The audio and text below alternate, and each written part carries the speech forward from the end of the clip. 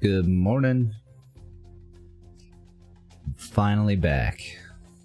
We'll see how it goes. Had to take some time off. My best friend passed away. So I've been a bit of a wreck. Today though, we're going to play some more Kerbal Space Program. We're still on version 1.7.1 of KSP. We're still using version 0.4, I believe, of JNSQ. It's not going to tell me in here, is it?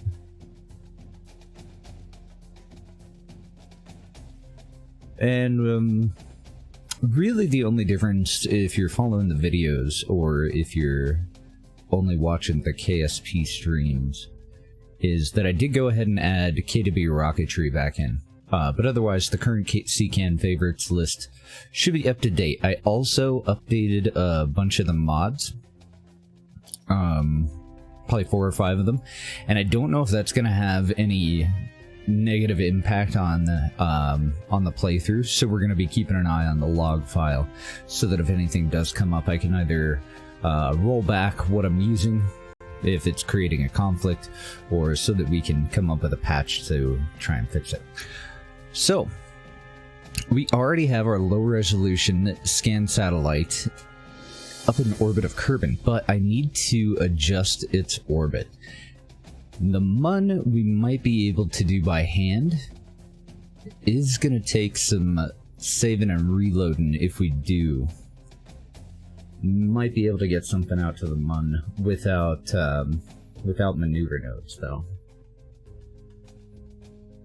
I think we go ahead and take, let's see, we're at 4 active contracts out of 7. That'll leave 2 left over, 3 actually, for tourism. So I think we go ahead and take the created network for Kerbin's contract. That'll give us a $100,000 advance and $300,000 upon completion. Good morning, Rando. How you doing? We've got test a heat shield, test a sac separator. We are not testing sac separators. You lost me at sac.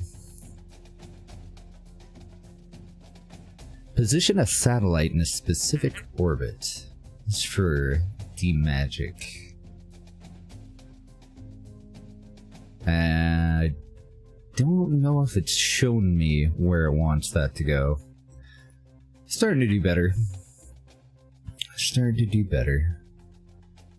It'll all get better. This is one thing that we were working on. And I think we had decided not to actually go through with it. Let's see, can I see how much this is going to cost from here without having to go into and then back out of the VAB? I cannot. Good morning, Passing.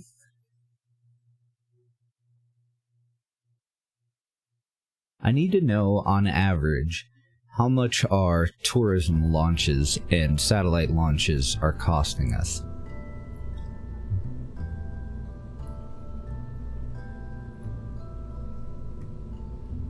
So 50,000 is one of our most expensive vehicles right now.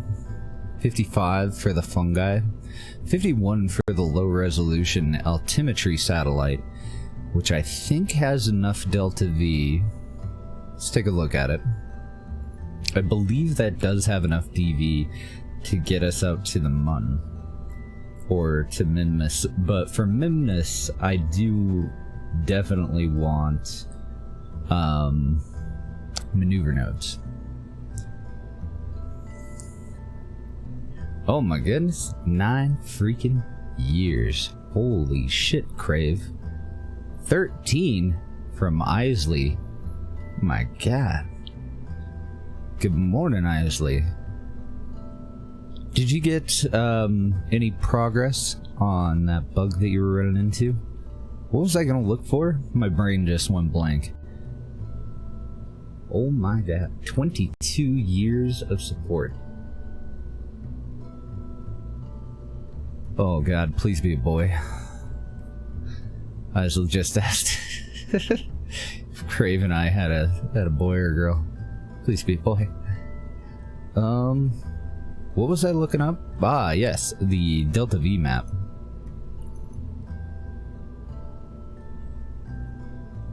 Just to refresh my memory here. We need another 1,500 for the transfer. Let's call it 16 for the transfer, and then 4-ish for a capture, which doesn't leave much for adjustments.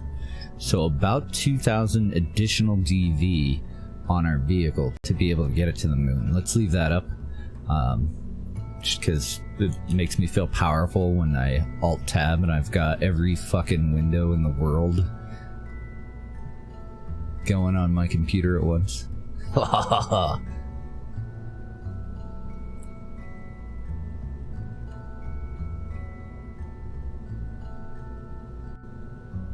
So it is definitely a problem with Scatterer. Okay, so just a conflict between SSTU and Scatterer. Interesting. I hadn't noticed any of the stuff that you had a problem with yet, but could happen. We'll keep an eye out for it. Remind me if I forget to take a look for it. There's a couple little changes that I do want to make to this, but they're not really necessary at the moment. This is the Ullage motor. It's just a little SRB that you fire before you fire the main engines of a spaceship to push all of the fuel within the tank of the ship down to the bottom. Because out in space, it's going to, you know, just fill up all of the available space, kind of like a big bubble in the middle of the tank, which makes your engines quite unreliable without them. What I want to do with these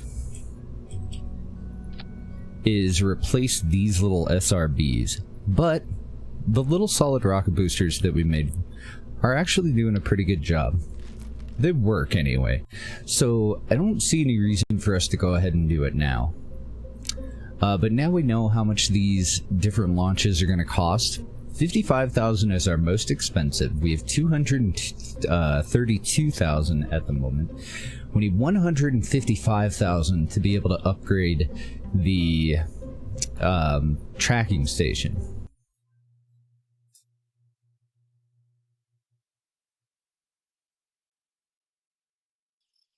Yeah, don't mix the tanks. Nothing good could happen. No, actually, you do want to mix the tanks. That'll leave us with about 82,000 for our next launch. We don't really have any planned next launch at the moment. I think we can go ahead for our upgrade, and then our next launch would be probably to the Mun. No, our next launch would definitely be to Minmus, because that one's going to take a little bit longer for our satellite to be able to transfer over there. I think we can get away with our upgrade now. And I believe that now that we have that, we can make maneuver nodes. And we can also target things, and I should be able to use the flight computer that we have. So let's go out to this. Right now we're bouncing a signal from the ground off of another satellite down to this probe.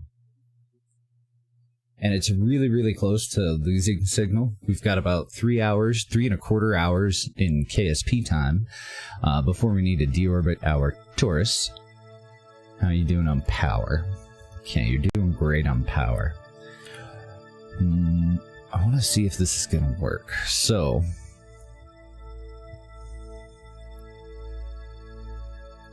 I need us to have direct line of sight. Now, we launched from Woomerang to the south. So we're orbiting this direction, and we might have a connection here to the island airfield when we get to this point. Yay, we can add maneuvers. So, I do need to set this up though, if I can remember how to do it. trying to remember which freaking icon. That one. Precise maneuver. And I want the maneuver gizmo.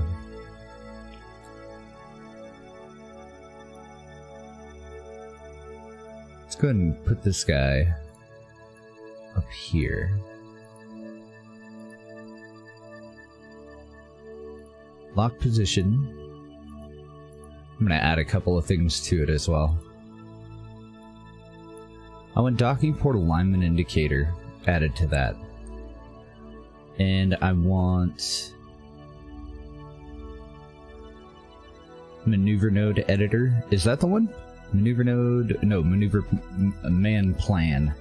Maneuver planner. I want that one up there too.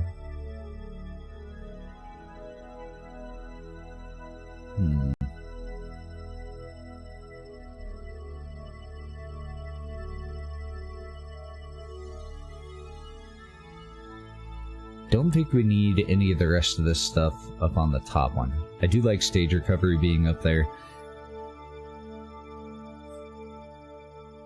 I think that's about it. Oh, and we should put trajectories up there too.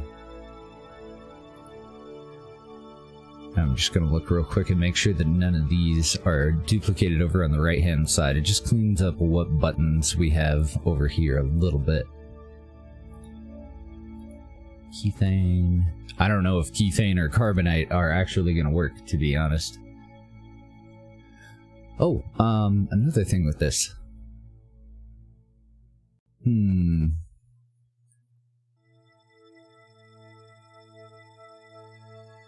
trying to decide whether I want to make this smaller. And whether, you know, what do I want to get rid of? We want the orbit tools. We want the prograde normal and radial plus minus and the ability to zero them out. I don't know what UT is. What is UT? Don't know. I also want to make this a little bit smaller.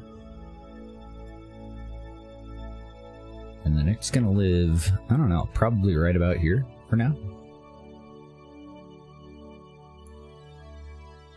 I think I'm gonna leave them.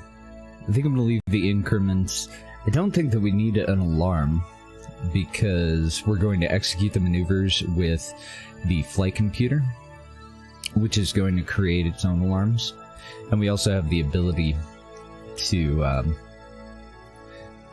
create our own alarms just through Kerbal Alarm Clock with the little add new alarm button. I think that's fine though. I think that's the... is that the pager? Isn't. Precise input, orbit tools. I definitely want those. I definitely want precise input, but precise input I could live without for now. Patches. We could open that later. That doesn't make it a whole lot smaller. So, if you've never used it before, Precise Maneuver basically gives you everything that you have with a regular maneuver node, but it does a little bit of the work for you. So, and it also gives you some actual numbers to represent what the hell you're doing. Why do I have two maneuvers? Get rid of you. So, 576.4 meters a second. We can now see that that's how we're going to change our orbit and what direction we're going to change that orbit in, represented by actual numbers. If we were to go and change the angle of our orbit, then in the stock game, we can see what's going to happen, but I don't know how much DV I've invested into one or the other. So this is just telling me that would be 2,761.51 of the total 2,821 meters a second that this maneuver node is set up for. This is being applied to normal, to a positive normal.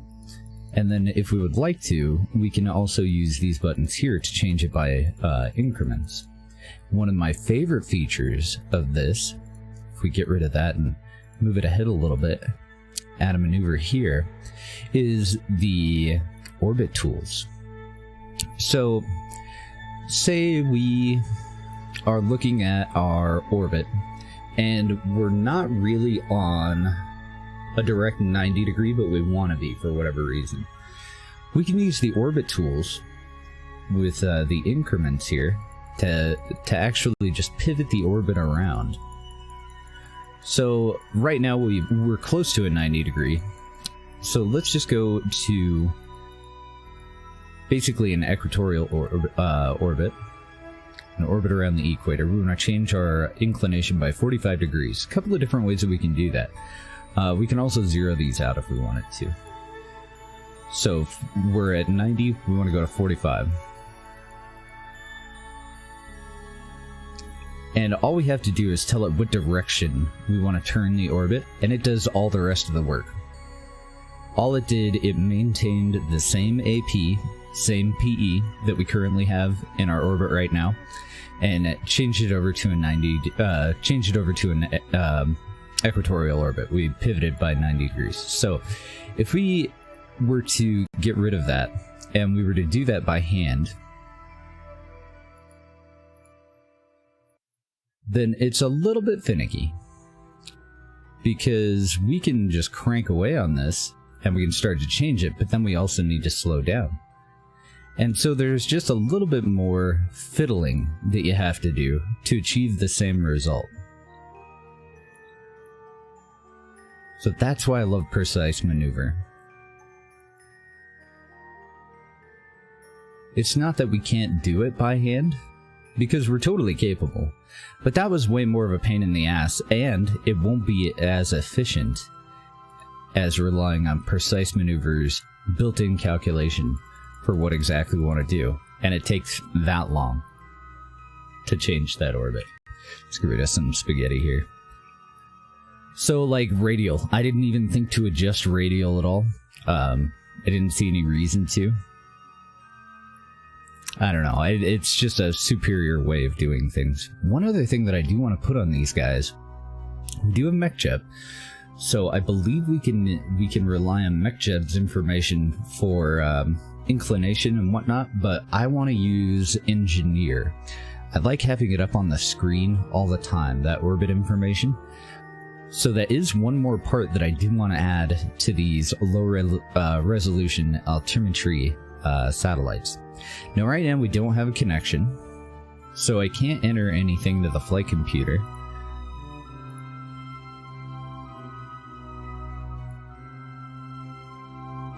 All I really want to do with this probe is move it up to a higher orbit, because I don't think it's going to be able to complete its scan very efficiently where we have it right now. So let's take it up to 250.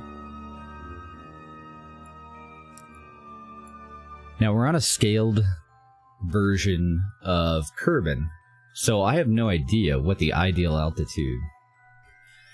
You don't really need the gizmo, but especially when there's a lot of shit going on in the same area that I'm trying to click on, then I don't have to mess with, clicking on the actual maneuver node, and I don't even need it up. It just has to be the last one that I clicked on, and then I can use the maneuver node to do whatever I want. Or use the gizmo down here to do whatever I want without having to fiddle with this. Another thing, these little arrows here, I've had a problem with it in the past, and it may be fixed. We're talking version 1.4. They threw off the solar system. So I do want to avoid, whenever possible, even clicking on this, just in case I click on those fucking things. And what I mean by that is, for some reason, I have no idea why, but if I were to warp to a point, like say we had something on its way out to Minmus, and I were to click on those little fast forward arrows, then my other probes that were going to like Moho, or usually, well, it actually occurred mostly in GPP, but I did also have it happen in stock with Outer Planets. But the planet wouldn't be where it was supposed to be. Like, the time warp didn't apply physics properly, and I don't know what the hell the problem was. So I really do like the gizmo. Another thing that we can do with it that's slightly less fiddly, you just drag it forward or backward to change the position of the maneuver node. And a lot of times that's really handy too. We could get rid of it. It would definitely make it smaller, but you will see me use it quite a bit. Because everything is, you know, nice and spaced out, and I don't ever have to worry about clicking on the wrong shit with this one, and repositioning the camera so that I can get a clear view of the button that I want, you know? So let's clear those out. Let's go ahead and fine-tune this a little bit. We're looking for something around 250,000, and I'm hoping that that's going to be good enough. Now, we do have a connection. So now that we have a connection, and now that we have a maneuver node in there, we can just tell the flight computer to execute that maneuver.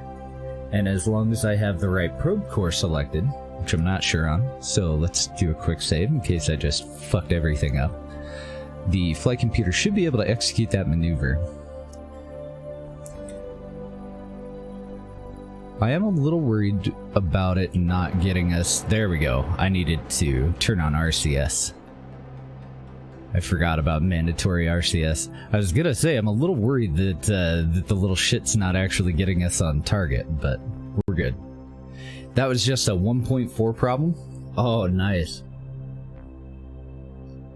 Bunch of mods on the forum with the explicit message not compatible with 1.4. Oh, good. Because that was one thing that really made me nervous about using planet packs. I love this. This is my favorite feature of remote tech for sure. The flight computer. And why are our lights off? I wonder.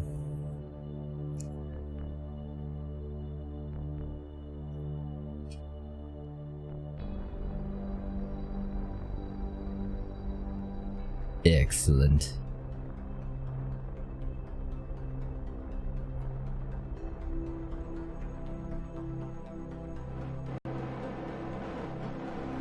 Okay, it's going nuts. Okay, stop what you're doing. Interesting. So we had talked about just using MechJeb to execute maneuver nodes, and that little thing that was happening there, I think it's because of mandatory RCS in this case. I don't know why, but this seemed to be the more accurate way to do it compared to MechJeb, which is why I preferred this method over using MechJeb for executing maneuver nodes. But that may have changed because it did not do a very good job. Let's go ahead and have this hold prograde.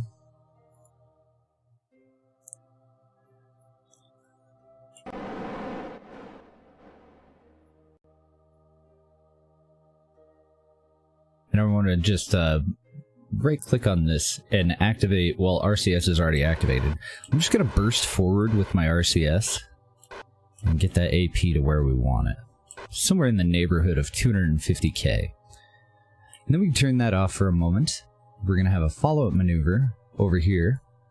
Add maneuver, and using the orbit tools, I just want to circularize the orbit. So with one click, I've told it that I would like for my PE to match up with my AP. And it's done all the rest of the work. Then I want the flight computer to execute that maneuver. We currently have a connection to it. So as long as we're able to tell the flight computer to do it, even if it were to come all the way back around and not have a connection, it would still at least attempt to execute that maneuver. We don't need to hold prograde anymore. We can turn that part of the flight computer off. I think we're going to be okay. Actually, I think what I want to do, I want to go back to orbit, and I want to go retrograde. Oh, I lost connection right as I was doing that. So, if I had thought about that properly, since we were at PE, and we know that we want to burn prograde at AP, what I could have done is whip us around backwards so that we're facing in the proper orientation, so that we would already be facing prograde when we get over to AP. It's not going to be a big deal. Another cool thing about the flight computer it will kick us out of time warp a little bit before we actually execute the maneuver, and that's where we're going to transition to prograde, which is going to be the direct opposite way that we're pointed right now. And then it adds a Kerbal alarm for all of that too. So we actually have a list of upcoming maneuvers that we can reference when we've got several different flights going on at the same time, so that we don't end up with a maneuver that needs to occur at the exact same time as another maneuver. It lets us kind of prioritize what exactly we want to do there. So we can totally safely time warp at max time warp, even if it were 1,000, and it'll kick us out of time warp.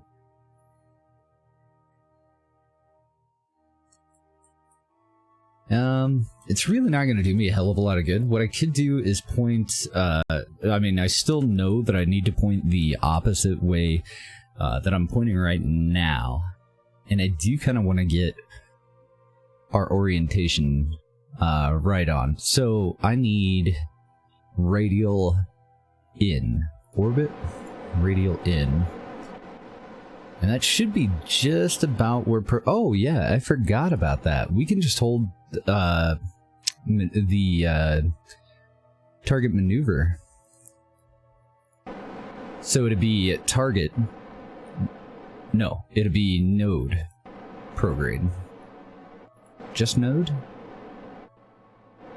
Yeah, we're just gonna hold this blue spot. And that should be exactly where prograde is. Or where, you know, where we need to be facing for our maneuver. Totally forgot that that existed. Much more better. Then there's no guesswork. Okay, so it's time warp through the rest of this. It's still going to kick us out to allow us time to reorient the vessel, but we shouldn't need that time now. We'll go ahead and delete on close. We'll get rid of that alarm over here.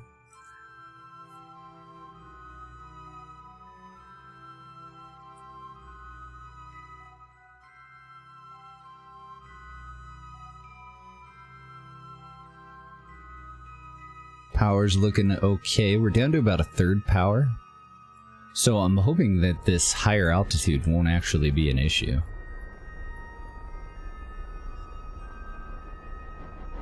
I'm going to stay ready to turn this off this time,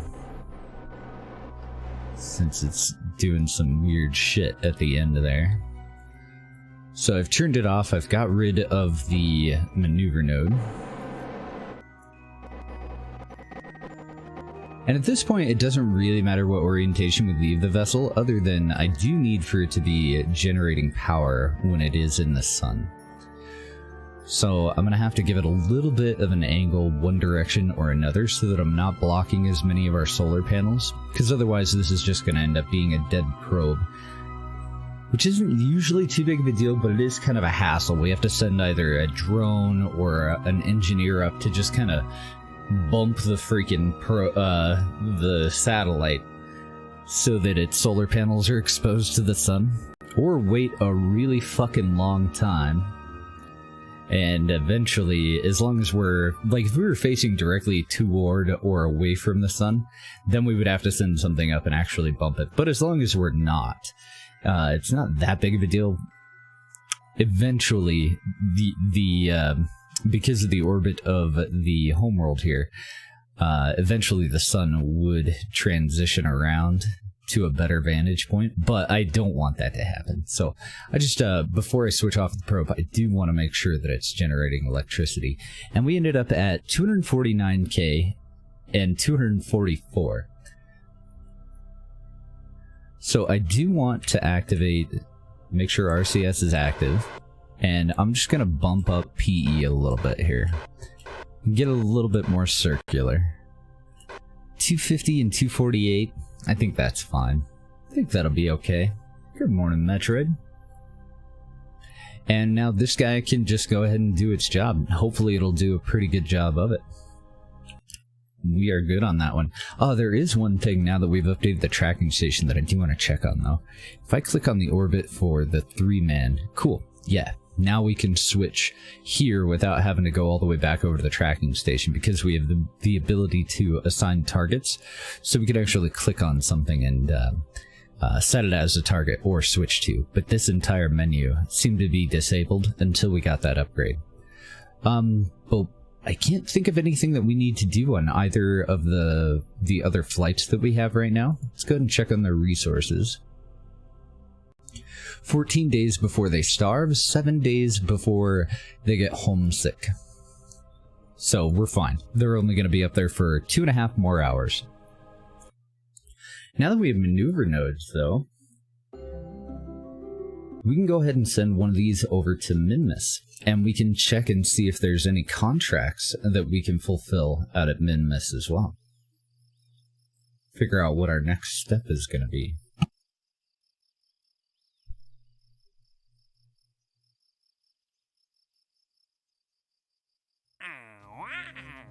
So I do need to get a fucking relay network up.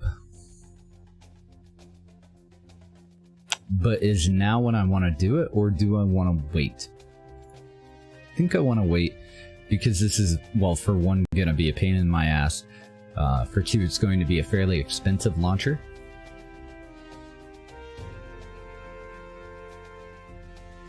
Now you're stuck playing the waiting game? Just revert it to 171.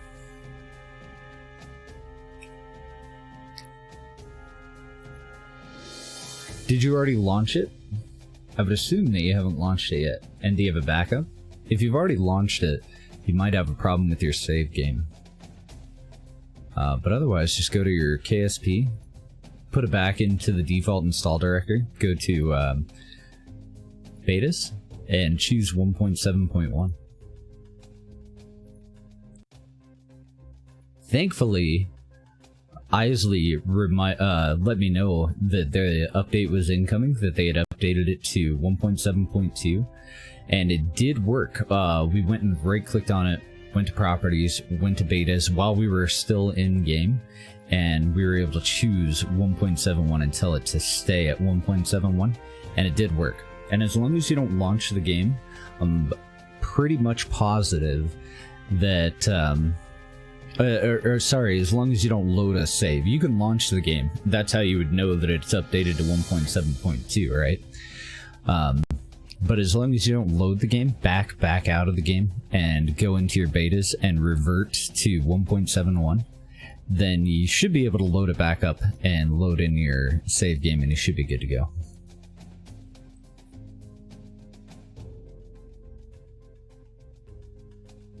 Steam folder isn't your modded folder? Yeah, just move it into the default Steam installation directory.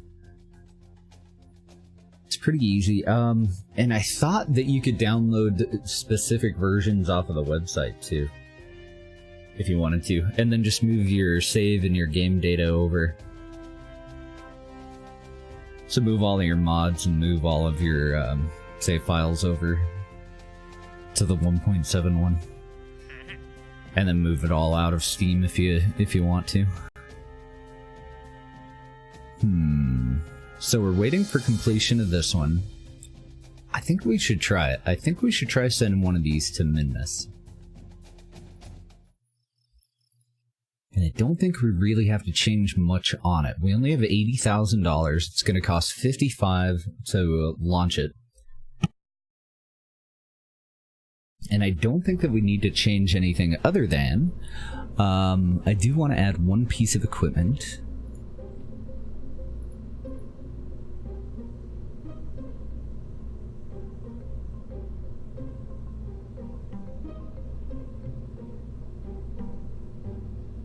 Shouldn't matter which one of these I load. I don't think I have a service bay on this thing, so I don't know where the hell I'm gonna stick it. I could tack it onto the side, but really I don't want any additional torque from doing so. I just want this little chip somewhere on here. Do you consume power?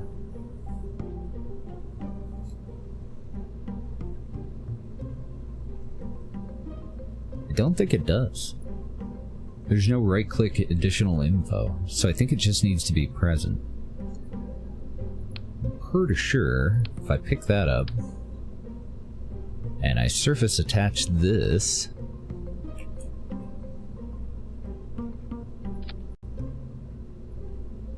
I'm pretty sure we'll still have the node that we need. There we go. Get that centered. Yeah. We'll put that right back down. Because I don't give a shit about being able to see it. All I care about is not affecting my thrust torque for the rest of the vessel.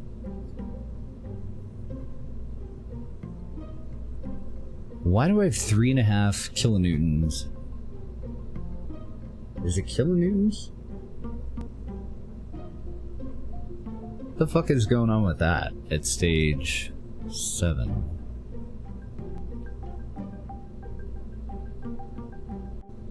I wonder if I have some offset. Oh, because they're going to be, these are going to be activated. And yeah, they're nothing but offset thrust, so that's fine. That should be just fine. I wonder if that gap is adequate too. I think it'll be alright though. That's all I wanted to add. That took our price to 51,000. Then as far as our DV map goes, we have somewhere around, I don't know, actually I think I need to launch it instead of guessing. And we could totally wait until the most opportune moment for us to send it out there, but we're going to be trying to snipe a 90-degree orbit on Minmus anyway, so I think it'll be alright. I think we just launch to the east. Otherwise, what I was debating is waiting for a better time for us to do the launch, so the Minmus is somewhat better aligned with us. I don't think it's gonna matter. Let's go ahead and get another one of these up into a low orbit and see what we can do with maneuver nodes now. But I can't think of anything else that I want to change. I'm pretty sure for the most part we're good to go with everything else. So let's update the save now that we have that additional piece in there. We're just going to take it out on the regular launch pad, hopefully, but I didn't actually look. If it loads us up on Woomerang, we'll go back to the VAB and we'll put it out on the proper pad.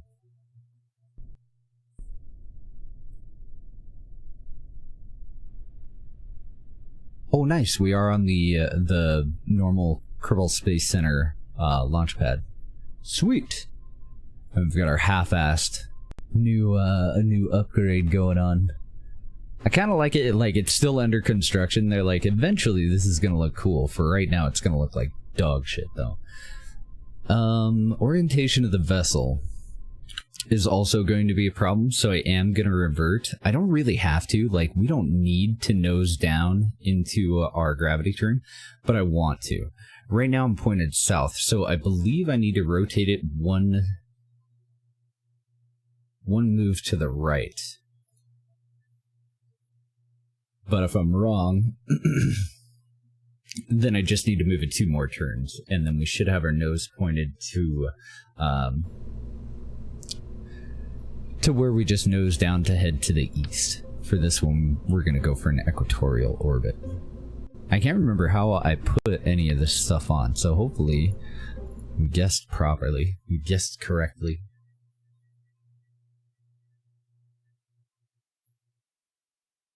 I don't remember where the hell I put the radar itself, so since I can't see the probe core, there's no way for me to look at the little label on it and properly orient. This is kind of a long roundabout way of going about it, though. Nope, looks good. I just wanted to be able to nose down to the east, so that should be fine. Let's go ahead and turn on our lights on the probe, activate SAS, go ahead and throttle up. We do want to activate RCS, even though it's fairly early on in the launch. 3, 2, 1, go. That way I just don't have to worry about toggling that later. Now, I haven't played Kerbal Space Program in like a week, so it might be a little rusty on our ascent profile. Let's go ahead and get our additional information up to show all there, get our maneuver stuff going. We do have the advantage of the flight computer this time, as well as with that chip. we can see our altitude, our biome that we're over, apoapsis and periapsis, all on this screen. We don't have to go to the map to finish this out at all anymore. Let's give it a little bit of an angle. I'm fairly certain that I'm going to fuck this up.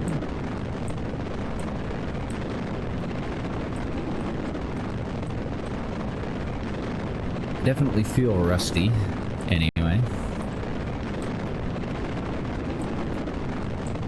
And start leaning on over.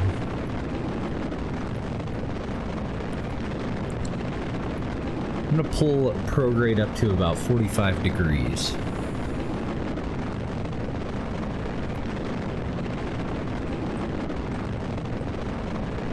Or at least try to.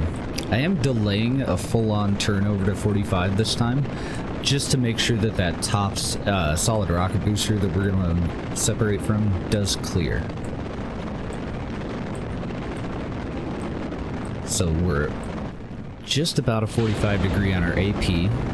That was the booster that I was worried about, but it looks like it's separated just fine. We're down to just the 2 SRBs. Apoapsis height has reached 45 kilometers, so let's start to continue to nose in. Target really can be anywhere, so anywhere from like 90 kilometers to 100 kilometers for our AP.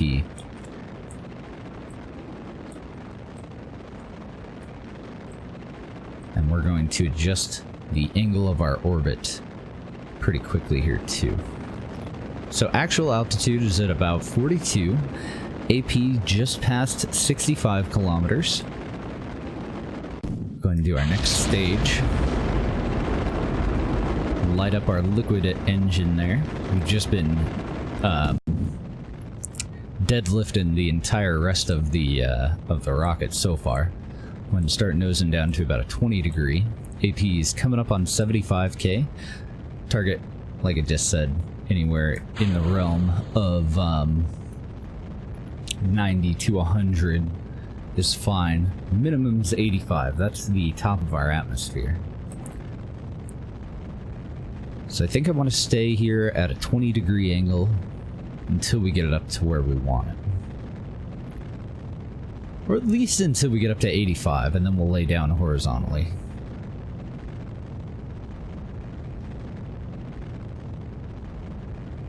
Because I know that on one of our launches, I tried to circularize at 75, which is no good. It's still 10 kilometers under the top of the atmosphere. But we did have some overheating on some of our parts here. So I do want to kind of pitch that up. I don't want to spend quite as much time inside the atmosphere. And then let's just go down to horizontal.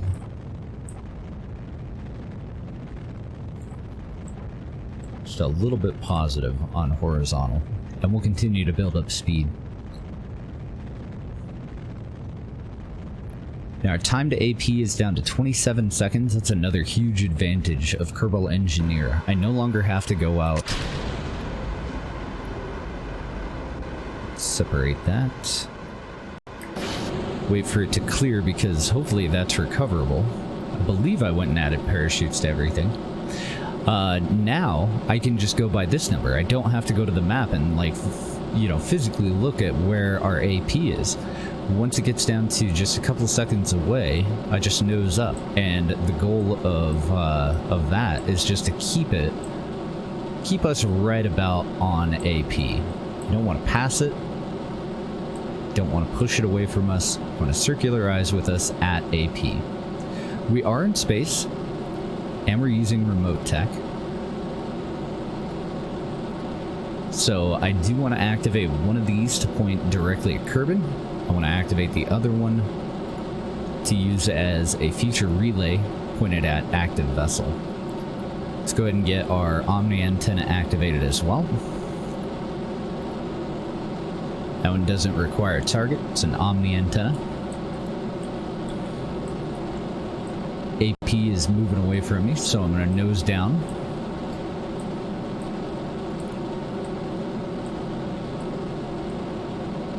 And I'm hoping that we don't lose line of sight with our second launch site, with the island launch site here.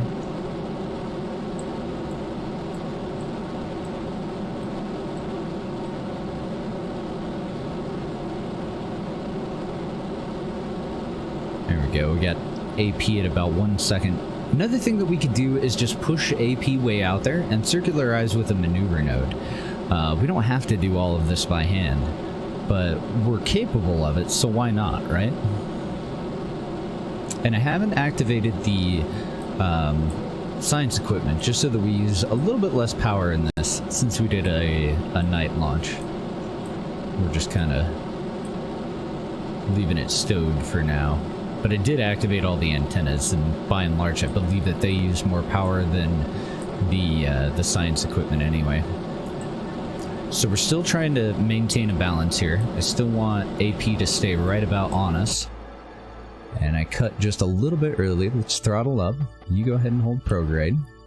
So we ended up at about 18, well, it's 18, 89 and 85.6. Which is just barely above the top of the atmosphere for our PE. But it's adequate. Like, it is above, so that'll be fine. It's just one thing that I want to check here real quick. I didn't make sure... Okay, good.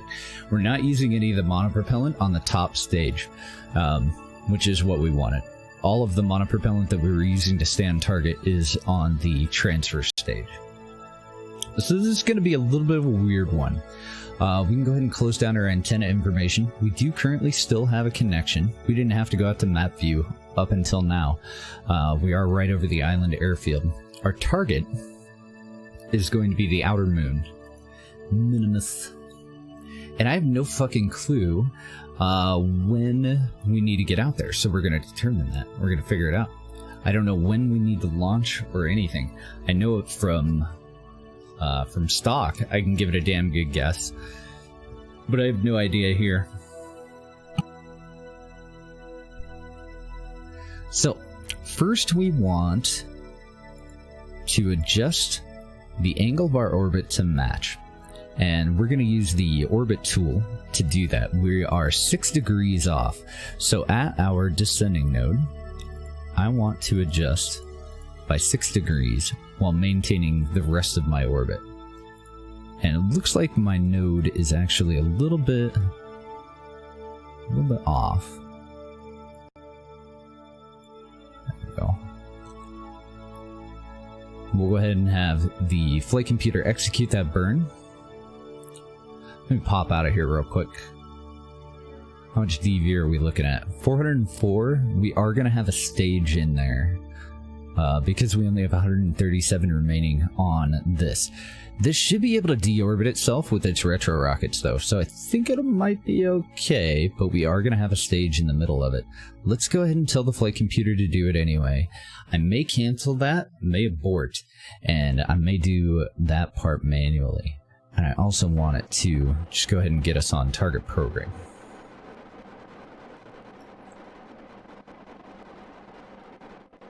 Node prograde. God damn it. Picked the wrong thing. Not sure why we're rotating, but should be okay.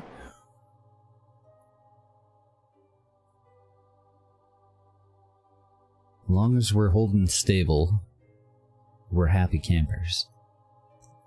Speaking of the happy campers, relegations went great.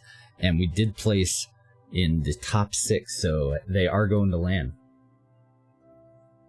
GG, the happy campers. We're talking about the PUBG Pro Team.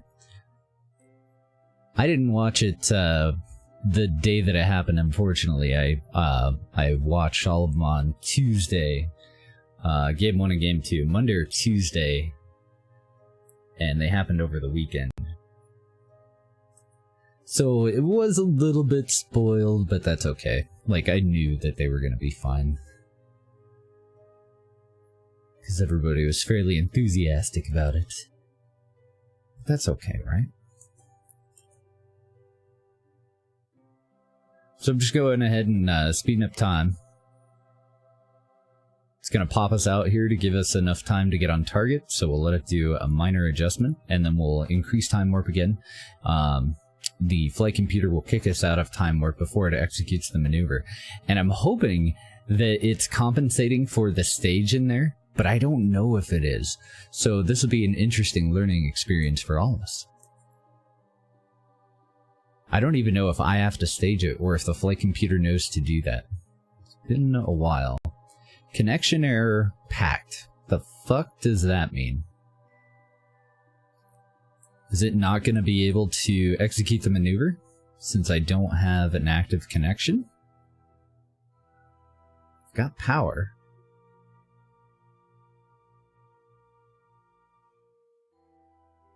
Hopefully I have it configured properly. Okay, there's the beginning of our burn.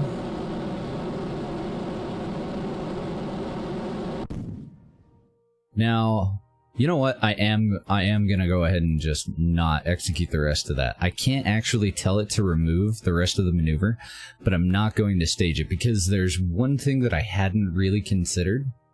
As long as our orbit is still, as long as our PE and our AP still remain outside of the orbit, outside of the upper atmosphere, I think we'll be okay.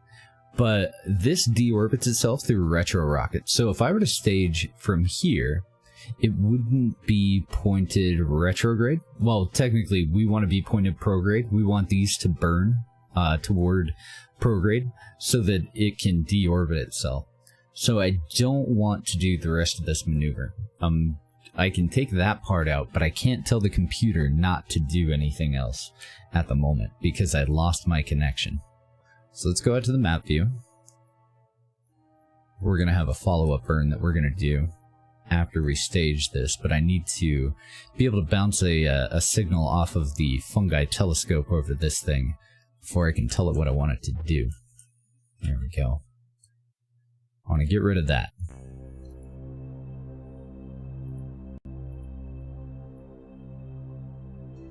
Okay, that's turned off. Let's go ahead and activate SAS. I want it to reposition to prograde for the separation of the upper stage.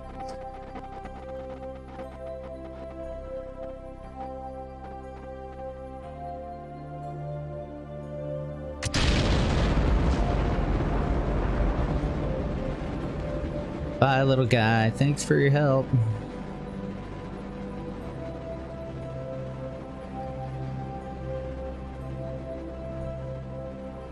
Man, those burn for a long time. They have like no fuel in them. They have like 0.3 solid rocket booster fuel.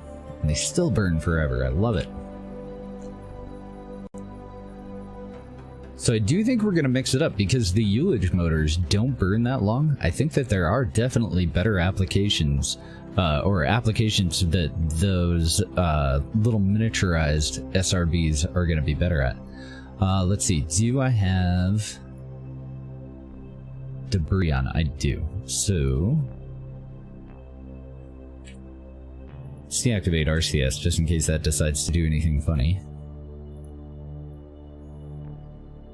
I just wanted to target that and make sure that it definitely slowed down enough that we don't have any debris. Because like I said before, that's going to be a mission failure if we do end up with any unfortunate debris. And I don't have retro rockets on the top part, the kick-out stage. I may need to go and add them.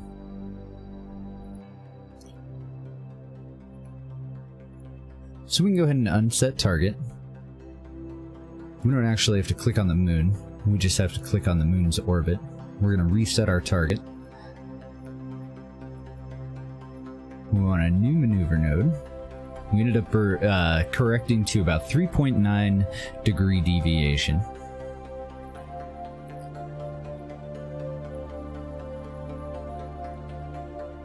Looks like I got my maneuver node where it needs to be, right on the descending node first time. So that'll be just about right.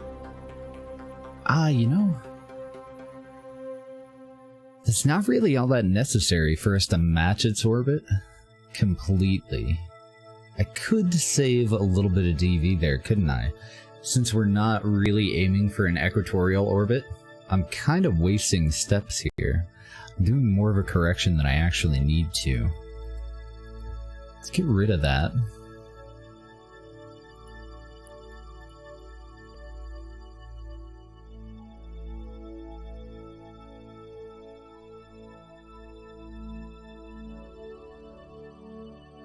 In the settings, I do have always show closest approach enabled, and that just helps me line these up. Otherwise, you would have to reposition your maneuver node. See, now we have so much shit going on in there that I'm nervous about actually clicking on the maneuver node. It's going to become a little bit fiddly, and this is itself a little bit fiddly.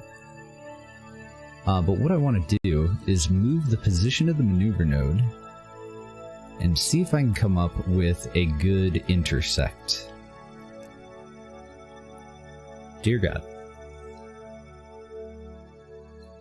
Okay.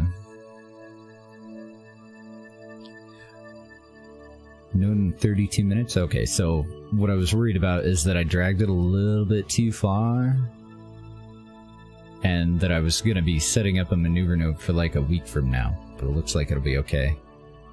So I'm just looking for when would we want to execute this burn in order to meet up with the moon. And I think I need patches control. I'm not sure.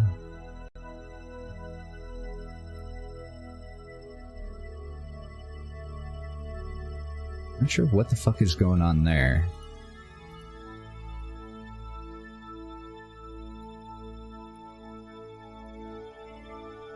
It's just looking to see if the MUN is interfering, because it seems like it should be out here. Maybe I just don't have enough power.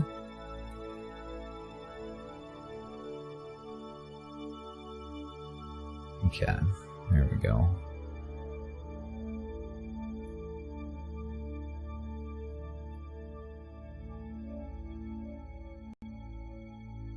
It do need to match its orbit, but not completely.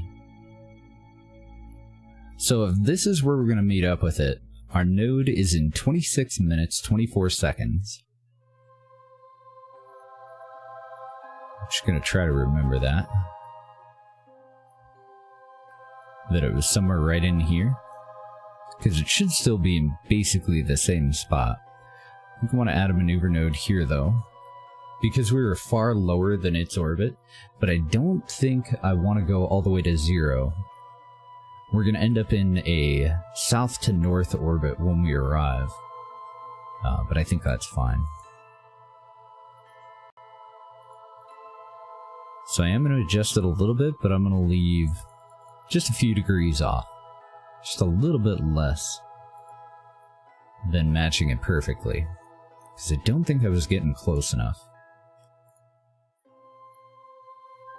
So that should leave us just like 0.1 south. We'll go ahead and have the flight computer execute that maneuver.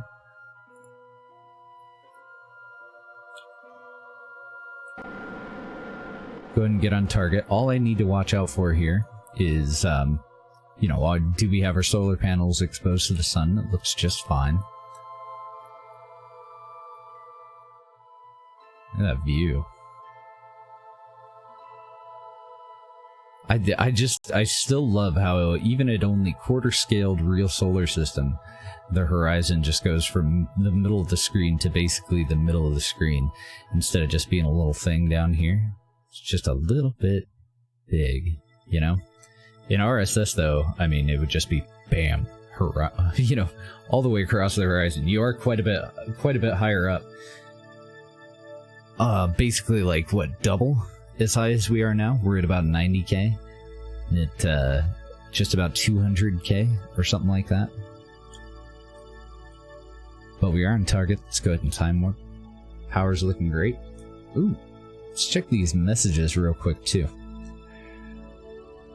Let's see if our stages are being recovered. It looks like this little guy with the 4 kickbacks didn't slow down quite enough. It says terminal velocity of 4.24. Less than 12 needed. I'm no math genius, but 4.24 seems to be less than 12. What a bummer. I may need to revamp that part of it. Okay, so it has kicked us out of time warp. No, it hasn't. I accidentally slowed it down. Never mind. Yes, Kerbal is flat. No.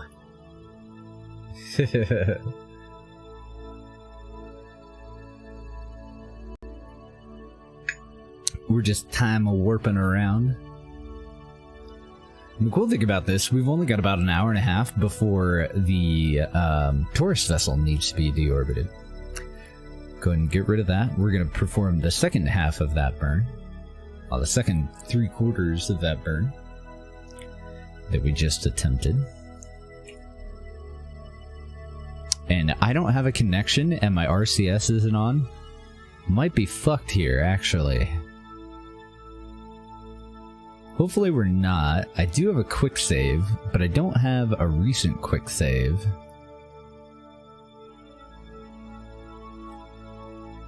It's much earlier on in the flight. Yeah, it really is impossible, Amo. Now, what you could do, though, is nerf the ability of it to do anything. Really? My engine's not activated? Awkward. Okay, well, fuck that then. But you would need to actually mess with the mod itself to be able to get the ComNet back. So you would have to write a mod manager patch to not disable the stock ComNet. And then when you go into your remote tech settings, set it up for the cheats so that you don't need line of sight or any of that stuff. I believe that with the cheats enabled, it does fewer background calculations, but you should still be able to use the flight computer to execute maneuvers, I think. But I could totally be wrong. Otherwise, though, just use MechJeb. We don't use MechJeb because we use remote tech, but if this wasn't here, then I would just use MechJeb. Alright, frick. So this can go, because it's useless. Some jackass forgot to hit the spacebar and activate the next engine. I'm not gonna point fingers, I'm not gonna name any names. It's totally Isley's fault, no matter who we blame, so. Just gonna pivot around until we can get line of sight with one of our satellites, and then we'll try a third time. Hashtag blame Isley. Okay. We have a connection again. We can get rid of that command now. At least we should be able to. Let's try this shit again at our ascending node. I want to come out here. Throttle's all the way down. I forgot to do that. Forgot to activate the engine. And without a connection, I wasn't able to have the flight computer activate the engine. So we did save a lot of fuel on that maneuver because we didn't actually execute it. Let's do this again. See, we're up by 3.9, so I just want to put that up to 4, I think. I guess it doesn't really matter, does it? Because since I'm not going to perfectly match it. Okay, I think we have a much better shot now. I need to manually turn on RCS. We are using mandatory RCS. So, as we ascend and escape from the atmosphere, it just gradually nerfs the shit out of our gyroscopes. Which might be a problem, but hopefully won't be. We still have a lot of monopropellant, and I think...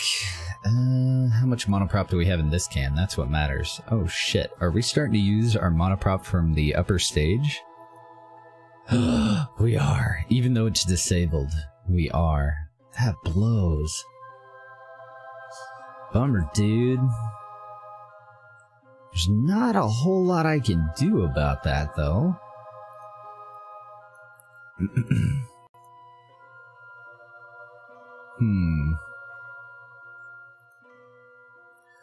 I think now is a good time for a quick save.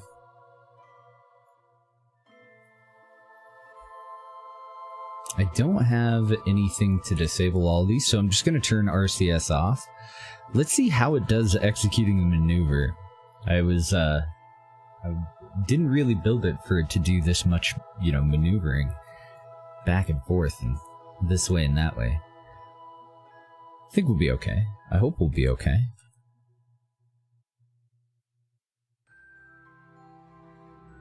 If it just spins out of control, we're definitely not okay. Ah, looks like it's staying pretty stable.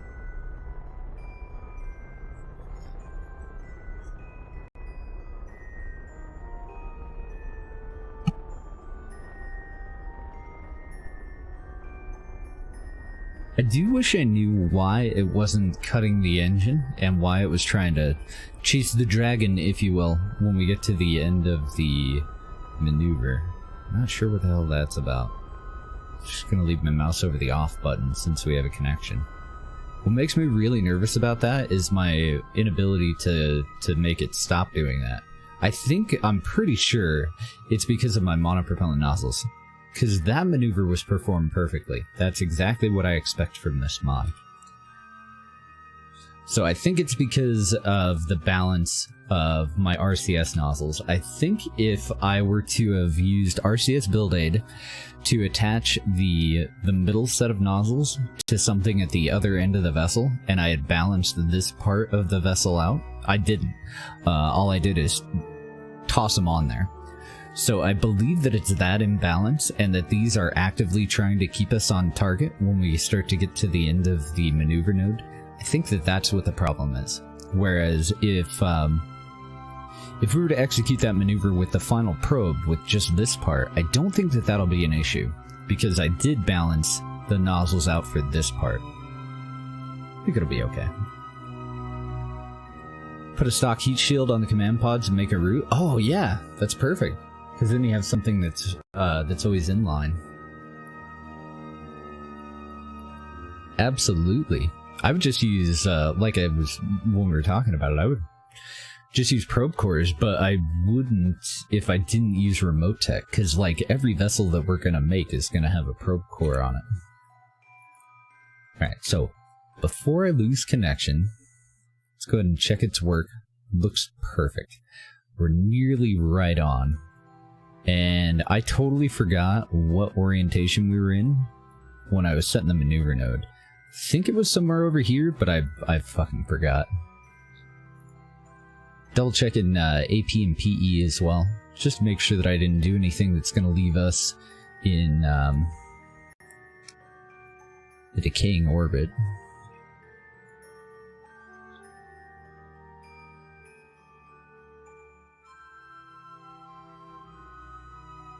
Maybe I'm wrong. Thought it was over here. Oh, shit. Nope. It's right over here.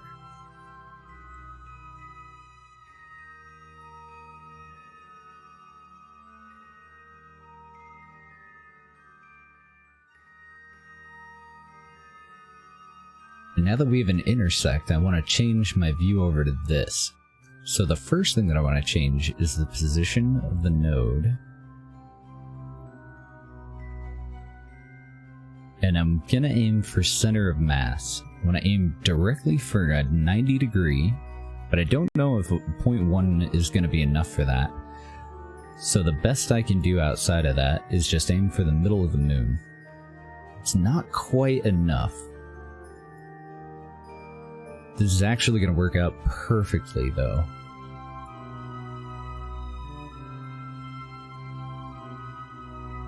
Oh, you finicky little fuck. Let's go ahead and lower sensitivity.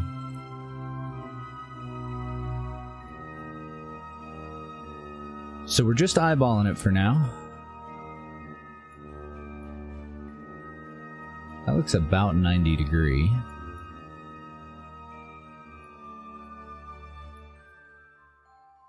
About there? That look about right? I think that's about 90.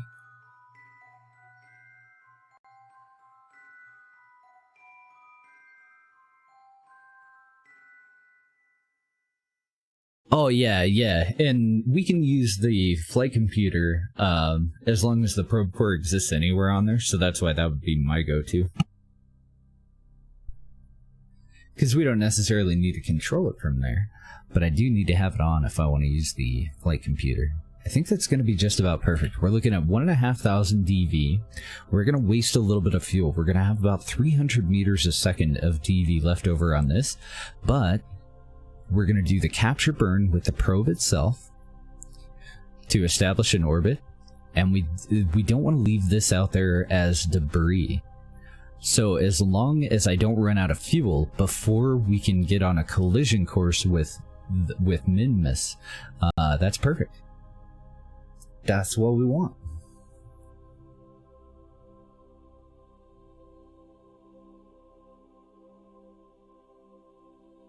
Yeah, and that's so weird.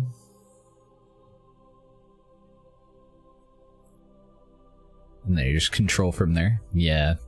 So whatever your first action group is, like activating your lights or something, just throw that in there as control from here. Active vessel, Kerbin. Okay, we should be good to go. I still don't want to activate this quite yet. I do believe that we are A-okay. We're about 4 minutes away from the burn. I think I'm just going to tell it to go ahead and do it. We do have an active connection right now. So let's go ahead and spin around.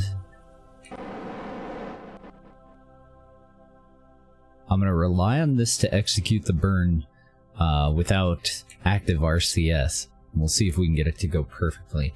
Let's update our quick save here in case I fudged anything up.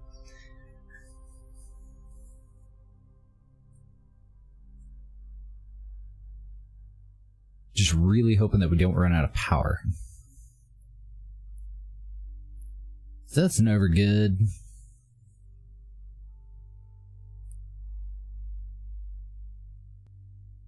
Yeah. Yeah, it's pretty damn good compromise, because you know that you're gonna have it on almost everything anyway.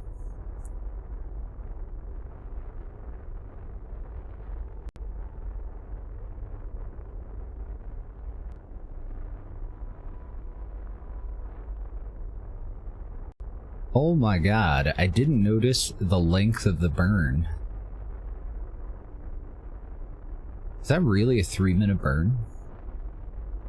We do have a quick save. Let's turn that into a 1-minute burn. We're gonna go to 3-time physics warp. I am keeping an eye on this though, because physics warp during a burn is a little risky.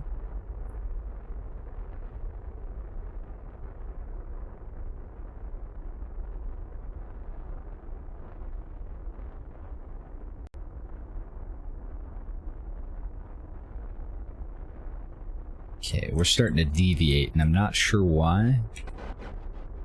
Let's go ahead and adjust. I think it was a combination of the physics warp and mandatory RCS and not having these activated. So it might be a little bit off, but we can correct it with monopropellant. And then I'm just hoping that we have enough monoprop, because our final stage uses that monopropellant as the fuel. Let's go out to the map here. How are we looking?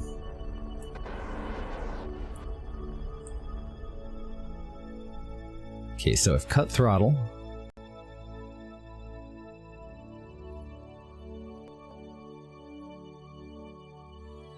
Go ahead and hold me prograde.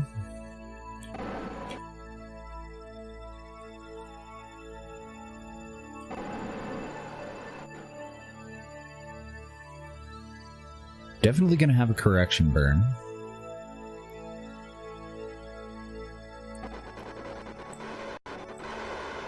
So once we're on prograde, I'm gonna do little bursts here It's undoing our maneuver.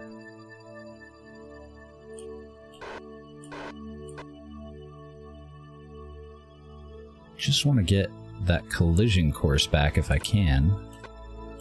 Oh, fuck. I might not be able to.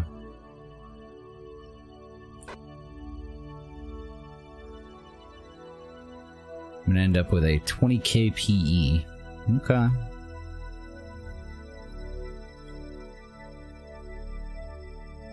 And I'm rotating, so that's wonderful.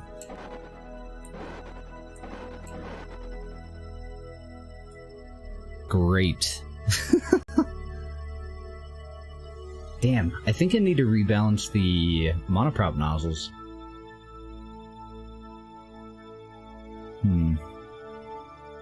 Oh yeah, I guess you don't really need to action group it.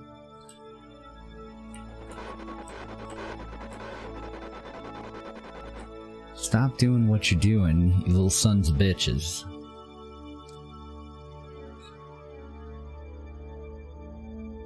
Okay, let's turn that off. Let's turn regular SAS on. See if that'll be more stable. I think that was the problem.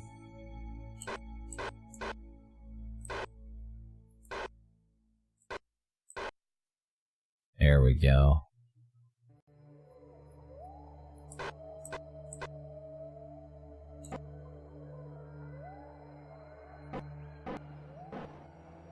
You son of a bitch.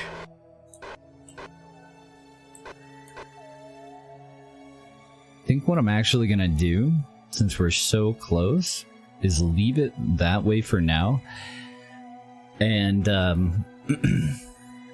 use maneuver node to do the correction. Because the problem is, if this were balanced, then I should be able to burst with both of these to move that PE into the moon. But since it isn't, every time I do that, then the vessel needs to correct. And I was hoping that, well, maybe not. What if I turn off SAS? Whoop, wrong hole. SAS off, RCS on. Got it. We're spinning, so that's no good. I don't know if a glancing blow is going to be good enough, because it is going to be on rails. So I'm not sure. I think we can deactivate RCS now, though. And we'll take care of the rest of this problem when we get a little bit closer. It is less expensive for us to take care of it now, but it's so fucking finicky.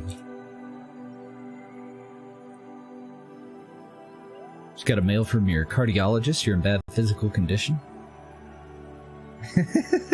It's true, I wouldn't be here if I were perfectly healthy, Doc.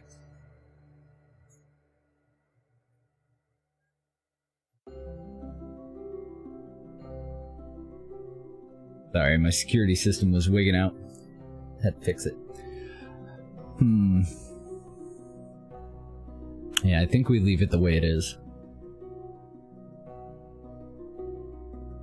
I think what I want to do is get into the sphere of influence of Minmus, and then I want to hold retrograde, and I want to put this thing on a collision course, just to get rid of the debris for sure.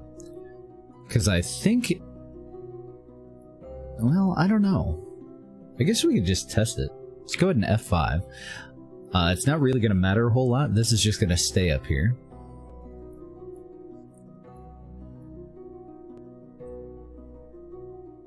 I don't know if time warp is going to stop our spin or not, so I want to make sure, since I can see where, you know, the sun is going to be.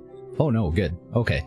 As long as it remains spinning, then we shouldn't have to worry about coming back to a probe with no electricity, I think.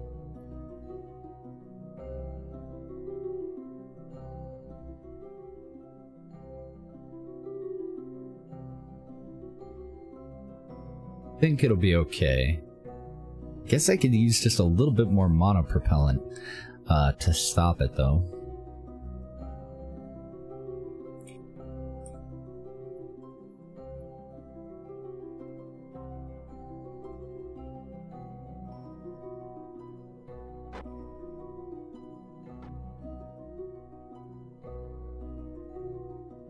Okay, now it'll definitely be fine for its travel over to Minmus. So, we only have 48 minutes before we need to deorbit Space Cheese 3 Man and kick off space tourism. We do need that money for sure. So we're not going to stay on this vessel for the entire trip over. We do have some follow-up maneuvers that we need to perform on this, and we're going to have to time it right, or before it gets over to... Oh man, yeah, I'll just leave it the way it is, fuck it. Because we can do all of our fine-tuning once we get there. All we really need is a collision. It's gonna take it 21 fucking days to get out there, so we have plenty of time. Let's go ahead and close that one out, and just as soon as it gets into the sphere of influence of Minmus, I want to transition over to the vessel, and then we'll figure out exactly what we want to do. More than likely what we want to do, though, is burn retrograde to make absolute sure that the travel stage is going to terminate into the moon. We have 229 meters a second of delta V. The maneuver node that I put in is going to require 248. That's how inefficient I was with all those little corrections and all those little fuck-ups. Let's see if we can lower it just a bit. Because I do want to slow down, but I want to make sure that I'm not going to have to use any fuel from the upper stage.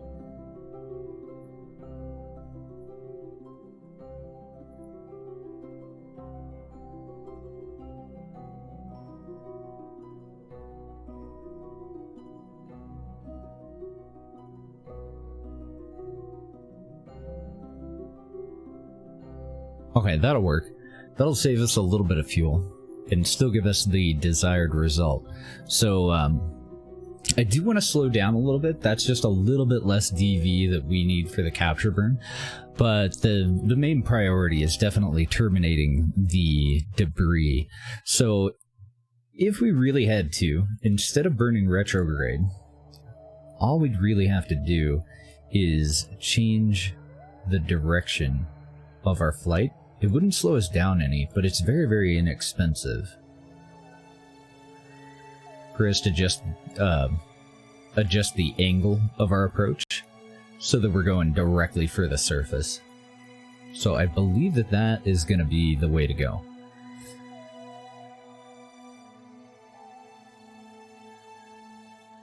I want to do a little bit of that, and then I do want to slow down as well. I want this maneuver to cost about 100 let's say 100. We'll leave a little bit of fuel left over for correcting any additional fuck-ups.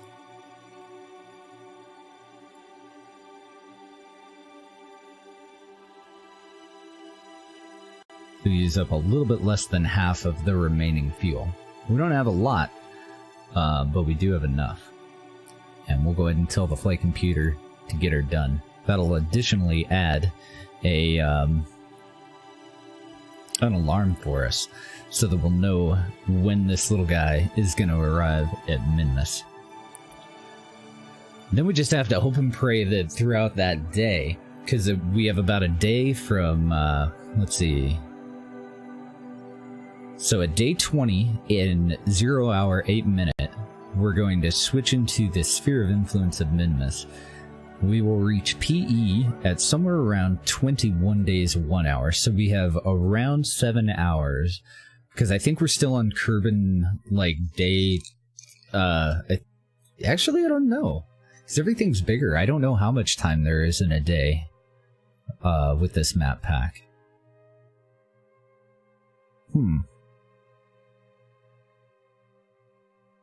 Because if we have a 6 hour day, then we have 6 hours plus the 1 extra hour plus 10 minutes to get an active connection to this probe again.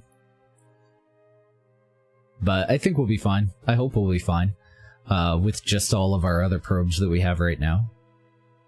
I think we can leave it as it is. Looks like we're generating power Okay, everything looks good. Let's go ahead and jump over to the 3-man ship.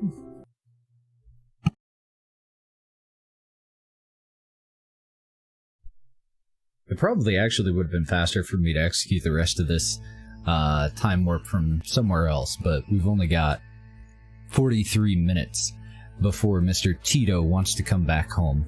We got a hell of a lot accomplished. It's 9-ish hours for a day, so we've got somewhere in the neighborhood of like 8 to 10 then, just as a ballpark, since we're not positive on it. Somewhere between 8 and 10 hours to get a cleared line of sight with Minmus. But that should be fine. Even with that number of hours, if we had to, we could just launch a relay satellite, even if it were just going to be up there long enough to relay that one thing, and then crash back in it to the atmosphere again. Should be okay. So I do want a quick save for this, just in case I fuck anything up.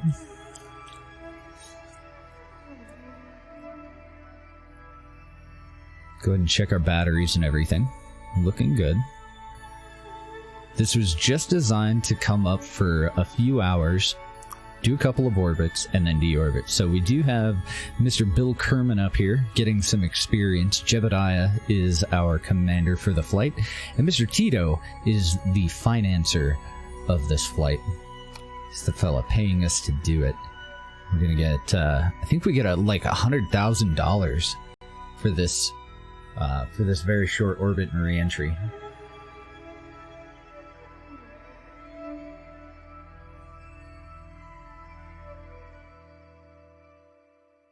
So we're just time warping through the rest of our timer here. It looks like we're almost halfway through with our low resolution altimetry scan, which is also great news. We can go ahead and delete that alarm and close it. And I pulled this up so that I could see if he was actually happy here. This is a huge contract. Yes. So the alarm was adequate, and now we can just deorbit him wherever and whenever we want. Do I want to bring him down in the dark? Don't think I do. I would love to bring them down as close to the Space Center as possible, but we don't really have any sites that are out in the sun right now. I guess we don't really have anything else going on though, do we? So we should be okay. Let's check our battery and everything, because this doesn't actually generate any power. There's no solar panels or anything on it. I'm a little nervous about it. Let's update the quick save, and then we'll just go into time warp. I'm going to wait until one of these gets around to about dawn. We could go for the island airfield too. The island airfield is just slightly south of the equator, and we're roughly on the equator. Now that we can actually make targets though. We are off of an equatorial orbit by 1.2 degrees. We know that the Mun orbits at 0. And that Kerbin itself orbits 0 around the sun. So we can always use that as kind of a calculation of where exactly 0 is. So that's not too bad for a manual orbit. Oh yeah, I think we had a problem on the launch with this one, so we don't have a whole lot of monopropellant either. That's awesome. GG, Isley. GG. Let's see. We can get rid of some of this mess too while we time warp through this. I don't need any more of that information up. We can get rid of that, and then let's configure the flight engineer here.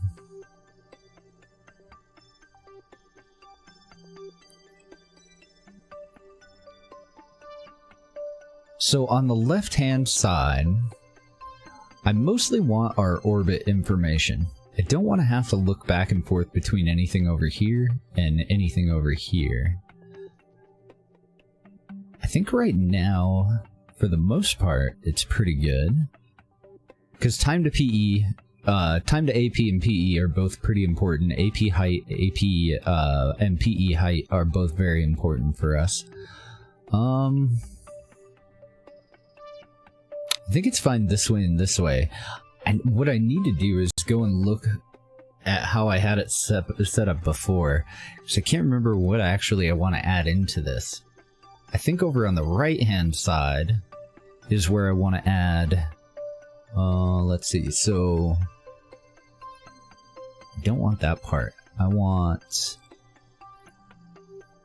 surface? I don't know if I'm editing the right thing.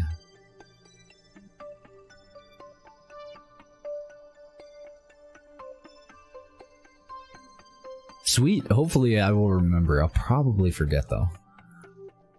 I will try to remember. I can't remember how I edit this window, for sure.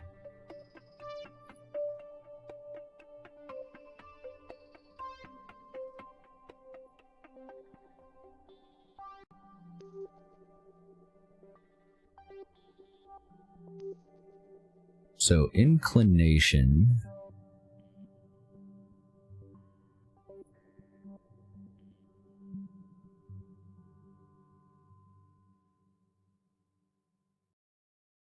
I don't want it in HUD.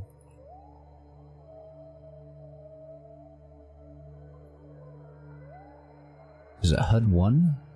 I want to edit this one first, and then I want to edit this one. Good morning, Tally.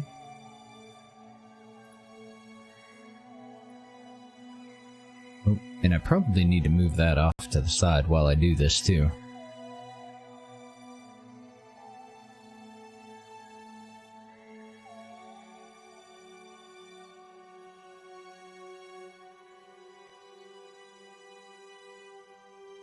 Damn it.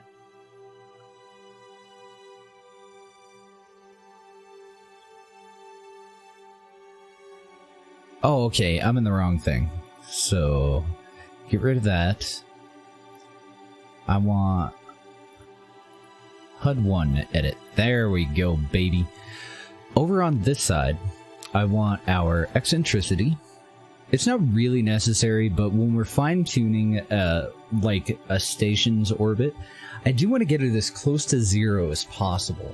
I want to send as perfect of an orbit as possible so that there's less deviation when we go for an intercept with another vessel. So I do want that. I want...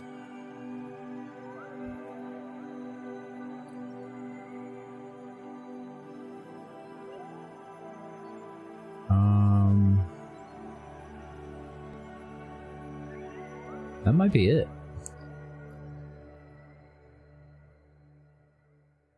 Because do I want post-burn inclination here, or do I want it over on the right? I think I want it over on the right.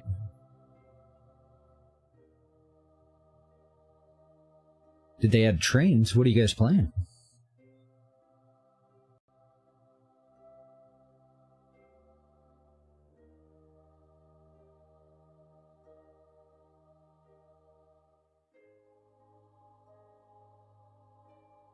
I think that's it. I think that's all I want on the left. And then over on the right hand side here, horizontal speed I can live without.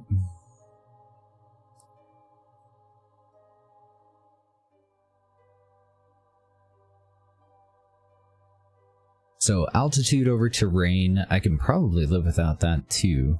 Let's get rid of vertical and horizontal speed. Biome information, situation information, altitude. I want those over here. Then I also want post-burn inclination, post-burn eccentricity, and I think that's probably it.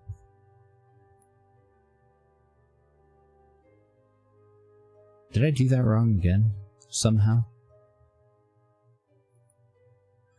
What the hell did I do? Edit. HUD 2. I definitely added them. The hell? Oh! I'm dumb. Okay, they are in. It doesn't have anything to show me. We have no post-burn anything. So just to verify. Ooh. And everything's out in the sun. Let's get out of time warp.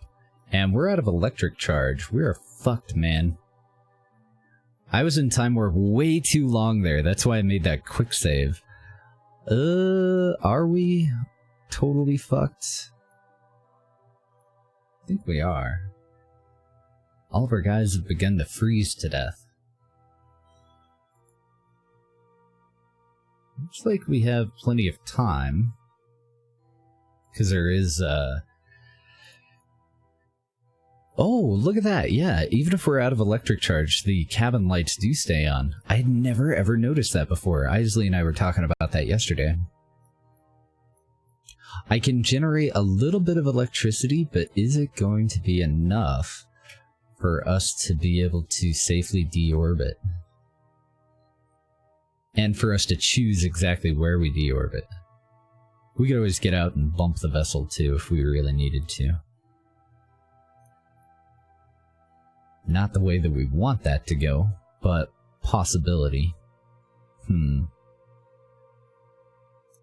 So we have a couple of different options with where I've left us right now. We could just revert.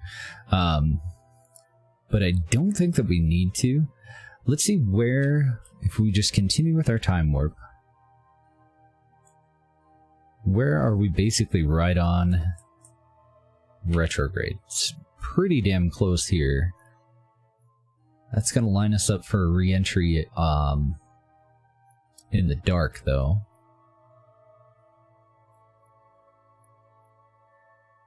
Think I'm going to have to use that little bit of monopropellant that we have left. I don't know if I can actually ignite an engine without any electric, though. This might be a dead ship. I may have to revert.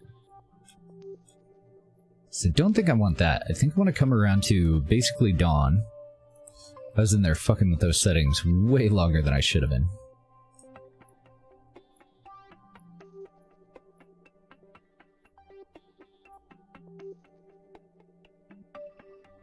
I have to keep a close eye on AP and PE.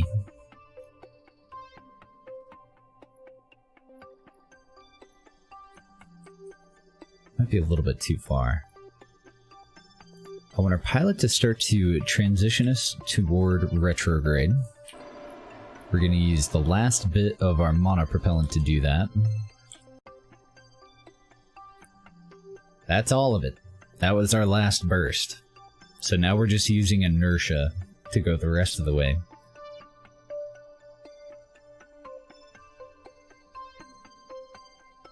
And then we're going to throttle up a little bit to generate a little bit of electricity. We have to have enough so that we can activate all the rest of our stuff.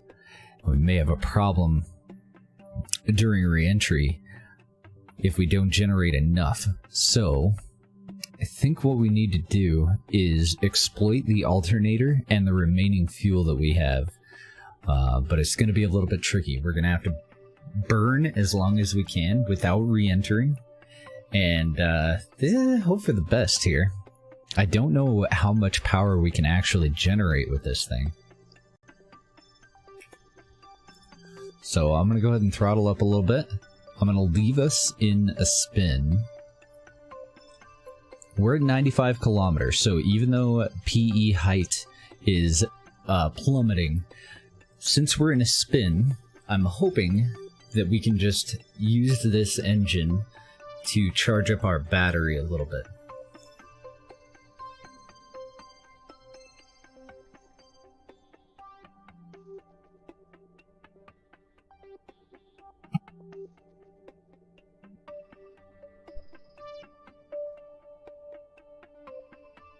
I'm afraid that if I go full throttle, I won't be able to stop it in time to have enough fuel left over. For us to, actually target our re-entry.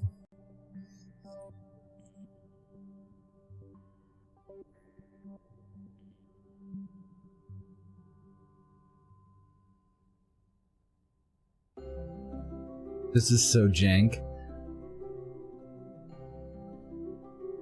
I'm not necessarily unhappy with what we're getting right now, though. We're getting a little bit of electric charge. We really only need a little tiny bit.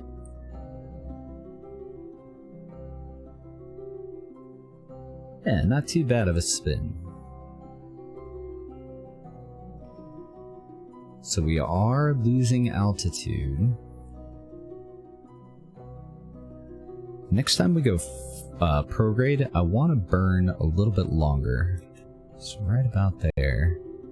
And then I want to throttle back down. I'm going to do that a couple of times, just to try and keep us in orbit.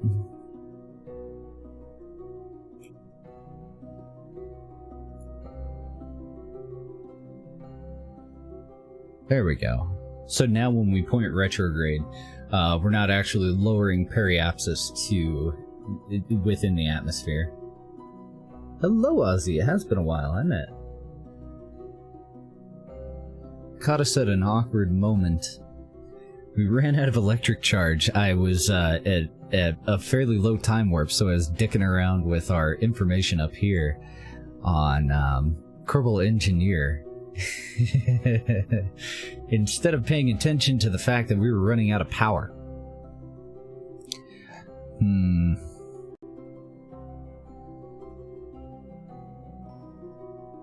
For some reason, we just lost all of our power. We're no longer generating. Throttle up a little bit higher then and leave it there.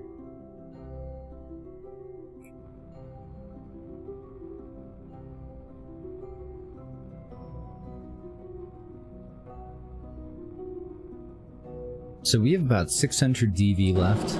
Let's go full power.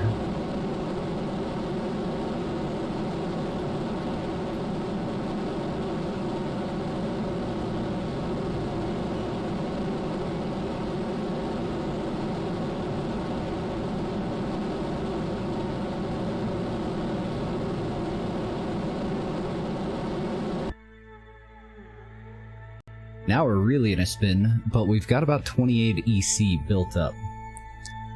I don't know why the hell we drained all of our power. We should have steadily been building power, I think. Let's go and activate SAS. We want it to hold us retrograde. We'll throttle up just a little bit here. Hopefully through gimbal we can take care of some of this spin. We have mandatory RCS on. I don't know if I'm actually going to be able to. Doesn't actually look like I will. So then it's a matter of timing and not vomiting. I'm doing full burst when we're pointed retrograde, or roughly retro.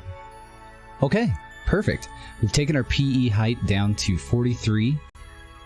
We won't be able to move away from this, but centrifugal motion should move the rocket away. So I want to wait until we're just about pointed toward the north and separate from that guy.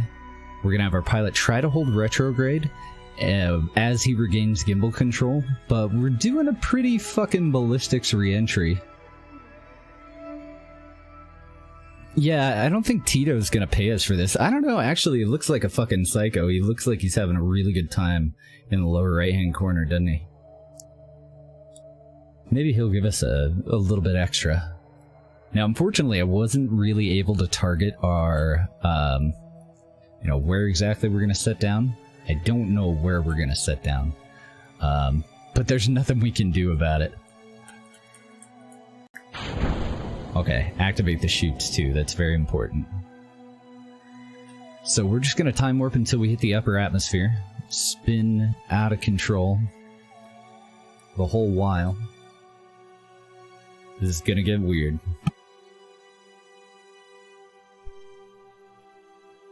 We do still have that autosave, but I want to see if this is actually gonna work out for us. Because I think that it will. I think that as we regain gyroscopic control... Well, no, never mind. Never fucking mind. Since we don't have power, we can't power the gyroscope. I think it's Tito Kerman. So, we're probably gonna die. Let's see. There were two different problems with this launch. I didn't bring my AP up on the actual original launch as high as I should have. So I ended up using up a lot more monopropellant than I should have. Doing corrections later on. Otherwise, we'd be able to take care of all this. Like, that's why we have this bay with those jets in it. Let's go ahead and close that bay. Because I think having the doors open is just going to encourage us to point like a lawn dart straight forward. I'm pretty sure that we're going to end up pointing that way anyway, because we're kind of coming in sidelong to the atmosphere. So the pointy end is going to naturally be wanting to turn forward, rather than our heat shield. And we're probably going to die. I needed that little bit of power that we got to actually last us until we at least got our ass end pointed forward.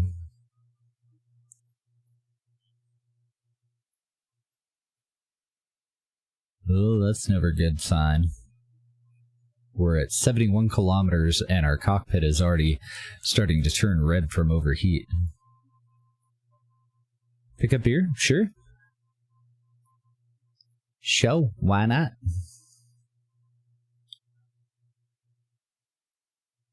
Are you off already? Or are you just kind of making a shopping list for later?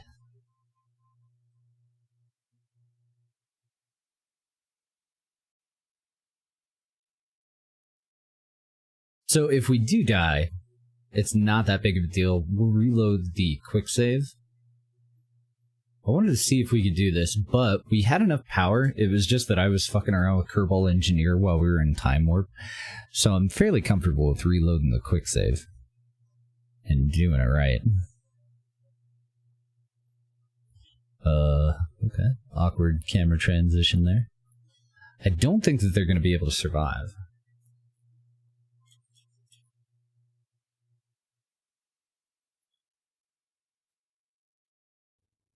If I wasn't messing around with Kerbal Engineer and I had just built this improperly and threw it up in space, we'd have to live with the result. Poor Tito, Bill, and Jebediah. Making a list, checking it 4 or 5 times so that you don't forget everything. I feel you there. That spin might actually be our saving grace, but probably not.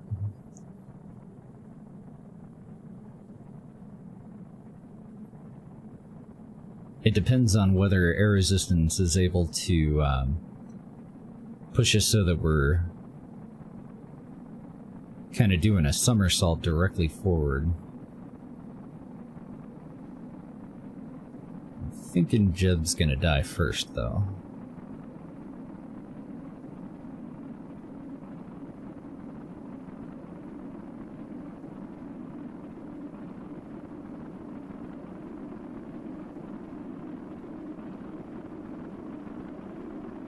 Get your sausages.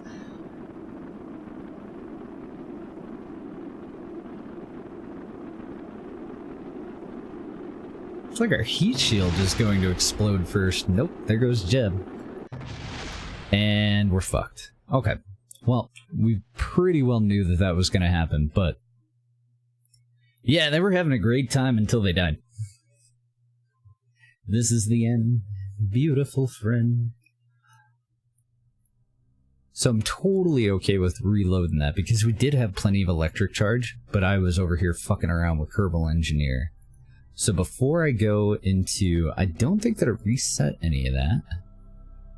Post-burn inclination and eccentricity, altitude biome situation. Okay, so we're good. I believe that I made the quick save right after we completed the contract. Okay, so let's do this the right way. I do still want to wait until these guys, until these 2 sites get into the daylight. So I am going to go back into Time Warp, but this time I'm going to actually pay attention. Because previously we waited until they were like at noon. Yeah, total rip. But I think we have enough battery to just wait until this one gets into the sunlight. And then, once it's where we need it to be, right about in here, we'll go and plot in the return. Actually, We can do that with a maneuver node now. So if I were to add a maneuver, just any old where, that lowers our PE to about 45 kilometers.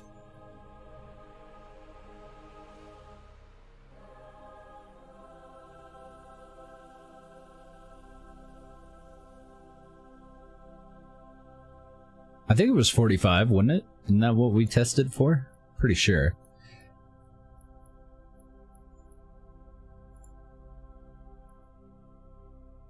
I want you to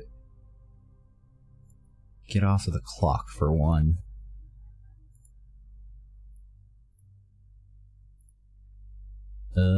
I don't want in-flight, right? There might be another upgrade that I have to get before I can actually use this. This mod should tell me where we're going to end up. And I also don't know if it's actually compatible with JNSQ, to be honest.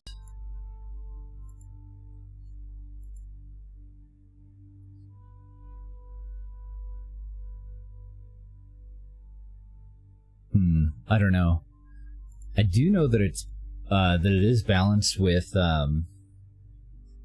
career, so we don't always have, like, we don't just have, you know exactly where we're gonna sit down immediately. We have to get some upgrades first, and I thought that all we needed was the ability to put in maneuver nodes before we had it. So it's either not working.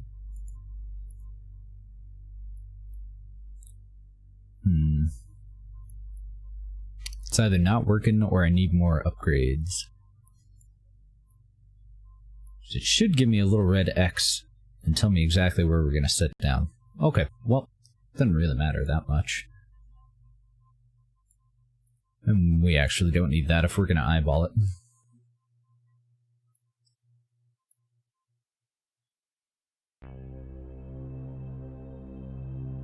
Play some Bon Jovi. They patched trajectories. Was it not? I thought it was fully up to date. For some reason, the one that CCAN installed was delaying us being able to launch the game. Well, delaying me from being able to launch the game. But the manual install of the latest version worked out just fine. But I don't know if the mod's actually gonna work for JNSQ. I would assume that it would, because I think it just calculates based on atmospheric density and gravity and whatever input you give from a maneuver node.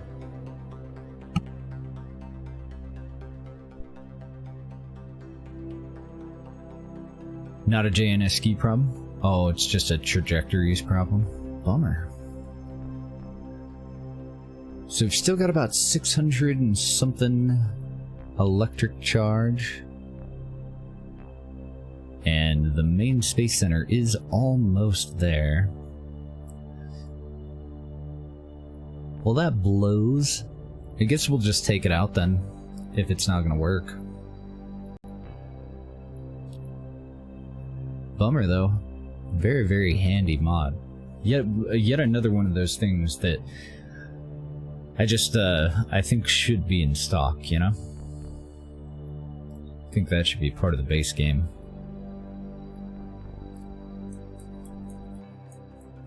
Alright.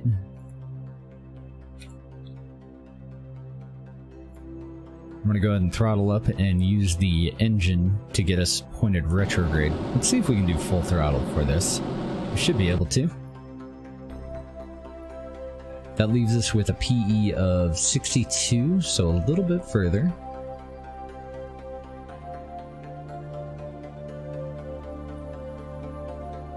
Should we go for 50 or 45? I'm pretty sure that we're okay at 45, but I'm not positive. It's been a minute. Then, I want to try to build up more electric current, or just call it good. Can't really decide. I think what I want to do is point either radial or normal, though.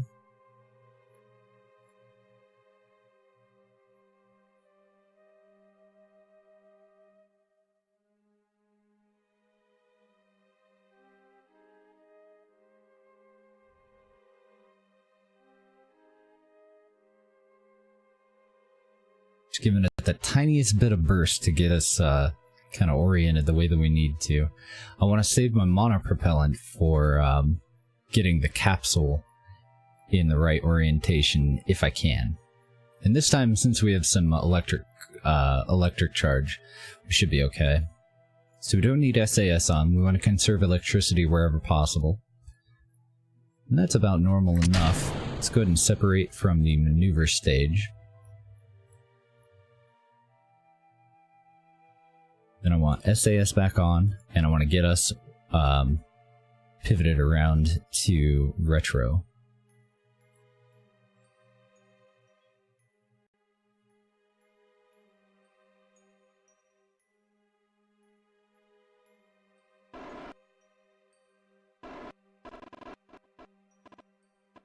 Just barely enough monopropellant for us to stick it.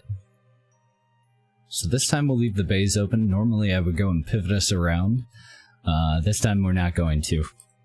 We just don't have the monoprop for it. So RCS off, SAS off. The reason that we went and pointed toward the north to release from that is just so that this is going to be beside us rather than directly in front of or behind us. Hopefully it won't collide with us. We'll go ahead and start time warping.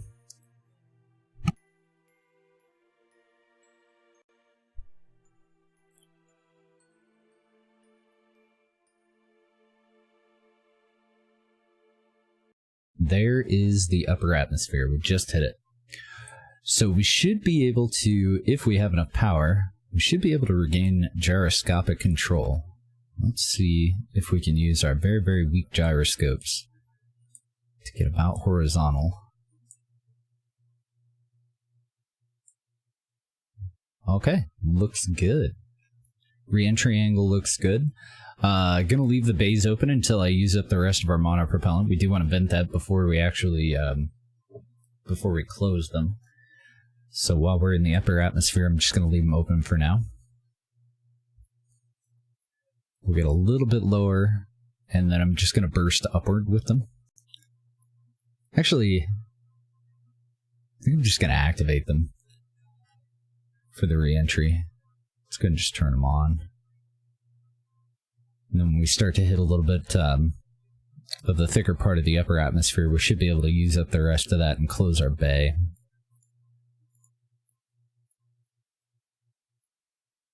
What mod? Oh, we were talking about trajectories.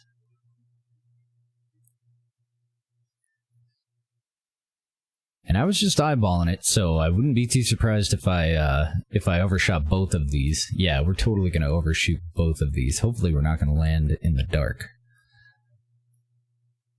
I was hoping that if we... Oh, maybe it is working. Just for a second there, I did see... Yeah. This is what we were looking for. That little red line there. His trajectory is telling me where we're going to end up. So I wonder if I just don't have it configured properly.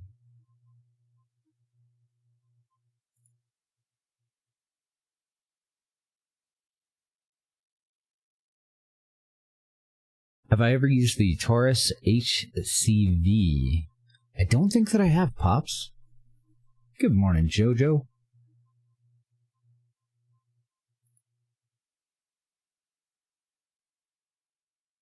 Oh, look at that. You can use trajectories to set Kerbal Space Center as your target. Interesting.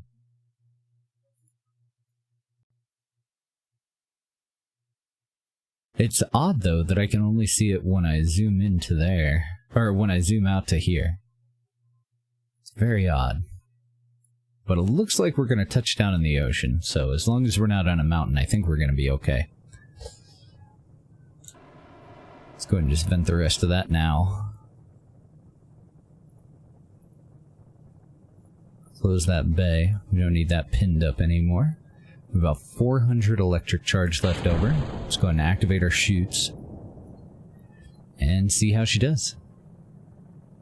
Should be fine, though. Don't anticipate any issues. What the hell happened to you, buddy? Why did our toolbar just unset all of our stuffs?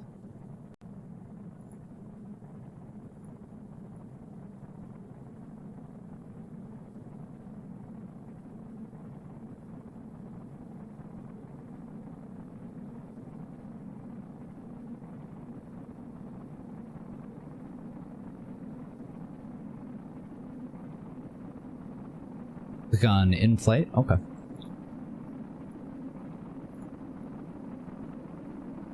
Yeah. It looks like it's working. You can barely see it, though. Oddly.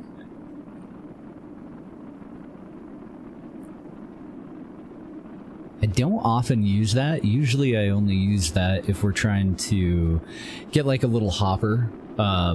Like if we're going from one point on the surface of the moon to a very specific point, like if we're trying to put down a module for a ground base or something like that, but it is handy to have.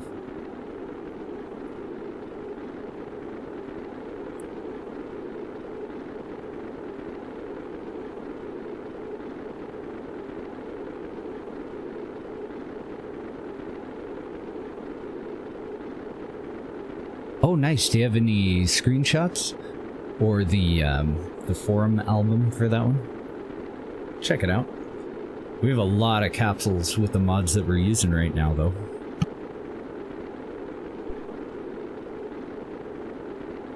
Then we also have stock-alike station parts, so we have the astrogation module. It's one of my favorite looking cockpits. Even though it's, I'm pretty sure, just made for a station, I do end up using it on a lot of our big ships. Which unfortunately won't be an option in JNSQ, I don't think. It's gonna be too hard for me to get like mega cities up into space, I think. I might try it though.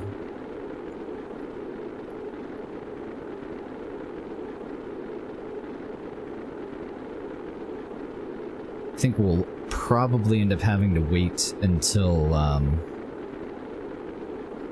till we get some of the more advanced like lifting techniques for sure though.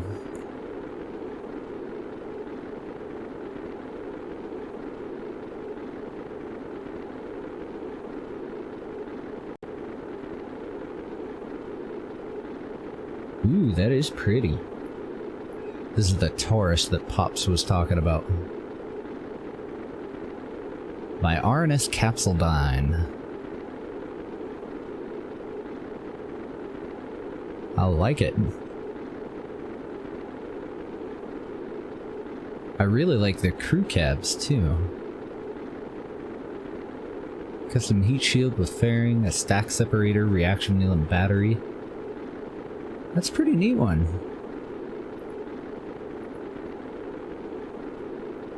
We'll have to go and take a look at what our options are with what we currently have installed.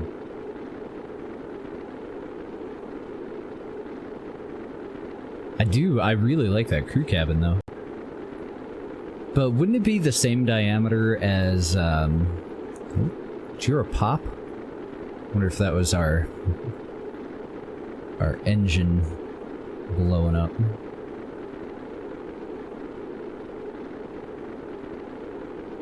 Could have been, could have been.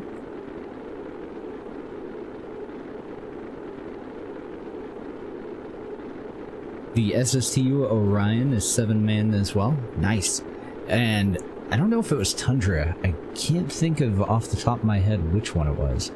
But I know we have one that looks like the upper part of, or like the front part of the BFR. I don't know how many it holds or anything though, because we've never used it before. And I have no idea what mod added it.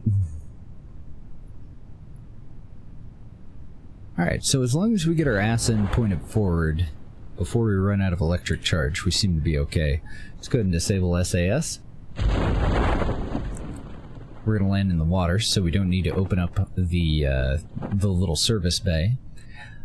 We did go and just scrap the lander legs that I was using, because I couldn't get them to actually, like, set us down and hold us still.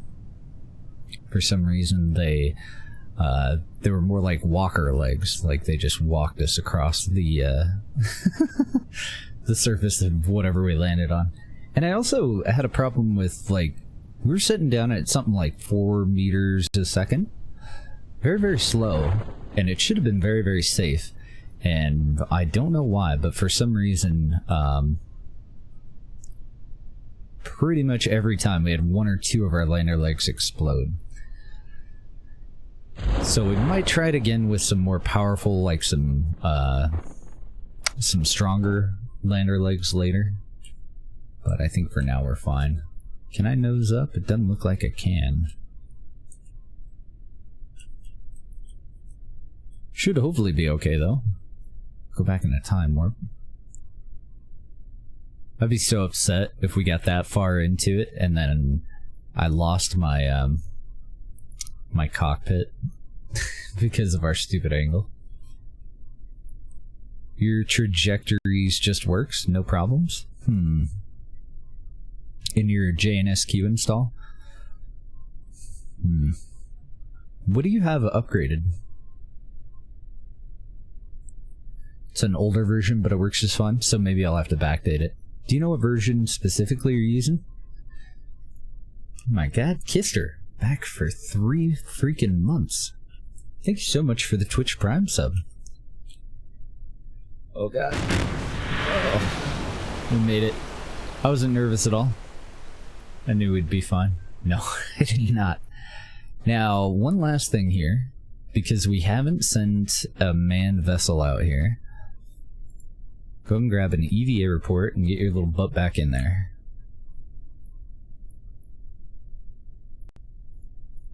And let's also grab a crew report. Just to get, you know, why not get a little bit of science, right? And we'll recover the vessel.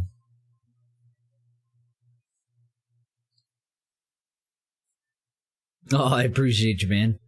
Oh, nice, and you got the blue sub-icon now, too. I forgot about that one. It's a 3 months... Well, it's you get a red dwarf.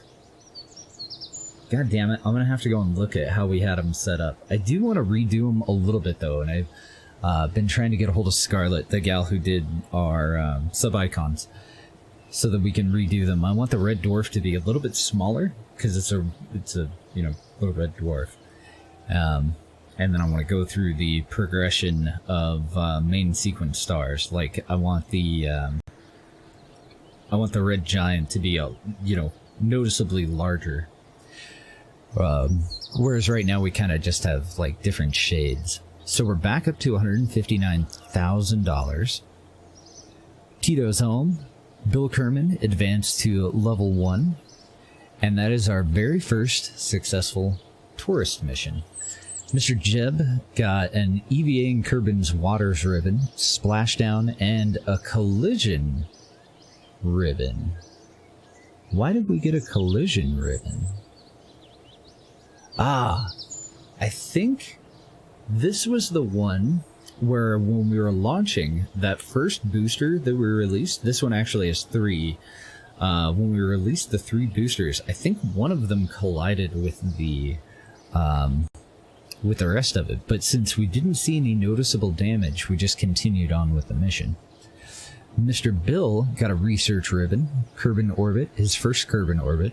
He got the collision, the splashdown, landing on Kerbin, passenger transport ribbon, which Jebediah already had, 30% fuel booster ribbon, solid fuel booster ribbon, G-Force 4 ribbon, and a Mach 5 ribbon. Cool. Alright.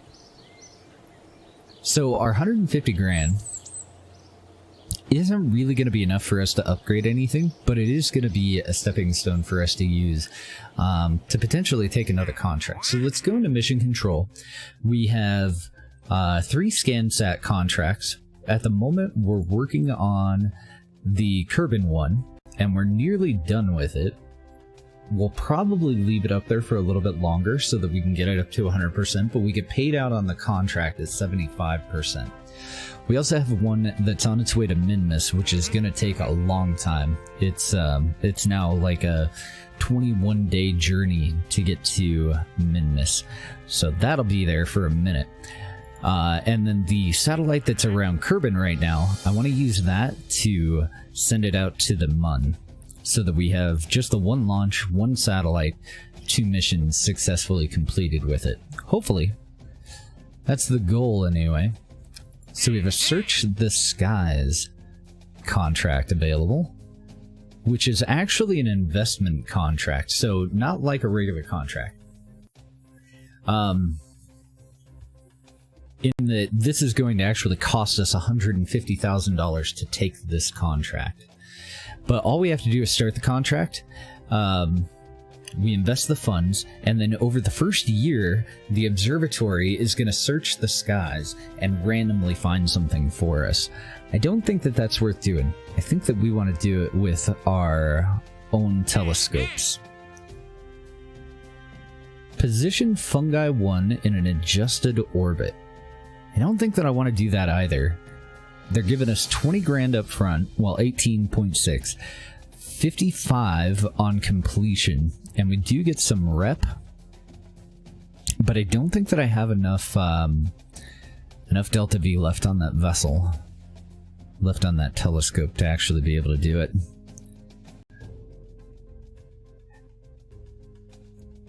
Don't forget about your electric cars. We actually have already made an electric car in this game. How you doing, Mr. Brick? Good to see you, man. Been a while. You give Mr. Brick a shout out. One of my absolute favorite streamers right there. Just waltzing on in. Conduct a focused observational survey of Kerbin. Yeah, I don't want to do any of the in-flight ones or any of the ones that require a very specific point. Temperature surveys of Kerbin near sector blah blah. That one pays really good though. You shush. And these are going to be a pain in the ass for us too, without trajectories. We have some tourists that want to be on a suborbital trajectory right above a specific point, which isn't really all that bad, but safely ferry 2 tourists safely to their destination and back. Ooh, I like that. So these dudes want to go just up into orbit and experience a suborbital spaceflight around the homeworld. So we can get some extra monies for that. 4, 5, 6. 6 altogether. We have 5 hours to accept that. Okay, so is it going to be possible for us right now? I think it is. Can we come up with a vessel for tourism that can carry at least half a dozen people? Your last play in IRL, were you doing your delivery stuff? Were you doing motorcycle rides? Did you end up getting a GoPro and all that? I really want to get a GoPro. Definitely not a high priority since I don't use camera anymore, but they are so fucking nice, right? Sorry, I'm checking my text because Deb just kind of disappeared there. Looks okay. We should be alright. So, if we start out with the Mark 1, you're working private security for a while? Nice.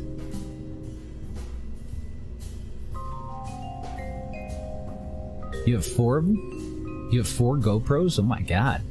So I think we found a fan. A cheaper version of the GoPro called a Go Rookie. Go Amateur. I like it. Go semi-professional. The more affordable alternative. I don't need engines. What I need are crew cabs. Oh, and let's look at the other versions of the pods, because I just kind of impulse picked the Mark 1. The Mark 1 weighs about 1.25 ton. That one's actually lighter, but I'm a little nervous about using it. The descent module might be a little bit difficult for us to integrate into this, since it's designed to do a ballistics re-entry just of its very own, and not a whole lot of a blader. Gonna nab one when you get your bike? Oh, nice. Use them when you're racing? What do you race, Ozzy? Is it rocket cars?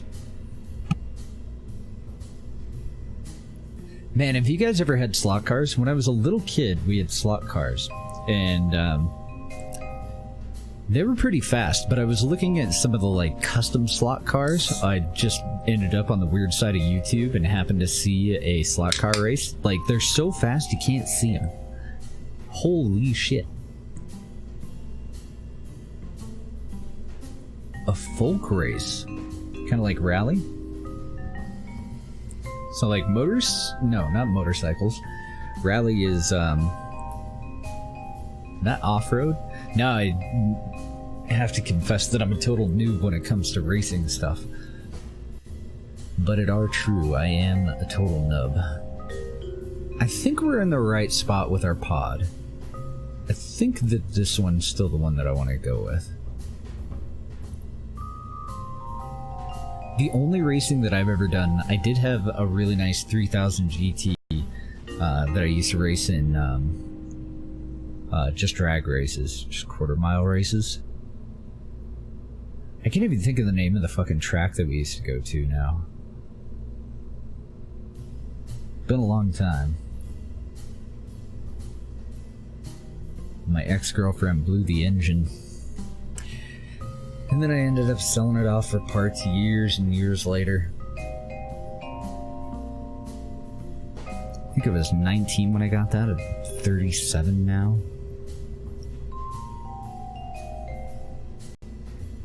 I'm thinking a structural split to a three-way if we have it.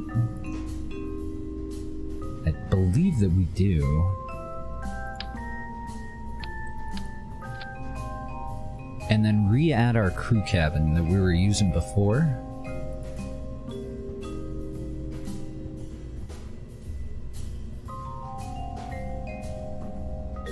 This is gonna be real tricky to put a heat shield on, though. I can't remember where any of the goddamn parts are.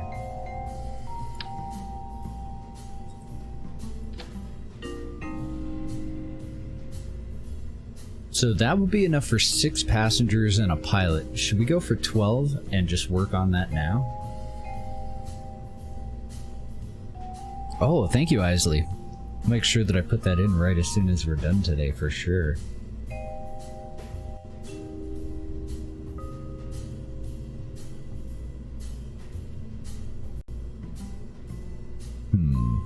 I think, yeah. Let's aim for 12.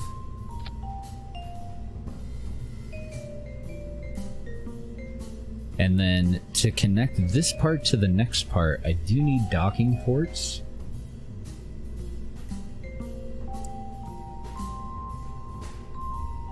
I'm trying to remember how I connected these before, because we've made something similar to this in the past. And then I'm also wondering if it would be smarter for me to attach this one without symmetry, so that they're all pointed in the same direction. And then you got first class up top, which has a window on either side, and you got pleb seating down in the bottom, which only has one window to look out of. But is that gonna fuck us up for well, I guess really we wouldn't need landing gear with this, would we? Maybe it'll be fine. If you set the coordinates of the JNSQ and the trajectories config, then you can set the KSE. Okay. So does that just go off of latitude, longitude, and elevation?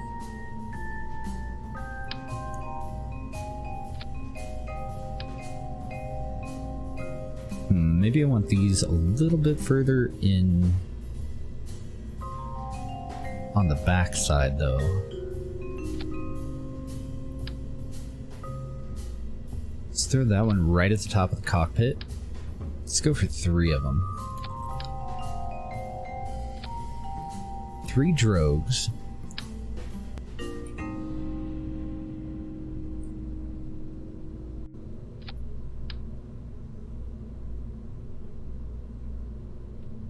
I'm gonna put that one as far back as I can. We're gonna have several different tests that we're gonna have to do before we actually execute this. Exactly, Amo. That is the goal. I think a lot of our stuff is gonna end up being planes with no wings.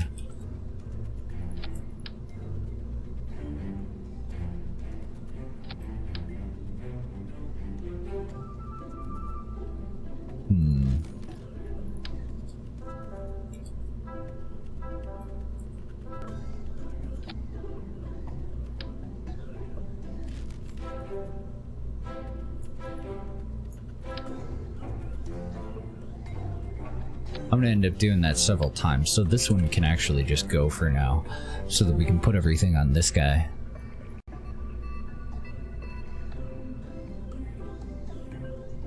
I don't think I am gonna do landing legs.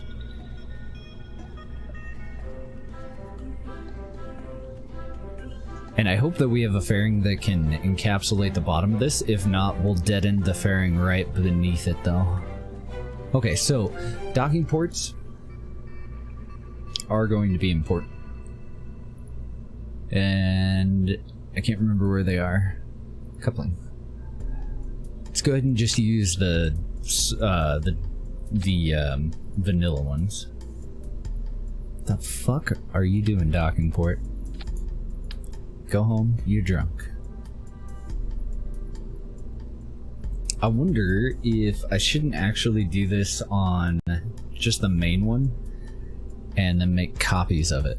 Probably should.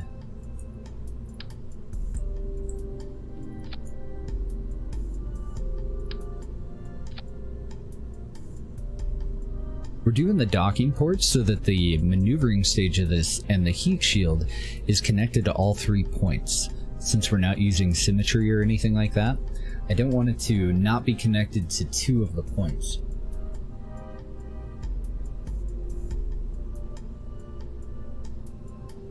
Oh, sweet. Thank you, Isley. An official high-capacity capsule at some point? Yeah, like an Orion or a Kerbalized BFR. That would be amazing. So then I think we just go back to the 3-way, right? I do think that for this part, I am going to have to get rid of this guy.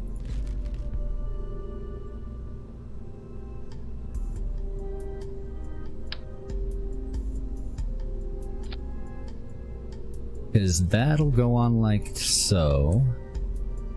I want this nudged up just barely to where the docking port is actually visible, and then I want to move the docking port flush. And we're hoping like hell that this won't result in explosions. So, then I want a copy of this. I don't want parachutes on the copy, so we'll take those out by shift-clicking on them. And we don't need this part of it, but I do need these 2 parts. And I want to take that one off. Actually, I can't do that, can I? This guy... well, maybe I can. That guy needs to go there. Did I accidentally take off the docking port on the bottom?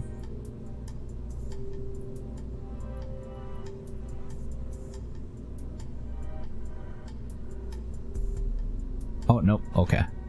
So I think that might be okay.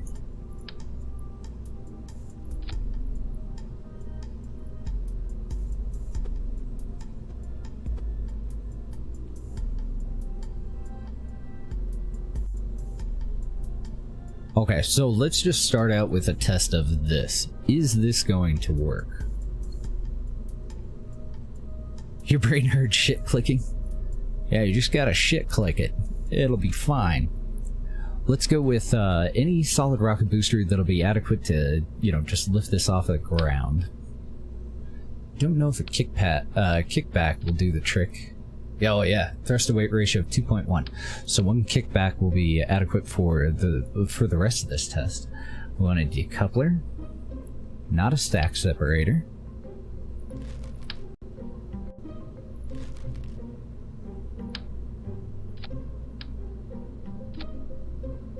We're not going to worry about anything else until we determine whether this part is actually going to be feasible or possible.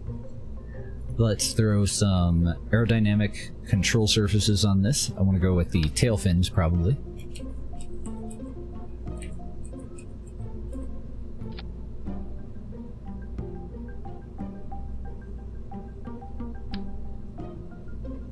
Go ahead and just reorient to the east. And we'll see how it does with setting down in the ocean first. So, for our staging, that'll all be fine. Let's go back up to engines. I'm going to set this thing up with some separation rockets. So I'm going to go into mirrored symmetry, and I may have to actually reorient the vessel. Hello, Scar.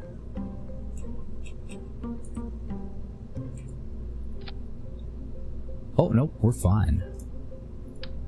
I want these to just move this up and away and back from us. So I want one set at the top, one set at the bottom, and then I want another set in radial symmetry, pointed retrograde, just anywhere. So, stage 1, very, very simple, is just the main booster. Stage 2 is the decoupler and all those other rockets that we have on there. I don't want this to interfere with the rest of the mission, so that's why we're just popping it on off of there. Let's take our thrust to weight ratio down a little bit with the thrust limiter. It's gonna have a 1.5 minute burn time. I really don't need to get very high up. Mainly what we're looking at, when physics kicks in, is this just going to spontaneously combust because of the way that I put in those docking ports? Or will they be able to connect to one another so that anything that we have on the back here is connected to the rest of the vessel at all 3 points rather than just at this one point? And is it going to be structurally sound? If it is, we can move on with the rest of it. And then final stage is, of course, the parachutes. So, I do need to... Let's just save it as untitled real quick. What do we have saved as our proto? Because this is a name of a save that I just use for a lot of different things. Okay, so our current proto was our initial design for a station. So let's just rename this to 12-man station proto. We'll give it its own. Give it its own name for now. And then we can load up untitled and save over proto. Trying to keep my list a little bit clean so that it doesn't just get completely out of hand. We're not going to give it anything else. We just want this to go up, deploy its parachutes, come back down, hopefully. So save it, take it out for a test flight. Called Federation? I haven't. What are they coming up with? Shit clicking is when you use your phone on the toilet. Your toilet tinker time.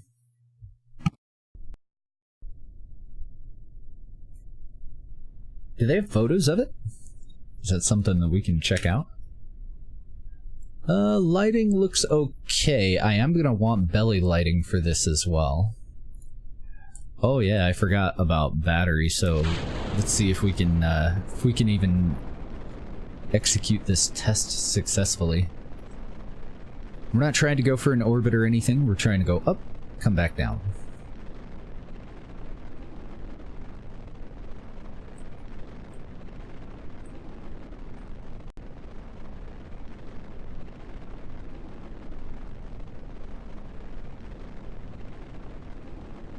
I wouldn't mind laying down in the water either if we can, because I want to see how that's going to affect the back, all of those docking ports. I can already tell that I fucked that up though. I need to go and reattach the docking ports appropriately, because I don't think that this one is actually going to be attached. So I do need to check those. But no explosions yet. So one of the things that we're going to look for is if these two are solid and don't move, but this one wiggles all over the place, then I know that I fucked up.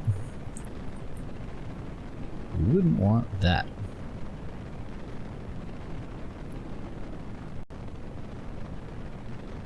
Really hoping that we run out of solid fuel before we run out of electric charge. As long as we do, we should be okay. Get a successful test out of this.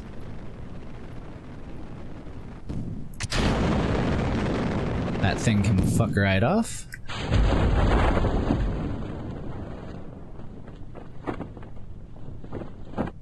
You know, it might not really matter all that much if these aren't solidly connected. As long as all of our chutes are on this part, this part, this part, or this part, it might not be a big deal. One of the things that we are going to want to do is probably attach a probe core, send it up without any people on it, get it into an orbit, and then switch to the vessel and off of the vessel several times to see if the clipping is going to create any physics issues as well. Let's see how this thing sets down. Looks like I have too many chutes on the front. Maybe.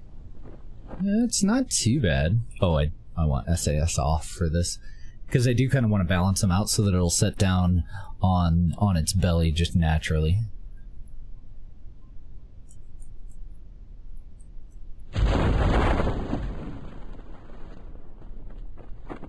Full deployment, not too bad. This chute needs to move a little bit further in though. Let's see if we can find a balance there. And I need more chutes too. So I do want to let it settle down into the water, and I'm trying to pay attention. I'm also trying to find like a good vantage point. I'm trying to pay attention to whether these move independently of one another or if the whole thing is nice and solid.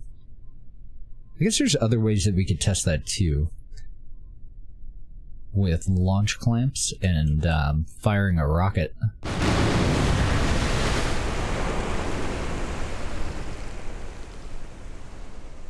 I don't want it to touch down that hard. I think rather than move this set of chutes forward, I'll add another set of chutes like right on the back, right behind the lighting here. But no explosions or anything, so that's good. I think we're on the right track. Let's go back into the VAB. No, you're fine. Yeah, now we have a pretty snazzy submarine. It's always a silver lining. We actually, I think, do have ballast that we could add to it and turn it into a legitimate submarine if we wanted to. I'm fairly certain that we have the technology. Let's get rid of that. This thing is going to require a maneuvering package and a heat shield, and that may change the way that I do the backside here. But I am a little bit. Let's see. We have a save, so I'm gonna move this back down. Yeah, I thought that I had forgot something there. I forgot a clampatron on this part, so this shouldn't have been attached properly. And then I also feel like this guy is too far up. The docking port that's in here I am a little bit nervous about that. When it comes to like switching back and forth between vessels in flight and how physics is going to kick in. I think that I need... Actually, I need to get rid of this one, don't I? You gotta go. You gotta go too. Because these have to be identical, I think.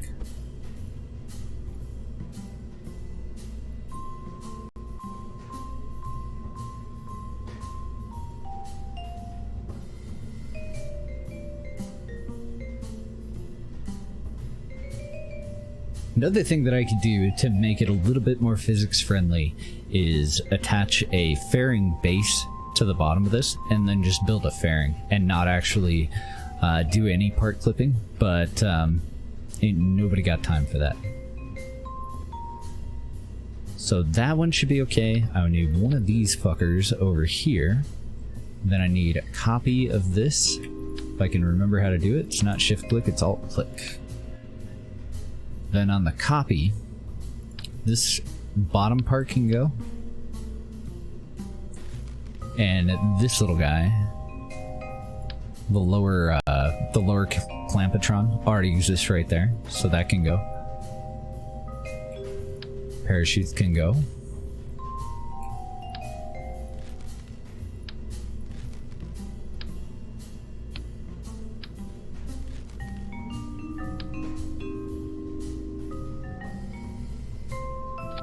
That'll reattach there with a copy, an identical copy on the other side. Then if I go back over to the move tool,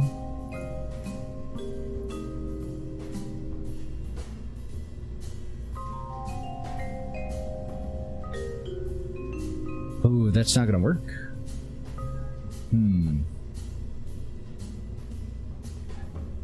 Because I'm moving the rear docking ports since they're attached to this. I do need them attached to this. How the fuck do I figure that out? I know how.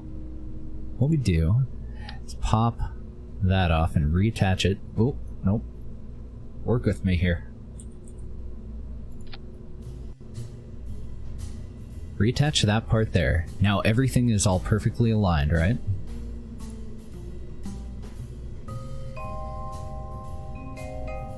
I have to move it by this part.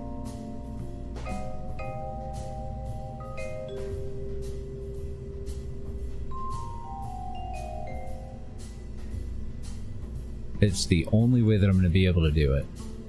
Because there's no way for me to match all three of these up on this.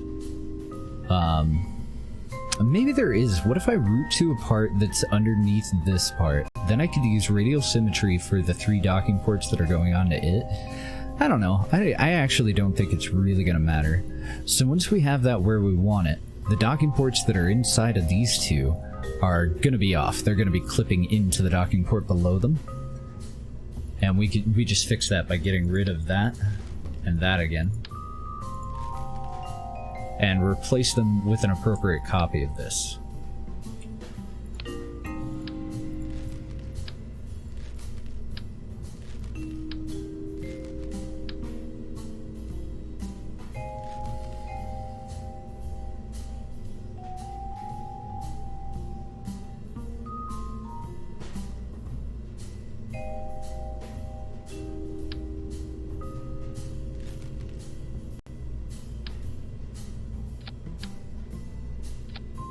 And that will require an independent test flight.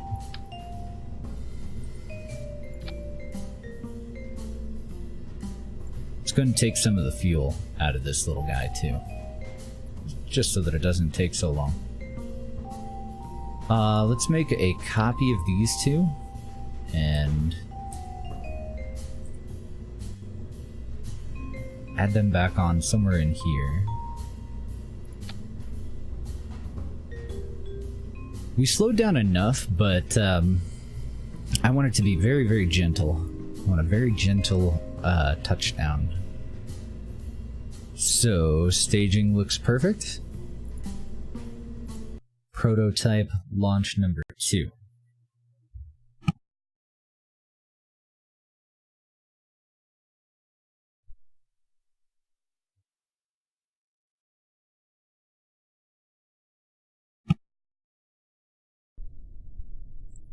If it blows up on the pad, we know that that clipping those docking ports the way that I have is definitely not going to work, but it looks like it's okay. So once physics kicks in, the internal docking ports, as long as they're right where they need to be, should attach. That one should attach to the one right in front of it. And that should, hopefully, give us a nice solid connection between the two. I am still a little bit nervous about it, though. Let's go ahead and engage SAS. Throttle doesn't matter. We'll go the other way this time, why not? I took out some of the fuel just because it's not really necessary for us to be that high, and the test flight won't take as long.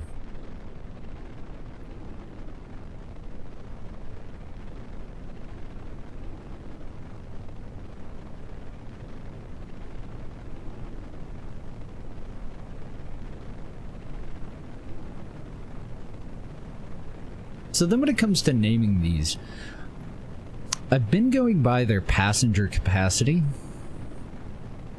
and we're probably going to end up with several versions of each of these. Well, maybe just two for the local stuff.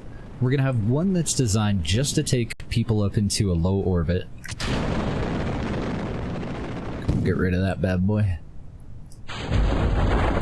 SAS is no longer required. We're going to pop our chutes. Liking the G-forces too. Of course, we're not doing a re-entry yet. Goodbye, little test rocket. And then I want another version that's able to... Now, we are going to end up with 3 if we end up using this as a crew shuttle. Because one of them is going to have to be able to dock to other shit. We are eventually going to put up stations and hotels, so we do want something that can bring people up to and dock them to another vessel. And I gotta take care of a little bit of this. I think I might actually get rid of all but one of the drogue chutes. Let's see, if I cut that one, we're gonna nose down a little bit further. Let's cut this one. I'll balance this out any at all. Don't think it did anything at all. We'll try to come up with a good canopy. I think I'll put them on the widest spread that we can get for the other chutes. I think I'm going to go with just the one drogue in the middle, though. Right in the center. So probably right where that light is.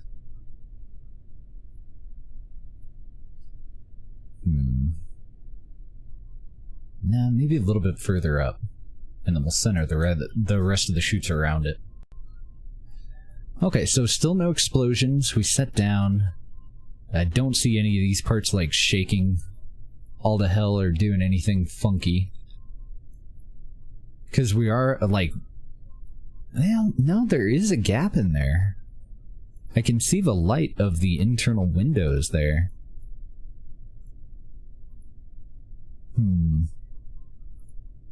I'm just curious here. If I were to transfer him back into here... I'm just curious what the view is like in here. Yeah, you can just see the yellow of the next one. It does... There is some shimmy. And that makes me nervous. That means that our parts are touching.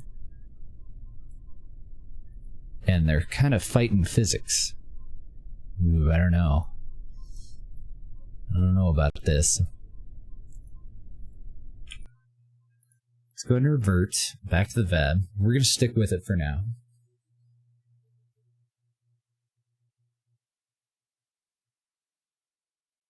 Touchdown was like your water plane when you're landing? Oh dear. That was a little rough, wasn't it?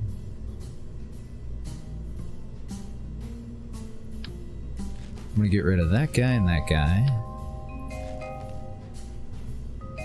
I'm going to put these guys on max spread angle. I'm going to accidentally pick that one up. Apparently. I want a nice canopy for this. I don't really want it to look all janky coming down. Tourists and all. Let's go ahead and put that at max altitude, just so that we have the most amount of time possible to orient the bottom, the belly of the vessel toward, well, forward, basically.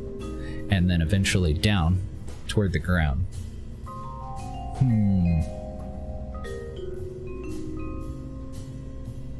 I'm wondering if... Okay, these definitely aren't touching, so I think the shimmy has to be a problem with the docking ports.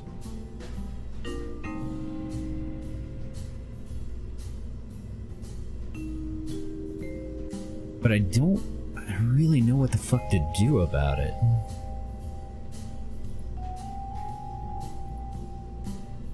Oh, I think I got it. Okay, so if we pop you off,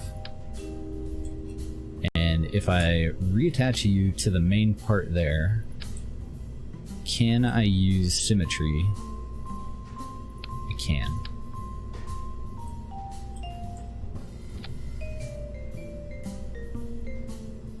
Because that was part of the problem, is being able to move all of these as one.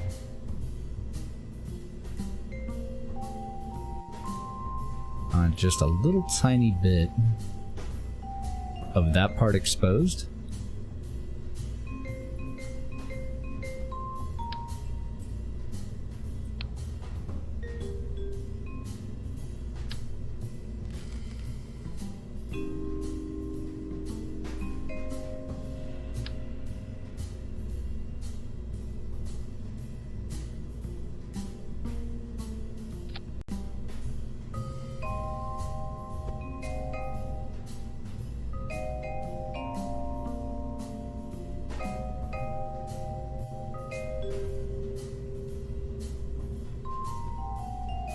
I think, honestly, I might just go with the fairing. Ah, damn it. I forgot about that part.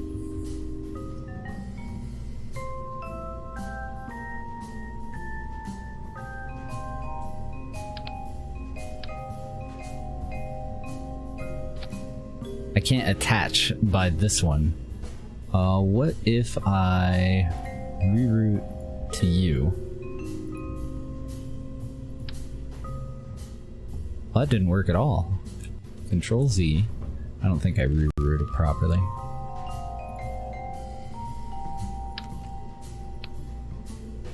And then if I pop you off and you off,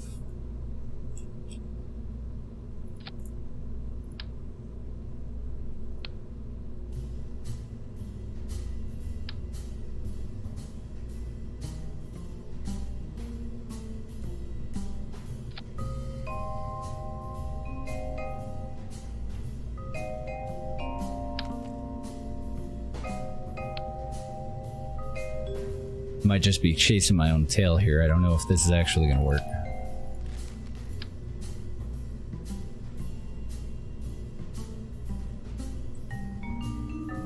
Okay, those will be copied when I make a copy of this, so I think we're in the right spot.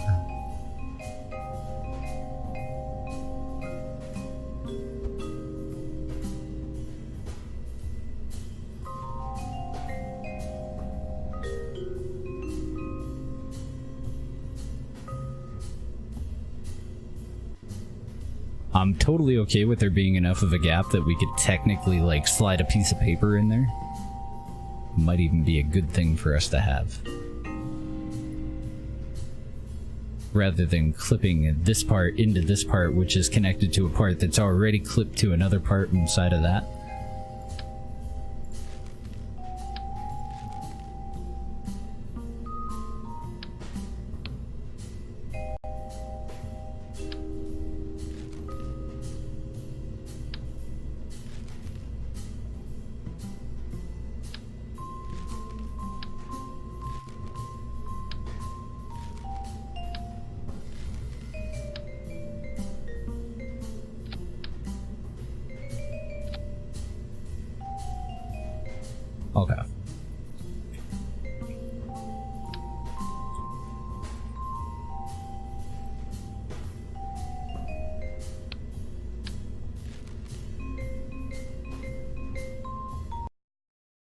We don't really need to put it up in the air this time, because I didn't notice, even whether we hit the water or whether we hit land, I didn't notice any problem there, but I did notice that thing when we were on the IVA. So I'm going to move the pilot into the back seat and see how it's looking. I think we're at level, what, 3 or 4 when it comes to how many parts we have clipped right now.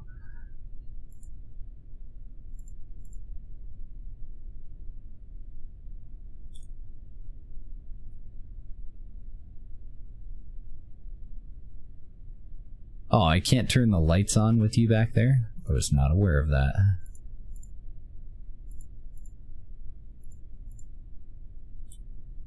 It's the light switches up in the cockpit.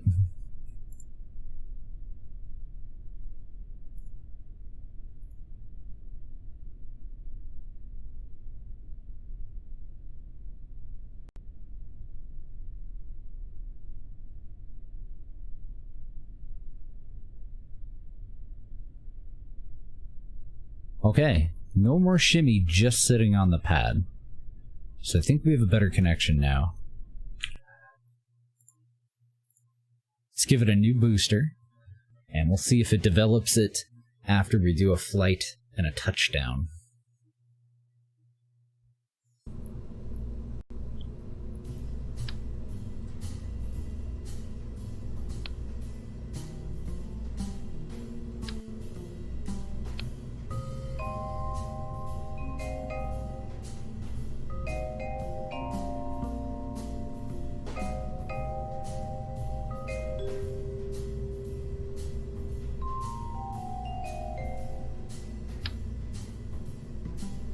Oh, I'm an idiot.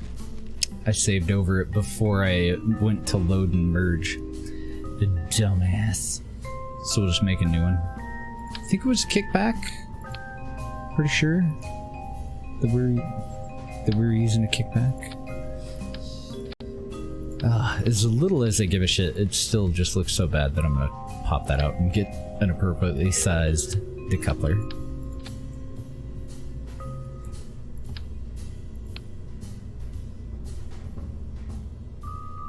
Hopefully this is going to take tourists on flights around just to orbit the moon. It's going to hopefully eventually take tourists on grand tours of the local system, so they'll go up into a low orbit, then they'll go out to one moon, then the other moon, and then return back home.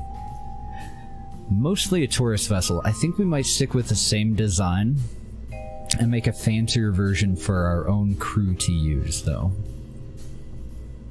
Maybe. That's the hope there, though. Our current goal is a 6-man vessel, and I'm hoping that we can kind of skip a step, and this would be a 12-man. Should be able to fit 12 people and then a pilot. Oh, we were talking, I had briefly mentioned, when it comes to naming this thing, should we name this a 12-man tourist vessel or a 13? Because it can technically fit 13, but one of them is a pilot. So, as far as our naming scheme, what feels better?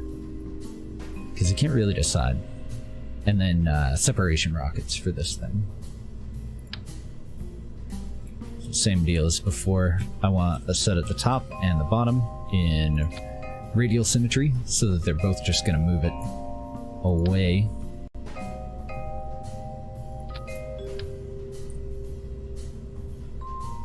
In mirrored symmetry, my apologies. And then I want another set just in radial symmetry, whole shit pile of them. So, stage 1, main booster. Stage 2, separation rockets and decoupler. Stage 3, parachutes. Let's go ahead and take out a bunch of the fuel.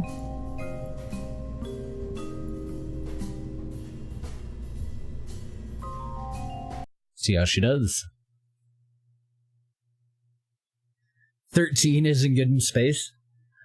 Are you sure it's not a lucky number? I don't know. Probably better safe than sorry. 12-man. Yeah. Name it the SS Minnow. Do you guys watch a lot of survival shows? not like Survivor, but like Bear Grylls type stuff. There's one called Castaways that I didn't know existed until last night. And a lot of people are saying that it's like a shitty Gilligan's Island. But I've never seen it myself, so I don't know if I would like it. And I'd kind of like to get a peer review, because I watch all kinds of survival stuff. I've watched like everything with Bear Grylls except for, there was one that was really cheesy, where he like reenacted like survival situations, and I didn't really care for that one, so I didn't watch a whole lot of it. But I loved all of the like Man vs. Wild and oh god, I'm trying to think of the names of the other ones. And I've watched a lot of YouTubers that do similar type stuff too, and they're all pretty good. But I just heard of Castaways and I've never checked it out.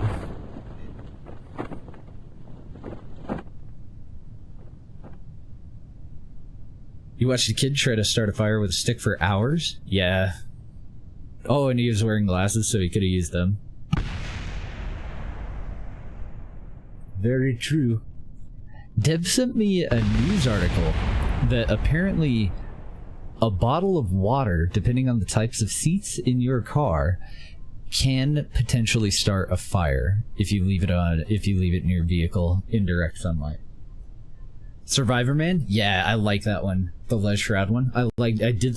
So if Bear Grylls had done that type of one, that would be my favorite show. I loved all the Bear Grylls ones. I just think he's, a great character. I like how he explains things, and he's willing to do shit that I would never ever do. I would rather die.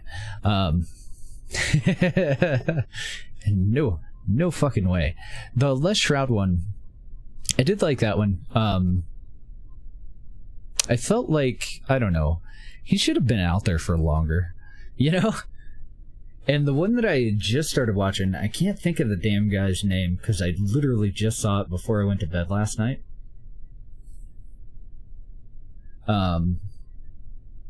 So I can't think of the guy's name, but he stays out for about 10 days and moves about 50 kilometers in that 10 days before he gets picked up. I like that one. That one's not too bad.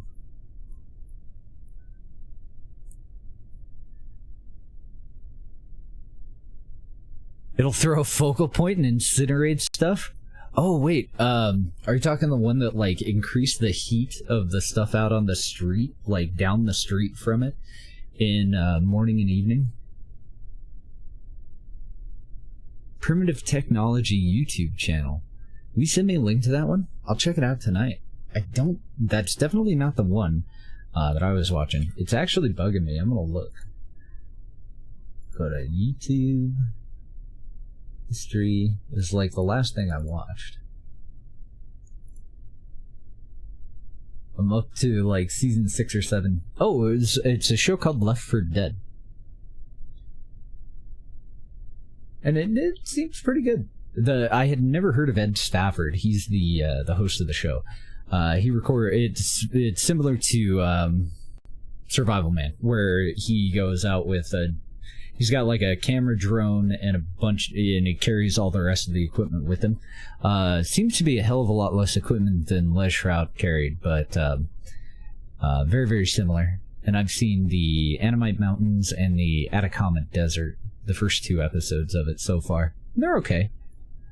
I had never heard of him. I was watching Bear Grylls reviews survival movies, Vanity Fair thing.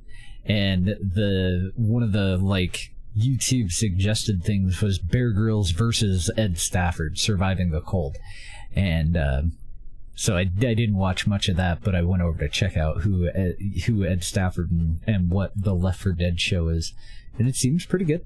I like it. Underfloor heating was amazing. Ooh. Oh, they make huts out of mud and stuff? I may have actually seen that. I may have watched some of the videos. I watched one where a guy made like a little 3-story thing with an outdoor bathtub or pool or whatever out of like bamboo and dirt. Saw another one where a kid went and used a stick to like dig out a full a full house in the side of a cliff that you had to use ladders to get into. Had like a couple of balconies and stuff like that. One side of it set aside for a fire so that he could make food and all that. So that might be the same one. I don't know for sure. I do get a kick out of all of those though. Now we've still got some shimmy going on, which does make me worried, but I don't know if I can actually get rid of it. So I want to try something real quick. And I'm hoping that what I try won't encourage things to explode. Thank you very much, Lothian. Appreciate the link.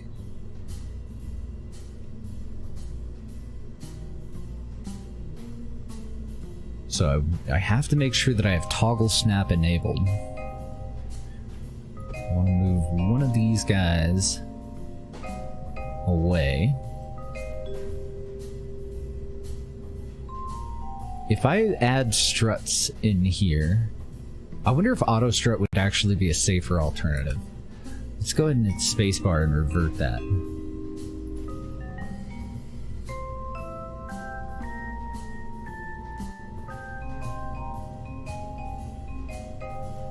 I want to aim it for grandparent part.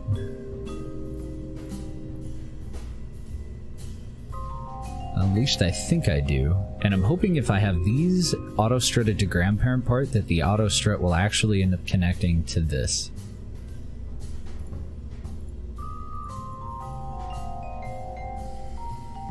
I never want to put that on heaviest part unless I have to. Yeah, Chernobyl. Pretty good show. Don't know if I would have watched it if I had known how fucking... I mean, I assumed that it would be sad, like the everybody knows what it is, and I'm not going to talk about any specifics. I don't want to spoil it for anybody, but that third episode, man. I could have lived without watching that. That upset me. Alright, let's try this again with auto strut.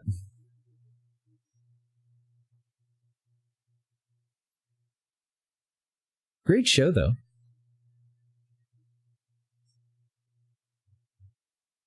Really like the filming. They took some liberties, but nothing like major at all.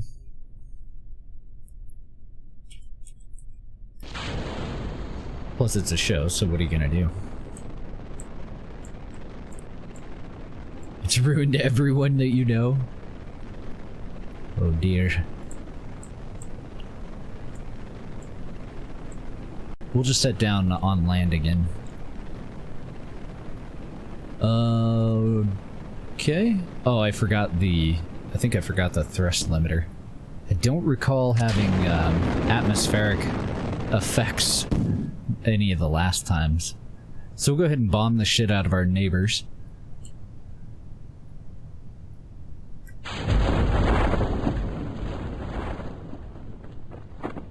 Pop all those. Start our time warp. Let's see, I've already got the lights on.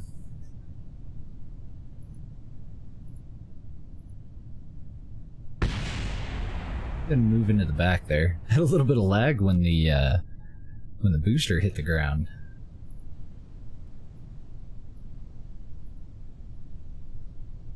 It doesn't look like we have any shimmy at the moment.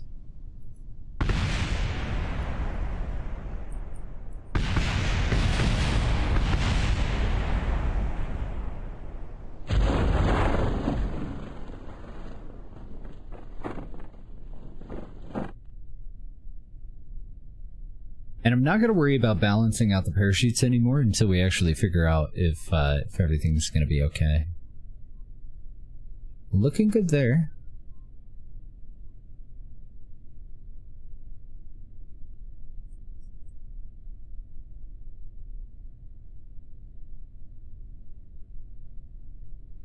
We do have safe shoot, so it should kick us out of time warp, I think, right before we hit the ground. Bam. Okay, so in flight, it does look like it's actually okay. It's just when we set down. I think I'm willing to live with that.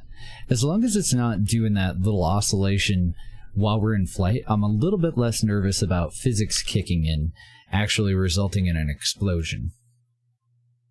But we are going to do physics testing anyway. So back over to the VAB, let's continue with design.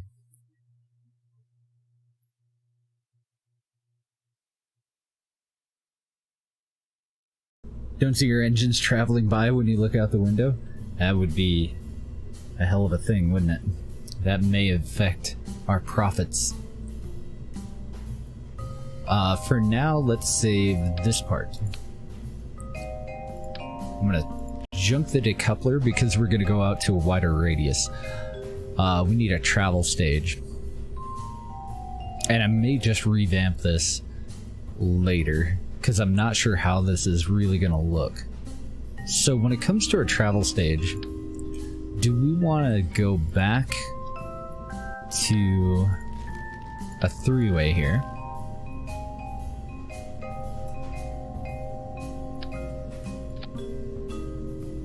Or do we just want to go out to a wider diameter? That's our first decision that we have to make, just purely based off of aesthetics. Which are we happier with?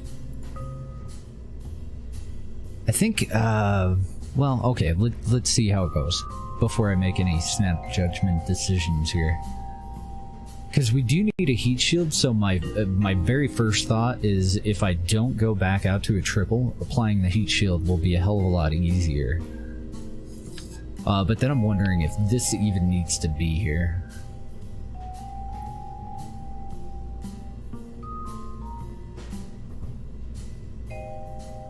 Let's go ahead and use the variable universal stack adapter.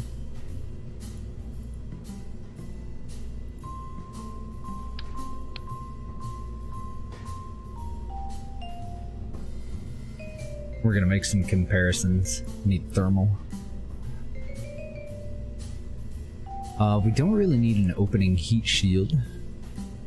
We do need a big one.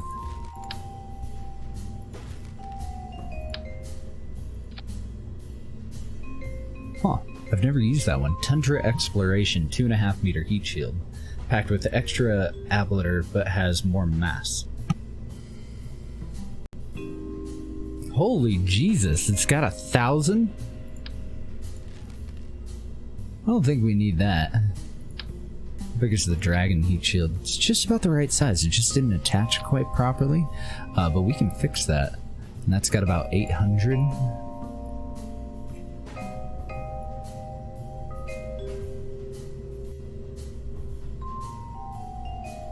I think that's gonna be big enough. And then the alternative would be multiple heat shields if we maintain symmetry.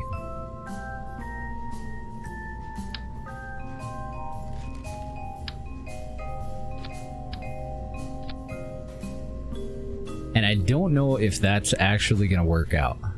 I really have no idea. But I do know that I don't have a triangular heat shield. So, don't know which way we'll go. If we go this way, we're going to have an interesting engine portion. We would want some decouplers. I don't think we need to undersize them. I believe that they'll still have just a little bit of a gap and that they'll separate clean, but I'm not positive. So if we were to go this way, we're looking at 3 independent tanks and 3 independent engines, or another adapter that leads down to 1 engine.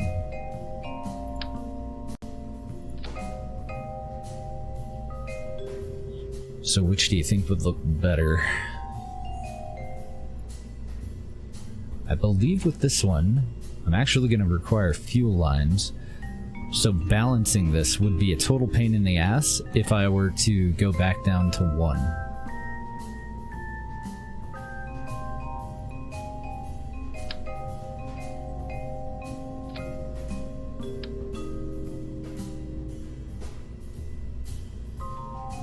Oh, that's the wrong adapter.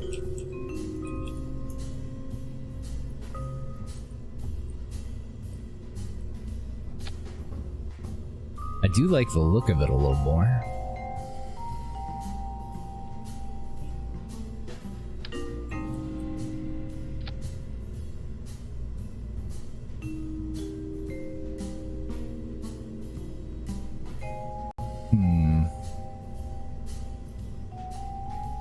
We also have absolutely no safe ejection system. So that kind of sucks too.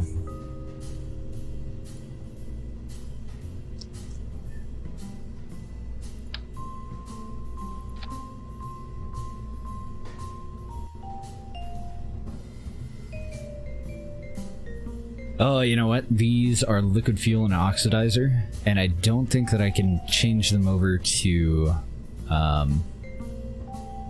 Aerozine and NTO. I would actually have to swap the tanks out to be able to get away with this.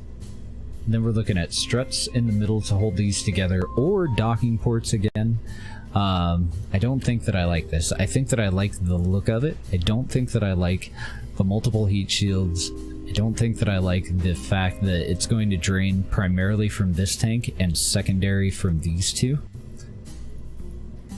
because of the way that we have them attached. And I can't really think of any way around that. Okay, yes I can.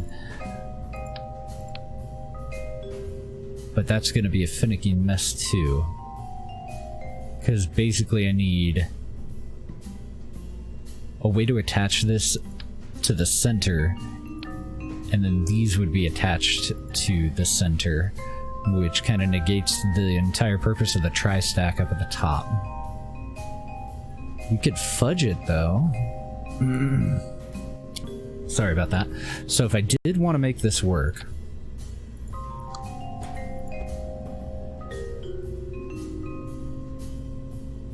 I think I actually want to attach it off to the side, because we'll use Kerbal Engineer to actually line it up.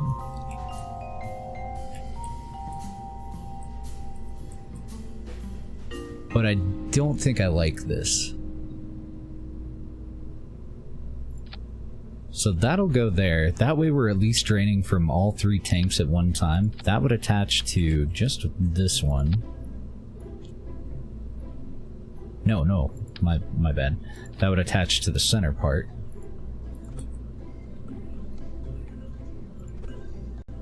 Where the fuck is my arrow? There. I heard it making the noise, but I didn't see my arrow. So that would have to go down to about there.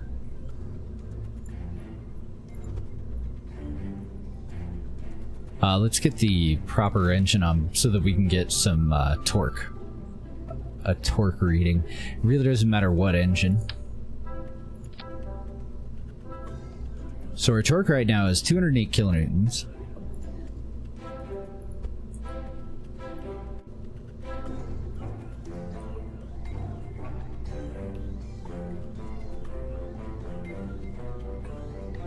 Oh shit. I guess the first step is actually aligning these.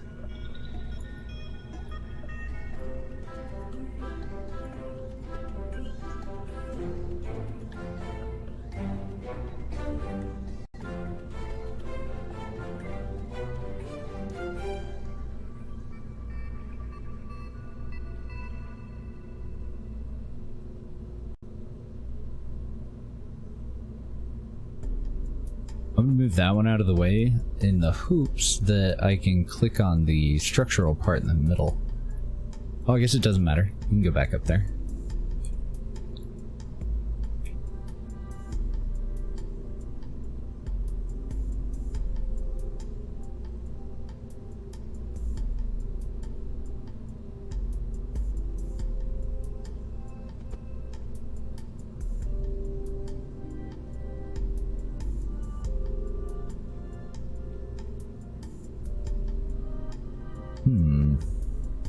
It might not work out.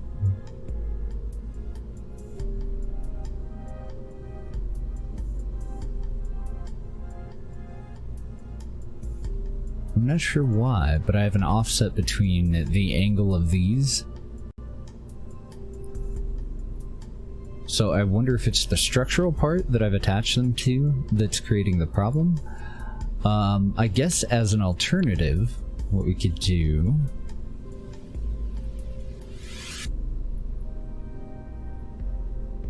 I think it might be. I think we can get rid of that.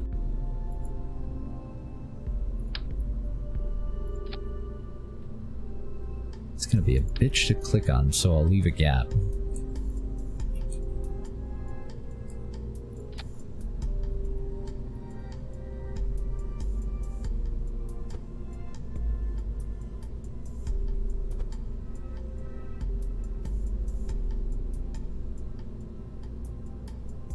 Oh, you know, that other part would have worked. The problem was that I was a little bit too far this way.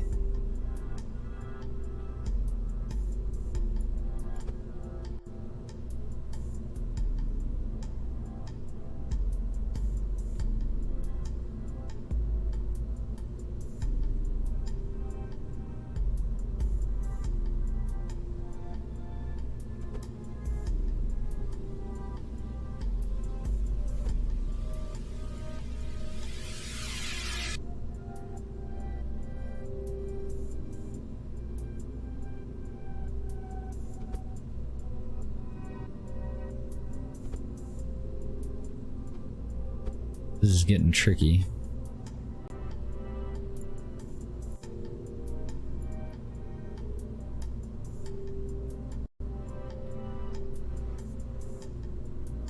I think we nailed it.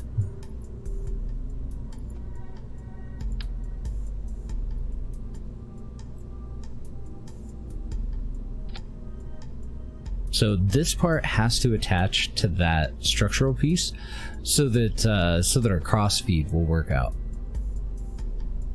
And then we were just eyeballing those.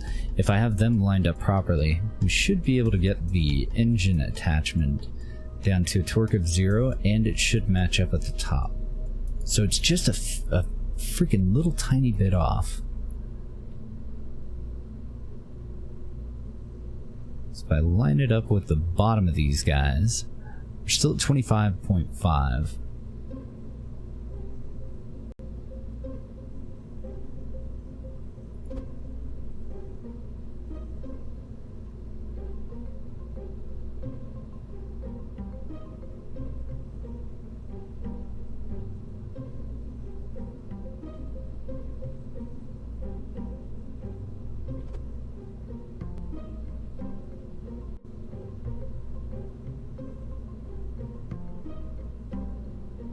I got it all the way down to 1.8 there.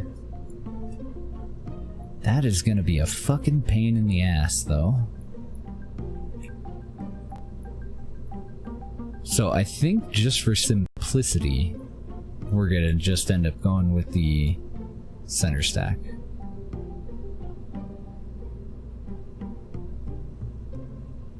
With just a single instead of the triple.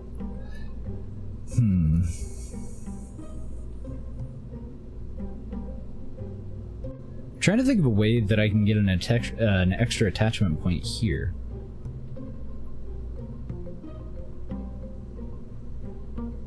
But I can't think of any way that I can do it with this. With triple. Please use proper lubage. Yeah, total pain in the ass. So, fuck this. Scrapping that one. Going back to this one. It's just gonna be a hell of a lot easier. So we still need a decoupler, not a stack separator.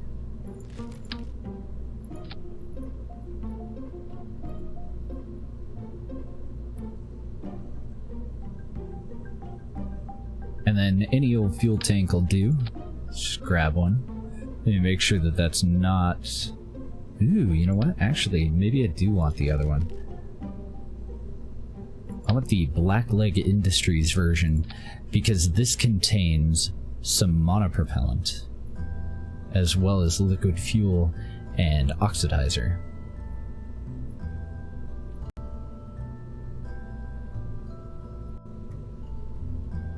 Do you believe that I'm also going to need a reaction wheel up here? And then we need a safe separation method too.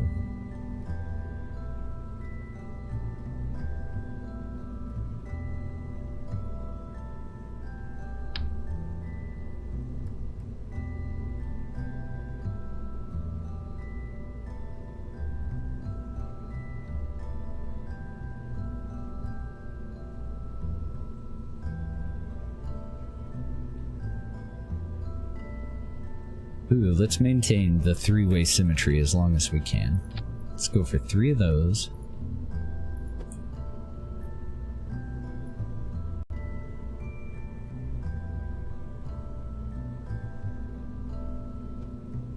I gotta actually pop this off. I have to see, I gotta make sure that these aren't gonna actually clip through the heat shield there. That'd be awkward.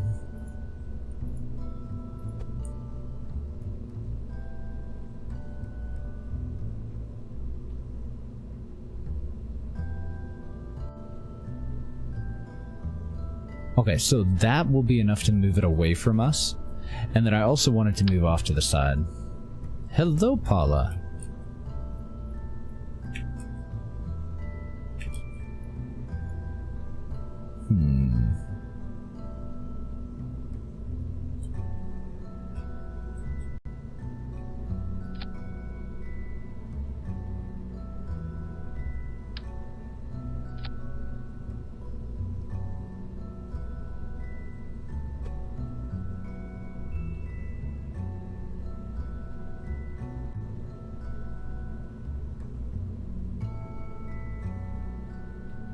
That'll move it upward as far as in relation to the orientation of our vessel.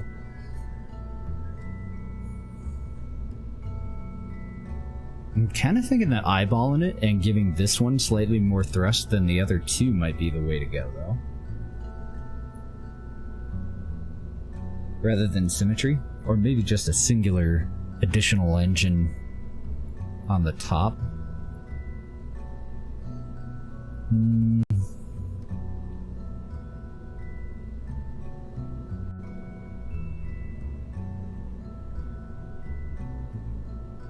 I don't know, and I'm also thinking that downward might be the safer way to go.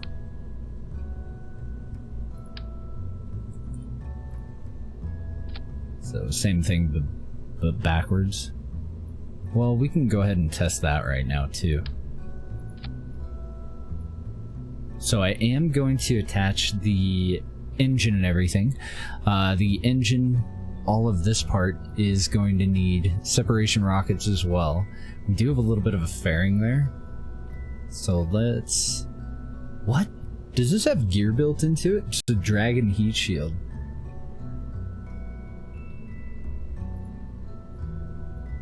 I want to take away the shroud. We're going to try a couple of different things to see if we get any explosions.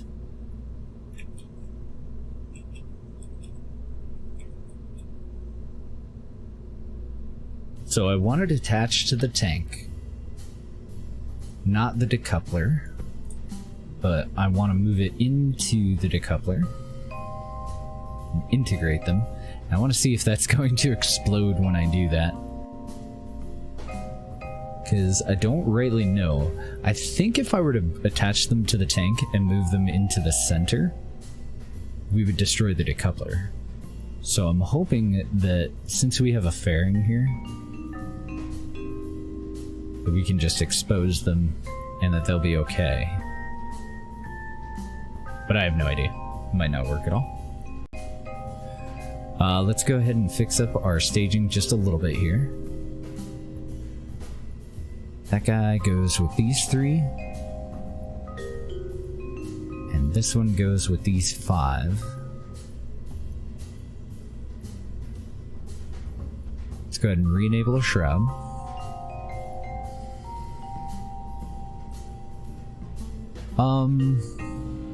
The only engine that I know of off the top of my head that's going to natively fit this and use liquid fuel, I'm sure that we actually have a SSTU, something or other that we can use. Maybe not though, maybe not an efficient one, because they're all designed for Aerozine and NTO. More of a gas. So what about the Poodle? Do I have the Poodle? I might not actually have the Poodle yet. I got pugs, I got terriers. Don't have a fucking Poodle, huh? Oh, I do. They just gave it a makeover. I'm liking these stats, actually. That's not that bad. Thrust to weight ratio, non-atmospheric of 1.05 is just about right. The total delta V is a little low though.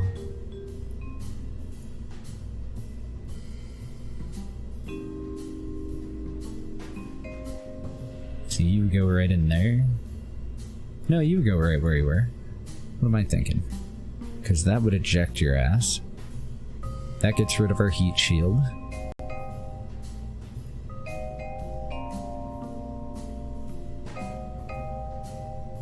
Oh, I forgot a decoupler up here. That would have been awkward. Disable staging for the heat shield. Uh-oh. It's not actually getting rid of it. Well, that's a bummer.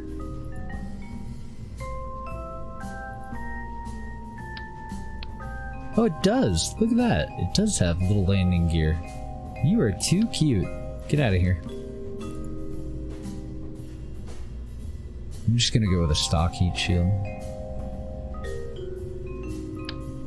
Unfortunately, I don't have one that's natively the correct size though, so I do have to upsize it.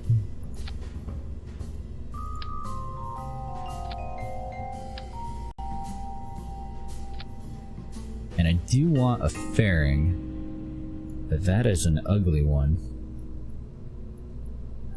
Nope, just a tourist vessel.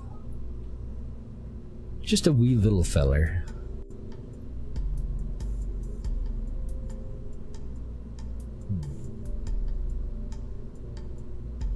Okay, so for the first part of this test, we want to go straight up.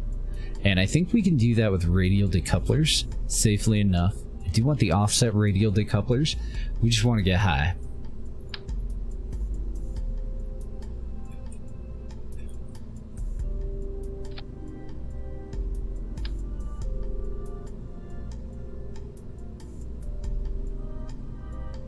I can't see the separation rockets.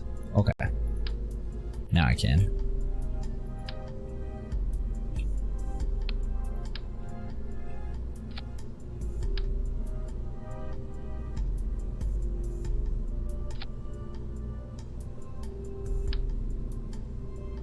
Oh, I didn't put this on the right way.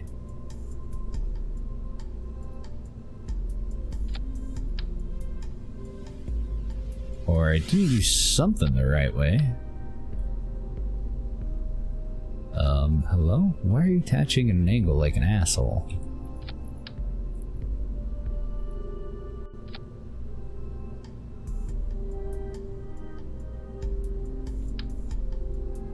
I'm so confused.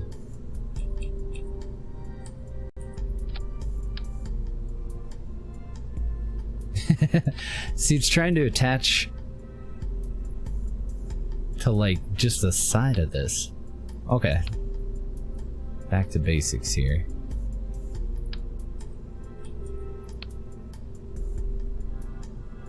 What's the default orientation in the valve?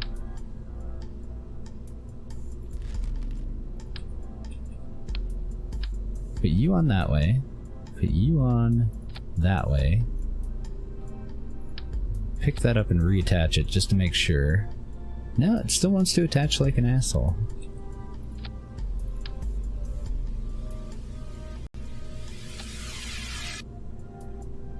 How freaking weird. And the way that it's attaching, I can't just rotate it. But why is it doing that? Maybe because of the three-way symmetry? What if I take that, do two-way symmetry, pick you up,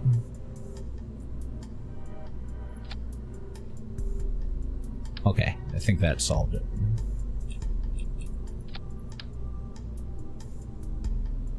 Negative.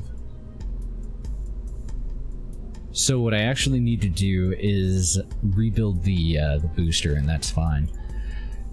It'll take a hell of a lot less time than trying to figure out what's going on here.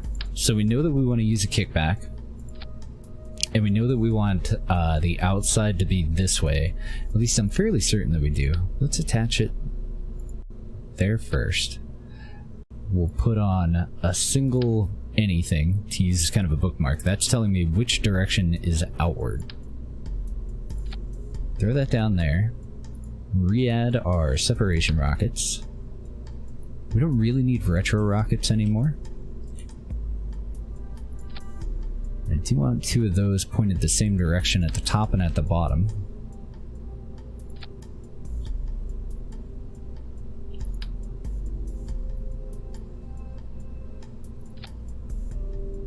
There we go. That can go. Since now I can use the direction that the rockets are pointing to tell me which is the inside and which side is the outside. I want to center stack it again though, because I do want a hell of a lot of control surfaces.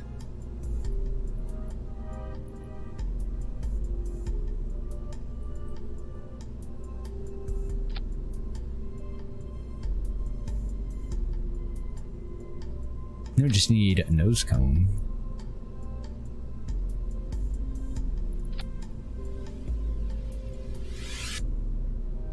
Since I'm not using the SSTU ones. Oh, wait a minute. Protective rocket nose mark 18. Okay. It's not resizable. Advanced nose cone. I want to make sure that I'm not putting on anything that has built-in SRBs. I think those will be fine. And they're rescalable, so let's match them to the outside of that SRB. And then I want to pick them up from the decoupler. We're gonna go with 3.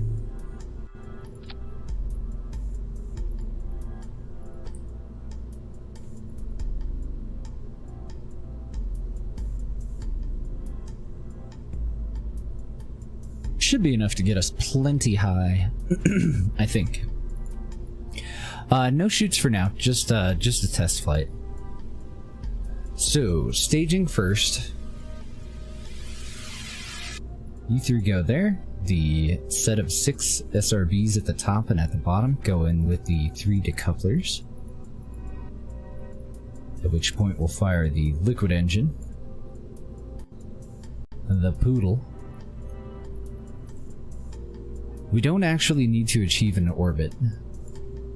We're just gonna go straight up and straight back down. We wanna give our heat shield a nice test. What have I done wrong?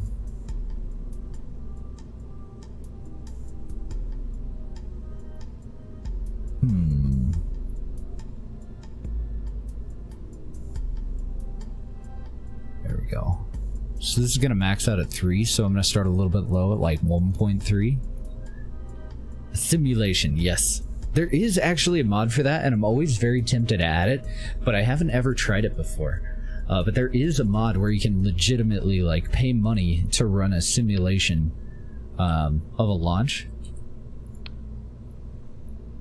And I have been tempted to try it, I just haven't got around to actually checking it out yet. So that's where it gets a little funky. That stage is fine. That stage is all kinds of fucked because I totally forgot I did coupler.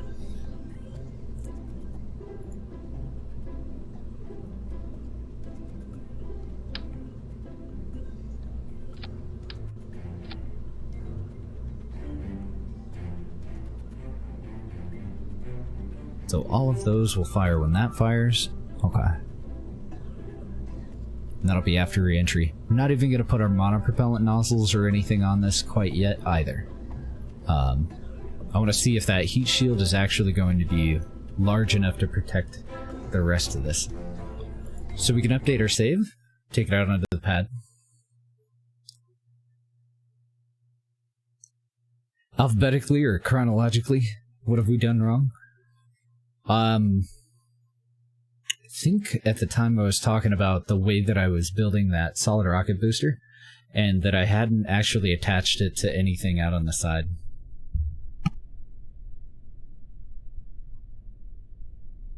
Booster wobble? Yeah, we may need to correct that. I also didn't add batteries or anything. 3, 2, 1, go. Let's see what happens. If we have to do a ballistic re-entry test, we'll go for it.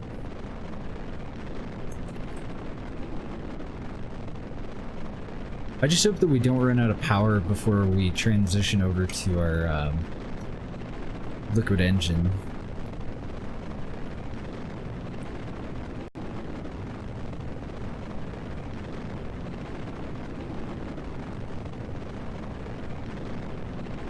Since it doesn't really matter, I'm in physics warp, that's why everything looks a little odd.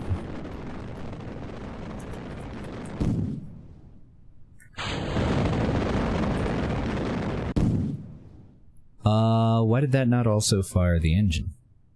Did I not have that in the right stage? Maybe I didn't. And we're only at 28 kilometers. Let's go ahead and get our Delta V and our AP and PE because I don't have the engineer chip on.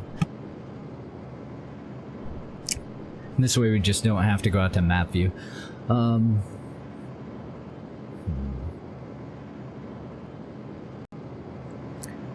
I do probably want to do a slanted re-entry so that we go through a little bit more atmosphere, but yeah, we'll just go up and down. Yeah, those boosters were out of here, man.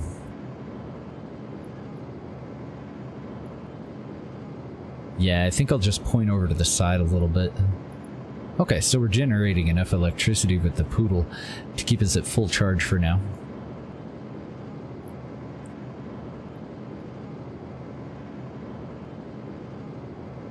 They had better stuff to do. So our AP is at 81 kilometers, which is why I'm continuing the burn just straight upward. Thrust to weight ratio is only 1.3, but this would just finish out our orbit and then deorbit them, and eventually be expanded for establishing a stable orbit around the homeworld again. Should we go up to, let's go up to like 115 and see what the hell happens if we just come straight back down. Looks like we'll have enough fuel. And we have mandatory RCS, so I do need to kind of point horizontal here for the separation of that so that it's not going to come at us, bro. So we're at about 120. I think that'll be good.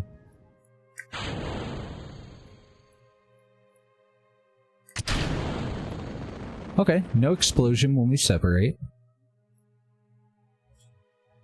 And now the tricky part is, since I don't have a reaction wheel yet, can I get to retrograde?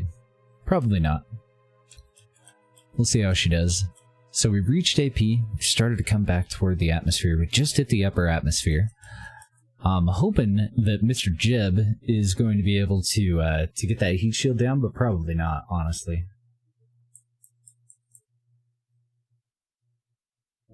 Maybe. Can he keep it down? That was not what I meant to do. Rip. I meant to activate our fucking parachutes. Well then. Yeah, I think what I'm gonna do is just 3 different Ullage motors, because I don't like how that's still so close to our trajectory. Well, rest in peace, Jeb. Actually, we didn't really have a whole lot of speed, so he may be able to survive this, but only if we can continue to lose enough speed so that we can pop our chutes. Yeah, we'll be fine. As soon as the drogue chute pops, we should be just fine. My bad. Okay, so I actually need to add some DV to this. Let's go back into the VAB. I do need to simulate it from an actual orbit. I won't be able to just go up and down, and I don't have enough delta V to give us enough of a curve for us to get any accurate information off of it.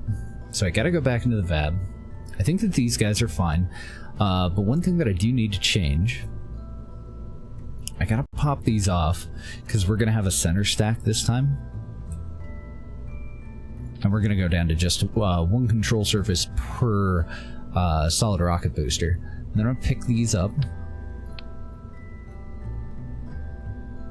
We need a decoupler. We're going to do a liquid fuel main stage down here.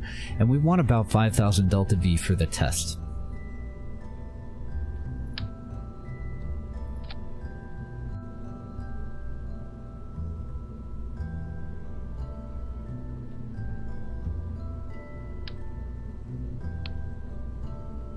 hopefully it's not going to end up being just too big for us to do a test.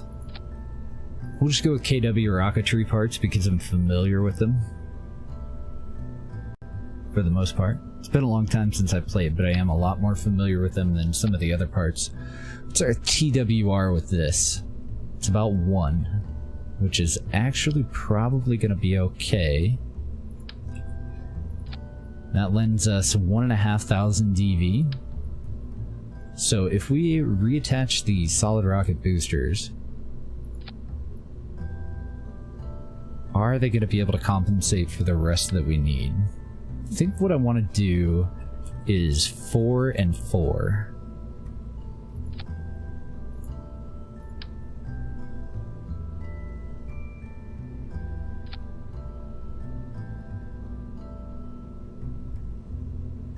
That's about 4,000 total non-atmospheric delta V. That might actually... yeah, that'll be fine for the test, I think. And it'll be a little bit off the calculation here. So our thrust to weight ratio, if I don't fire the liquid engine, is that going to be adequate with just these solid rocket boosters? So there's 8 of them. Oh yeah, it will be. 1.4, and I'm on the wrong thing. 1.26? Well, that sucks. Do I have a limiter on you? Oh, good, I do. Okay. So I think I want to get rid of the one that's to the north, south, east, and west first. So I'm going to leave that one at 100, and I'm going to want to keep the ones that are at a 45-degree angle for as long as possible. And we'll be able to maintain a thrust to weight ratio on the pad of 1.4 if I take them down to 47, so these will last about twice as long as the other 4. And then I don't need to activate the liquid engine until the second separation. So the first separation is going to be this set of decouplers here.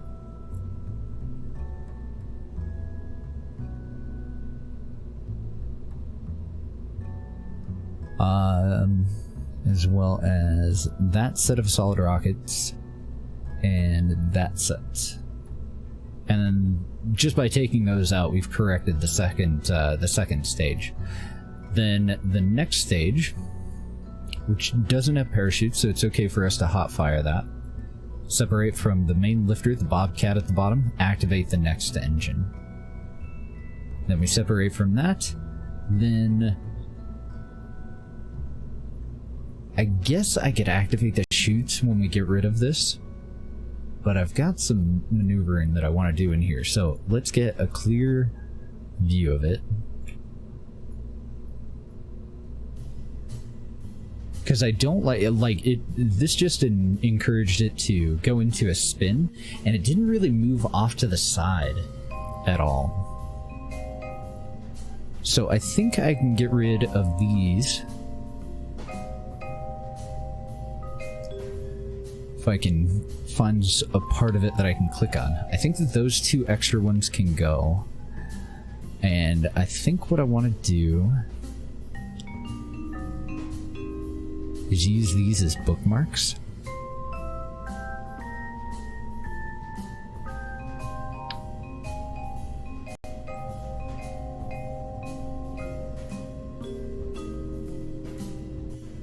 I'm going to replace them, but I'm going to put these 2 in mirrored symmetry, and I'm going to put the final one in. Actually, I want to maintain that angle too, with no symmetry. Then I want to grab, because the rest of it's just eyeballing. I want that one. And I want... oh, right. They were on in symmetry. We're good.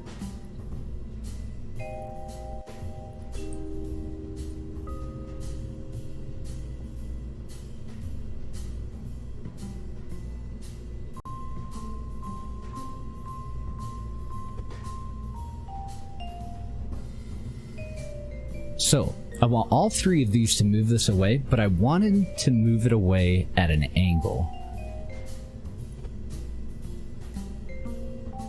I think that one's actually fine. Let's go to these 2, and we'll put them at a little bit more of an angle than the than the single one over there.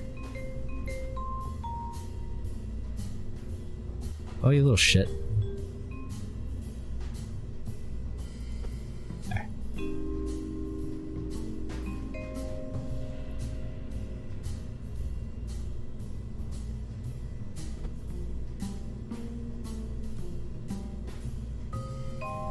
And hopefully it'll not only separate from us, but the increase in angle will give it kind of an arc off to one side. So this one is pointed a little bit more straightforward, and these two are pointed a little bit more outward. And I'm thinking that it's actually going to curve off to the south, toward the belly, so it should separate and start moving down this way. Let's test it. Let's also check our staging for once.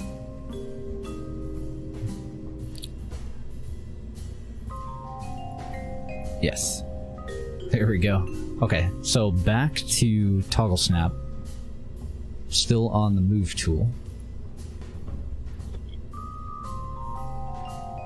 Just put the decoupler back where it goes.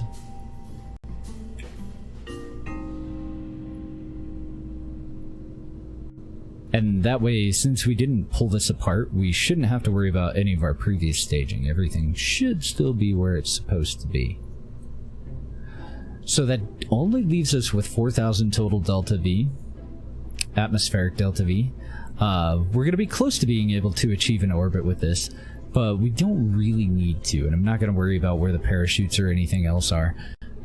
One thing that I do need to worry about is batteries.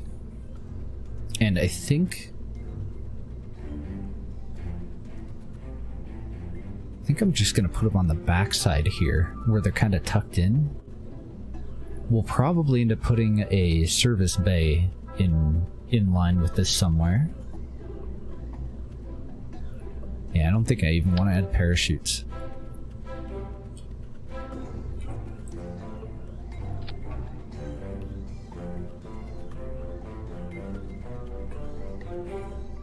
I'll give us a little bit of power storage, and hopefully it'll all be protected by the heat shield.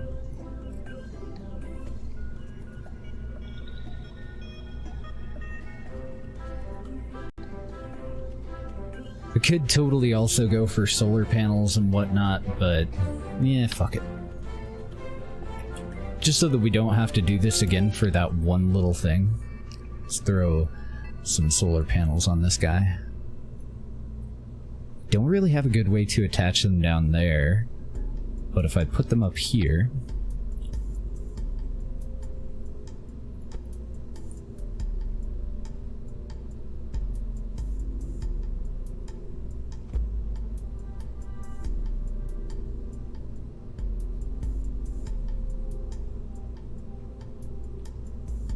nah, I'm gonna hate that.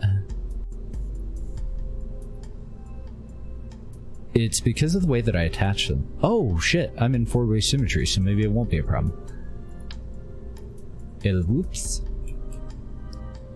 Only 3 of you, please.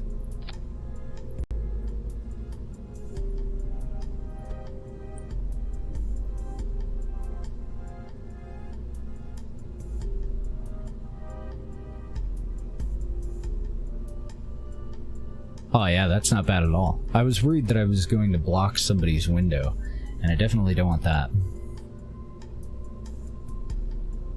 Oh, that sounds awesome, Isley. More lights? You're not wrong. Let's do just Illuminator Mark 1s.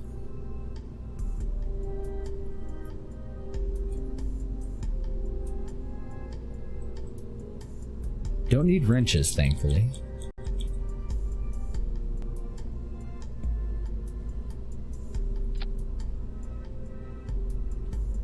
We'll do a couple of those for display lighting for the upper stages, and then just copy these.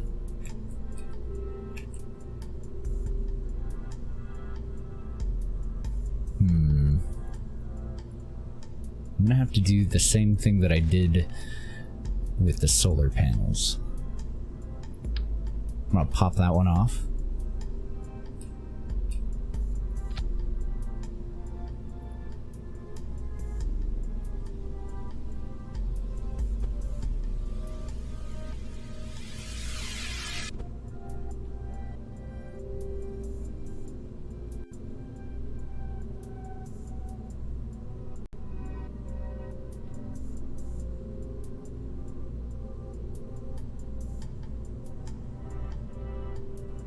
Just a little bit subsurface. And then one more up on the front.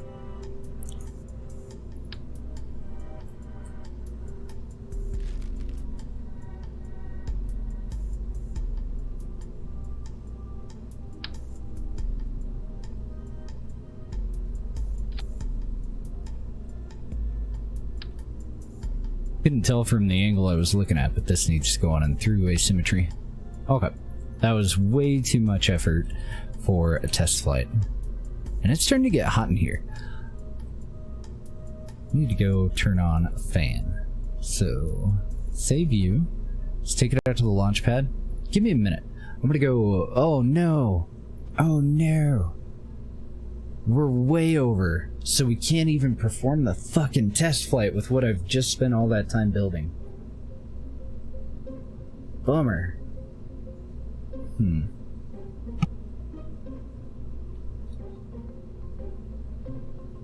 What a pain in the ass.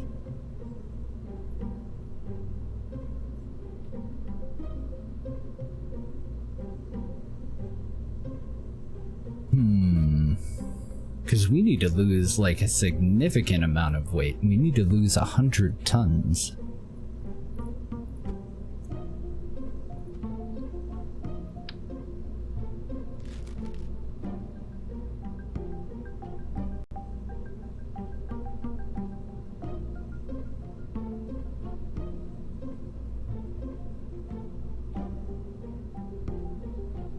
So that does change things a little bit.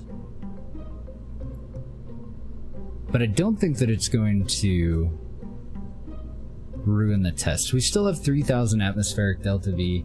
It's not going to be enough to get into an orbit, but we don't need an orbit. Let's see how she goes. We're going to do just 4 SRBs. Thankfully, their thrust to weight ratio is high enough that we can get away with it. Then when we separate from the 4 of them, we'll fire the Bobcat, the liquid fuel engine on the bottom there. Then we'll transition to the Poodle, and we'll test all of our separations and everything here. That's fine. That's fine. Okay. Not a catastrophe. Could have been, though.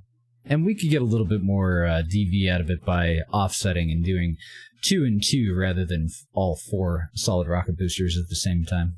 Doing pretty good, Pancake. How are you doing, man?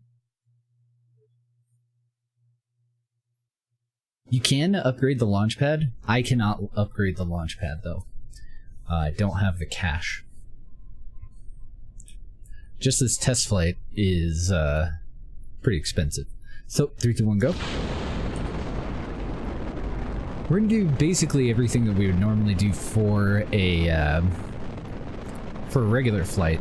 Pretty soon, I think we will have enough money. I don't recall what the level 3 launch pad costs, but I think it was one of the more reasonable investments.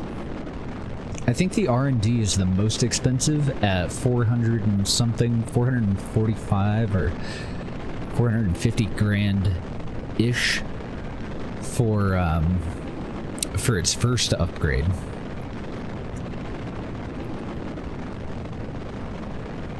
And I also think that we could be far more efficient about this. We're just throwing shit together for a test flight. Let's see what we end up with. Let's go ahead and start leaning in. I should have done that a little while ago. Did I have separation rockets? Okay, cool. As long as I have separation rockets, we should be able to lean over quite aggressively. And we'll see if she does a tumble. I didn't think to add additional control surfaces. So those guys can fuck right off. And yep, she's gonna eat shit. Okay. Back to the VAB. all we gotta do is add some control surfaces. Ah, it's hotter than hell here too. Give me just a second. I'm gonna hit the restroom and turn on, I don't know, probably a swamp cooler. Be right back.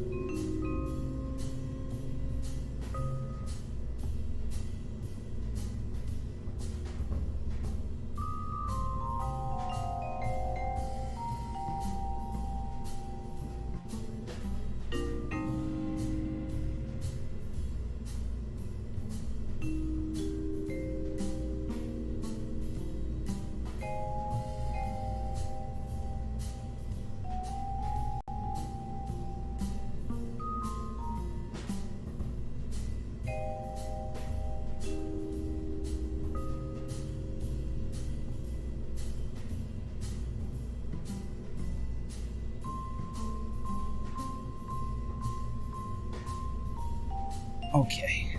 Can you guys hear that in the background when I talk?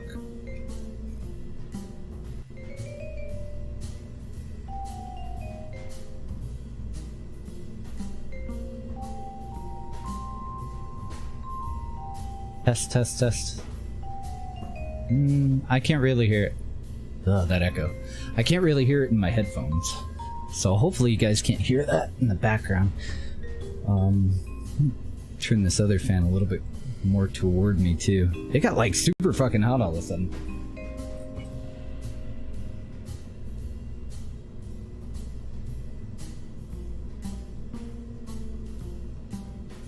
Okay, if you can hear anything, just let me know. And we'll go and redo our sound profile and filter it out. So, all I need is more of these guys. They don't weigh enough to throw us off, so it should be fine. I also need monopropellant nozzles. Even though it's just a test flight, I forgot. Mandatory RCS. Gats to has them. Oh, nice, Isley.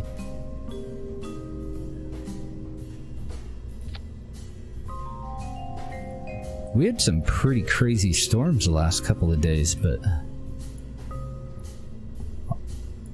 nothing too terrible.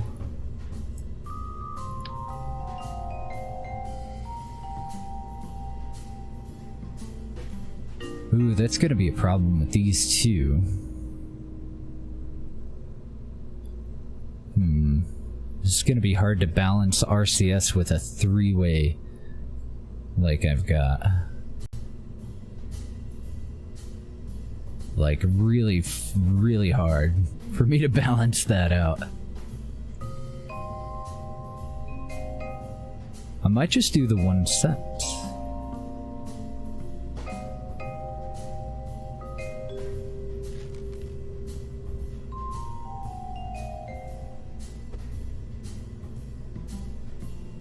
So we won't be doing any docking maneuvers with this. But I think that'll be enough for us to pivot around and everything. Okay, save it. Try this again.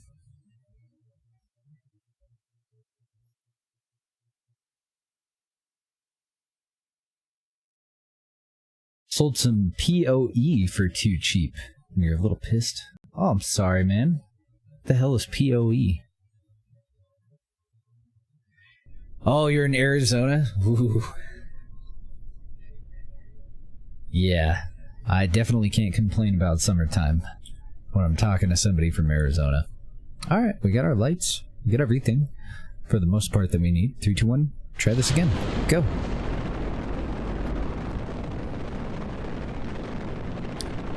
How do you sell some Path of Exile, though? Forgot SAS. No big deal.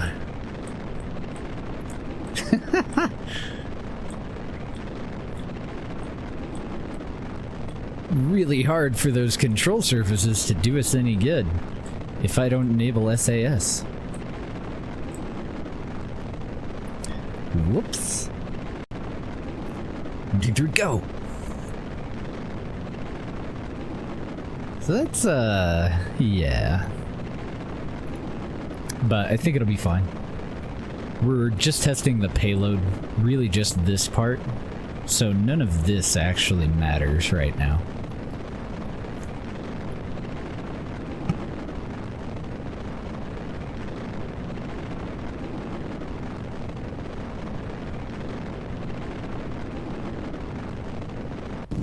Oh, you're selling items in PoE. Oh, okay. I'm sorry. I thought that I had read you say you sold some PoE. Whoa. Jebediah's life just flashed before his eyes there. Oh my god. That was a little close. That was a tiny bit scary. Oh, what the hell's going on? Why are we nosing up? None of that shit. The thrust to weight ratio is far too low in this stage. With just a single Bobcat.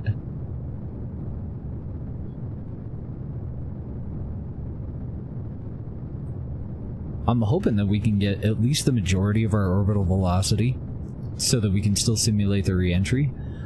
But that is a problem. I need 2 of these. Yeah, that was really close. And I'm not exactly sure why. They should have separated straight outward without any issues. I do not know. Maybe it was I may have accidentally been nosing down or something during the separation, so the control surfaces may have been at an angle or something there. I wasn't paying much attention. It's just like, oh, it's staging time. Hit the space bar. He is a death magnet, that is true. We're just gonna stay at a 45-degree angle and see how high we can get. But I don't think this is gonna work.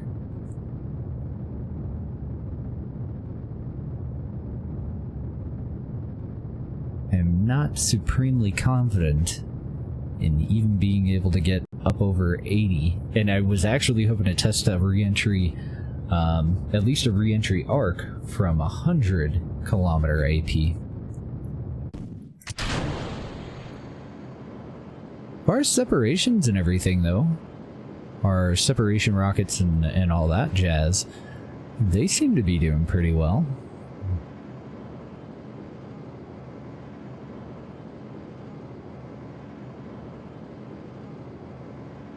Oh, those are the worst. I've had that happen in EVE a couple of times too, where it just didn't do enough research.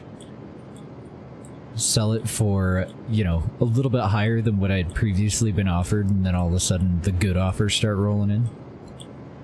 The bastards. Burn, baby, burn.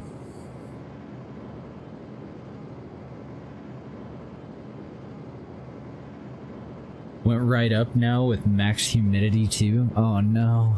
So only a temporary reprieve from the heat. I don't think it's gonna happen. We're down to about half of our fuel. Our thrust to weight ratio is approaching 1.3, which is okay. But I don't think we're gonna get over 2 kilometers a second. And I don't think we're gonna get the height that we want. Unfortunately. Oh, I totally feel you there. Thankfully, Utah, there's not a whole lot of humidity. I didn't think that there was a whole lot of humidity in Colorado either, until I moved to Utah and then went back to Colorado. I was like, holy shit, there's like 2% humidity, I'm dying. Help me.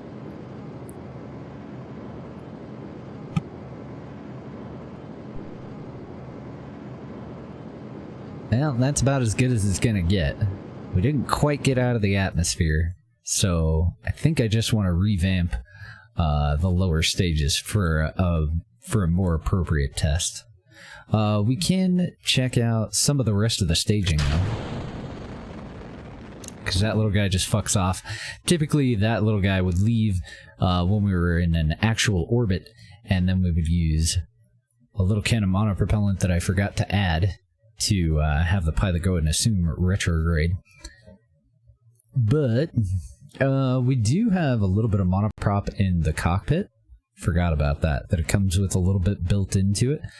But I don't have any nozzles. My nozzles were on that guy, so I needed to actually flip around to retrograde before I staged it. I don't think we're going to get anything out of this. We are going somewhat fast, but we're slowing down the entire time till we pass AP. Have a great night, Ozzy. Good to see you, man.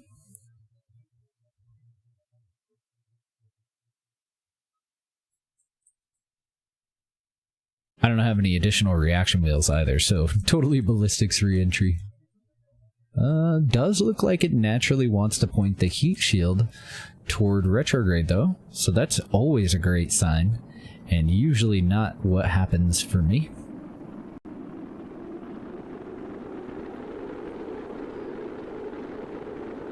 So it does look like we're going fast enough that we can see if this is going to separate properly.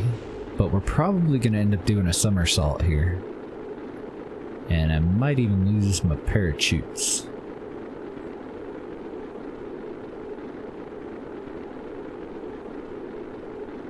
But what I really want to find out is, at the high speed that we're traveling, are these separation rockets actually going to be able to move this out of our path, out of our flight path? Yep. That went smashing, honestly. I don't want to run into that thing. So all the rest of that worked out pretty well. I'm okay with the separation of the heat shield. I don't know. I'm pretty okay with the majority of the rest of it. Now we gotta figure out how the fuck we're gonna get it up into space, though.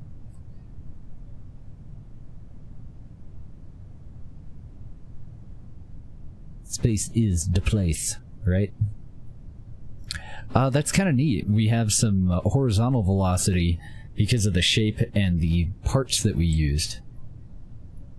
We don't have any wings or anything, but with the additional drag of the parachutes, we're actually kind of descending at an angle toward whatever forward happens to be at the time. Here goes the drobe for full deployment. I may set that to cut. Let's see how these parachutes set us down.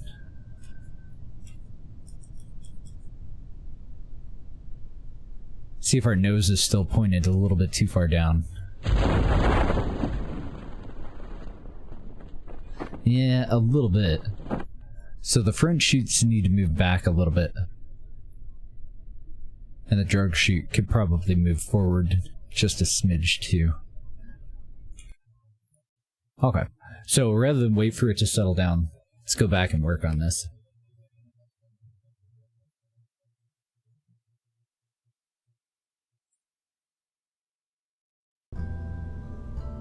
Oh wow. He had a little curveball in there. That's awesome.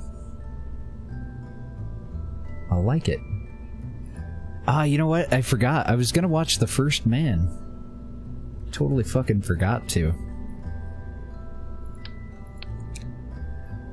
So I definitely want to work on this thing. I don't think I have the mainsail yet. I think I need to upgrade the VAB to get it. So we're gonna need a... We do have the skipper, though.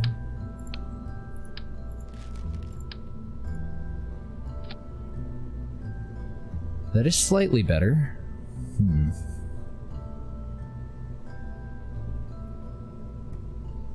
I love the look of the new skipper. My goodness.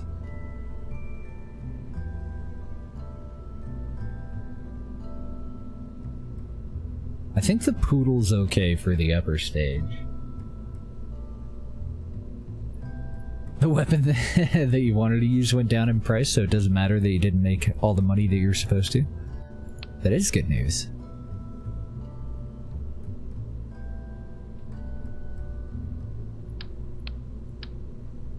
I think I'm gonna have to get rid of that guy and swap it out for the other version that just has fuel.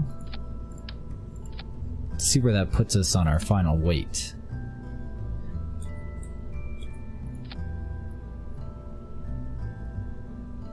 Okay, we're still good. Shit.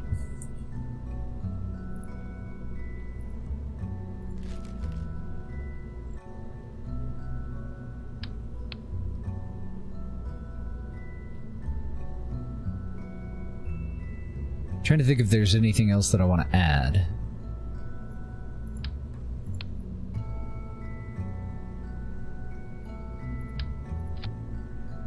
That's part of why we were still good. Don't have these little guys.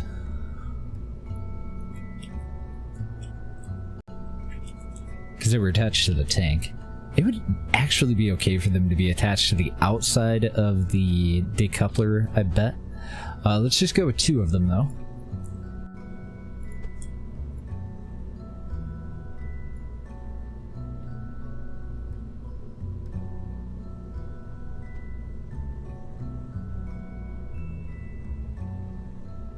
Plenty of room in there.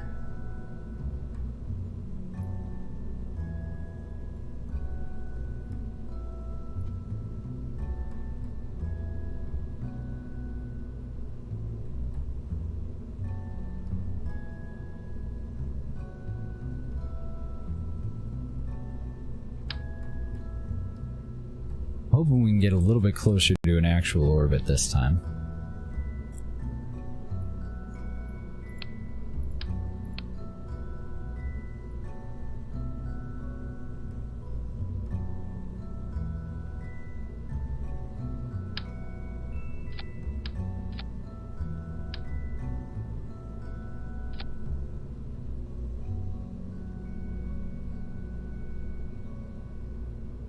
And then I'm also wondering if there's any way that I can put a fairing around this. I don't think I'm going to worry about that for now, though.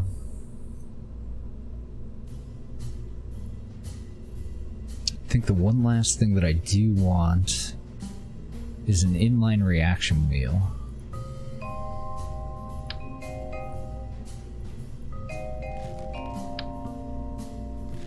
It's a little baby version. Okay.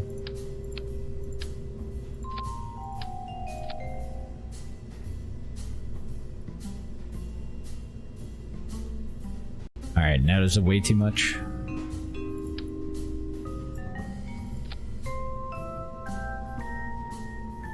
It does, by 0.05 ton.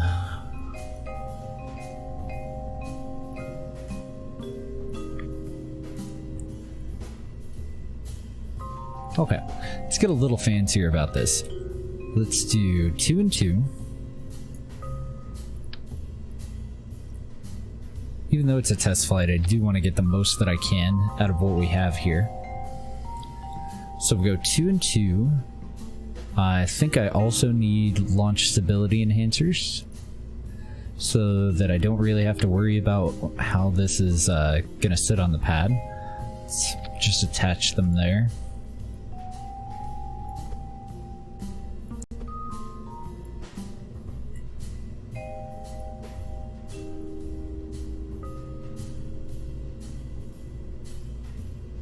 Because I definitely don't want them above the control surfaces, the wings.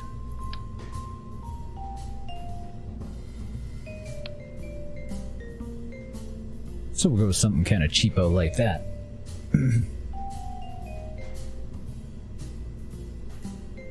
Oh, nice. So you're not getting any outrageous offers that are pissing you off anymore? Good deal. Do these add weight? Are you fucking kidding me? Well, they add 1/10 of a ton. You bastards. Fine. Whatever, we'll do it the hard way. It's cool.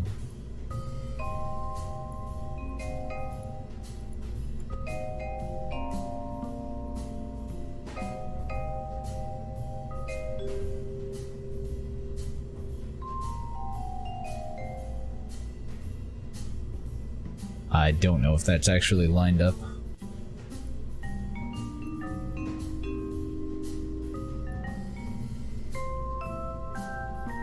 Okay. That's enough dicking around with that. So, I want you guys at a lower thrust. I want you guys at max. And if I can get away with it, I do not want to fire the liquid engine on the pad. But I might not be able to get away with it. No, I think we'll be fine. These will only last slightly longer than these, but I think that'll be okay. So, do you have to separate these out again?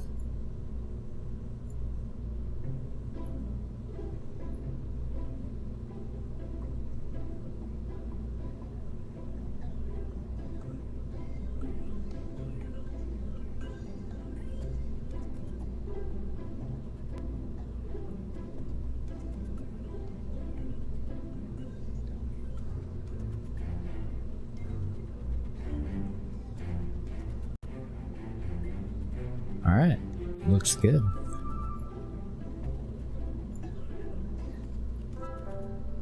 Get rid of that.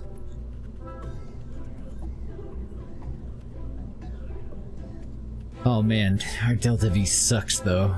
We're gonna be using up way too much fuel with the mainsail.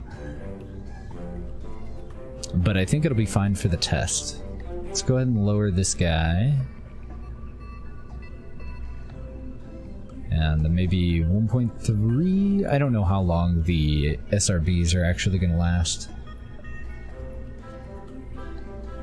Oh, you're in the wrong stage. There we go. That made it a little bit better.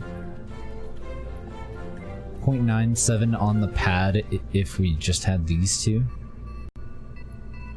Yeah, let's see how it goes. If we have to, we'll fire the liquid fuel engine when we separate these two. Let's just prep for it.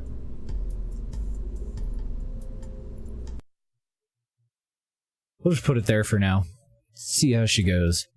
I'm hoping that we have enough to actually get as high as we wanted to get this time.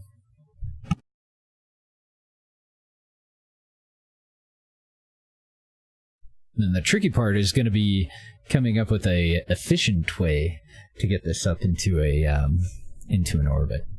But I think we'll be fine. I'm pretty sure that we just need to cluster our engines.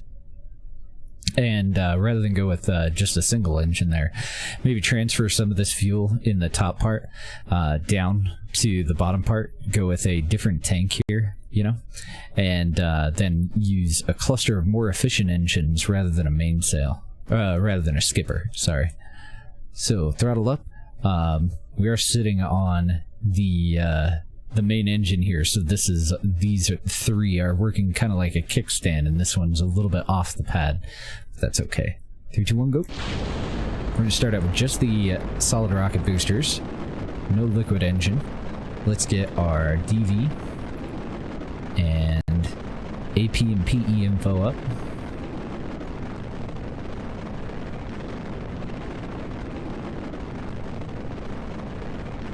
Yeah, we're going to be quick firing these stages.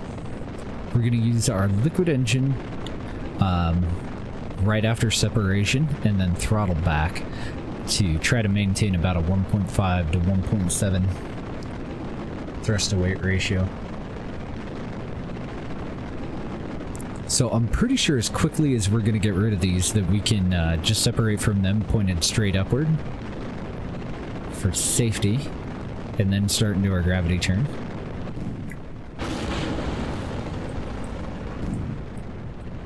At about 9 kilometers from the looks of it. TWR just at 1.5 with the liquid engine going now. So just a good guess on the thrust limiter there. I set it up for a 1.3 total, figuring that we wouldn't be on the pad and we wouldn't have the extra set of solid boosters anymore either. Okay, second separation. Full throttle. Oh god, why is our TWR 0.58? Oh skipper, you've let me down. That won't do at all. There we go, we got it up to 1.3 with no throttle limitation.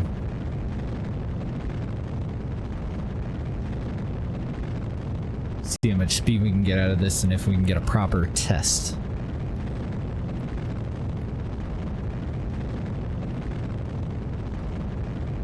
So I'm just staying at a 45-degree angle because I don't know exactly how this is going to go. Typically by the time I get to the liquid fuel stage, we've already got our AP up at about a 45 kilometers. Right now it's at 32. I'm actually going to nose up a little bit. Try and pull that high as quickly as possible. I'm going to continue to throttle down now that we're getting up closer to 1.7. We'll get a nice long burn out of the pool, and that might just be enough for us to at least get, you know, out into space and test a steep re-entry.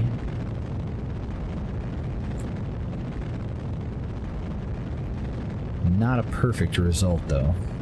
But I do think that we're spending more energy trying to get this much fuel up into space than we are getting the payload itself into space. And we'll have to get an actual weight on the payload, too. Figure out what that's turning out to be. So we're only at 48 kilometers. We're definitely still at a little bit of a risk for a somersault. And I may have to activate RCS pretty soon. PE is at 63 and climbing. I do think that we're going to reach our target periapsis this time. Thrust to weight ratio is just over 1. So timed PE is pretty important too. Looks like we're at 50 seconds and climbing. So don't want to start nosing down quite yet. I want to get out of the atmosphere first.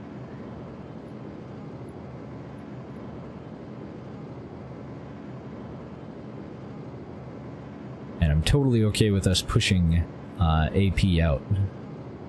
Right now we're 55 seconds from AP.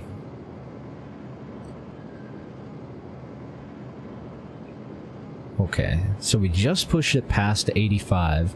Let's go ahead and burn down to maybe about 50% fuel, or until our actual altitude is at 85. Now that we're coming up on 95, let's go and transition horizontal. We'll just burn out the rest of our gas. Yeah, I think we're going to get a totally successful test out of this. The more horizontal velocity we can end up with, the better, though.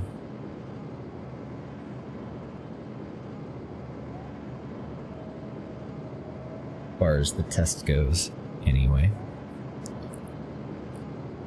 So this time I just moved the monopropellant nozzles up ahead of the heat shield. And we're still only going to use the one tank. I haven't had to activate them yet, even though we are using mandatory RCS because of our engine. Doing a good enough job.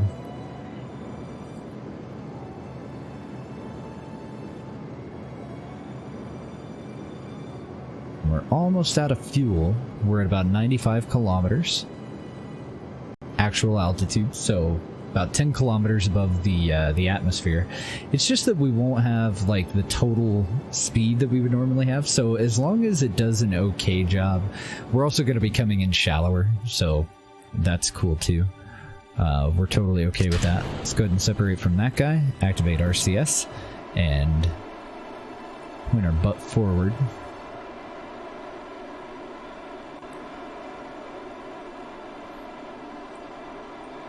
I went with the 5 nozzles just so that it would be a little bit faster. And it looks like they're going to be okay. I totally should have throttled down. I think it's fine, though, that we vent all of our monopropellant. That's actually way more fucking monopropellant than I need. It's a little silly for us to have that much monoprop. Let's go ahead and burst the... We're technically bursting backward, but since we're pointed backward, we're accelerating. And I'm also going to burst down, downward so that we move a little bit upward.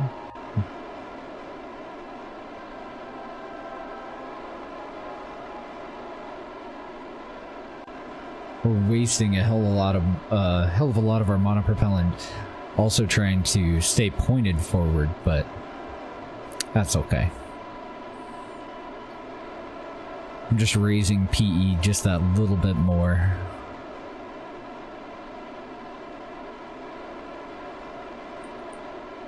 I'm going to reset SAS so that we don't waste as much.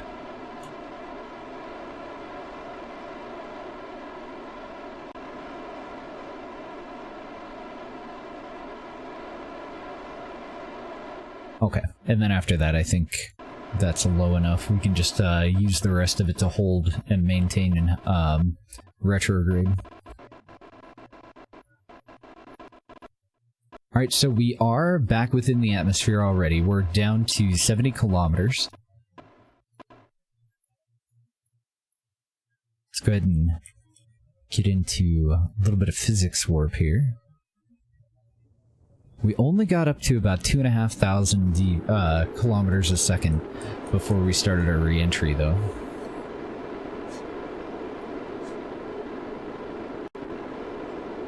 And a very steep re-entry, too.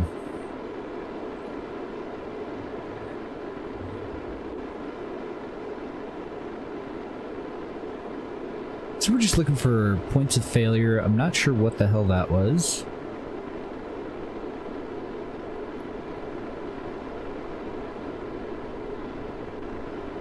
That could have been something on the maneuvering stage. I'm not sure what that explosion was.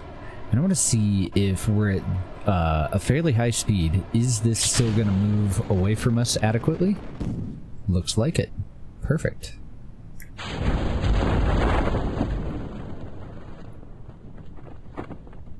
And I'm a little confused on why they all deployed like that. Because we were at 10 kilometers. Not too bad, though, all in all. So I think we can continue going with the build. And now we can start working on a more efficient way to get this thing up into space. Rather than a cluster, I think I'll do side stacks, and we'll do onion staging. Because we do have radial decouplers that should be adequate for it. So I want to get rid of that. I want to go to our non-atmospheric stats. Right now, this is actually okay, but I'm worried that we're just bringing way too much of it up into space with us. I think it was 10 from sea level, but weren't we still over the ocean? If we were over land, I don't think we were over mountains. I don't think we were over anything 5 kilometers tall. I don't know. Hopefully we don't have an issue with the chutes. If we do, I'm sure we can fix it, though.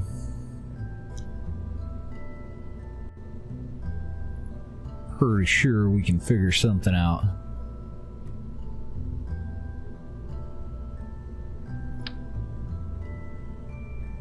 I don't know. I might leave that the way it is. For now.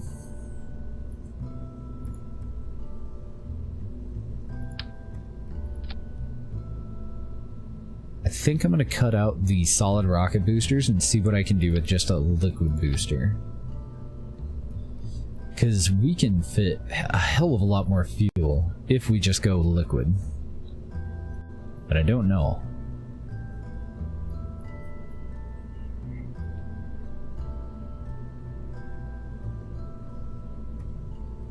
So let's see if we can find something fairly efficient that'll work. And I don't have engine plates, unfortunately. So I don't think I do. I can't recall. Are they in, are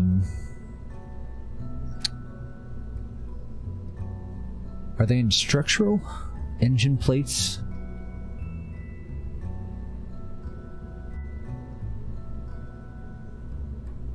Yeah, I don't see any.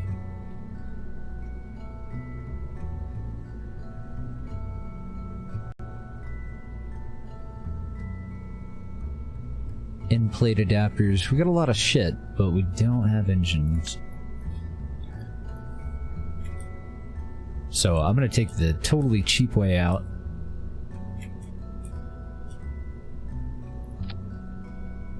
If we go with 4 of these, that'll give us a thrust to weight ratio of 1.1. No, it'll be lower. So let's go with 6.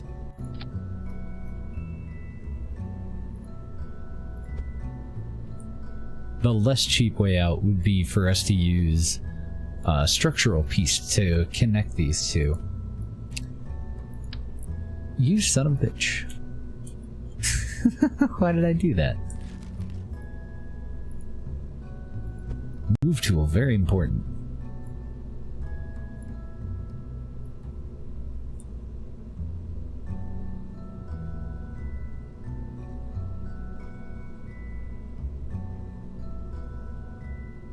I'm just looking at the parts of the engine to decide whether I want to pivot them around at all. I think I do. I think it'll look better.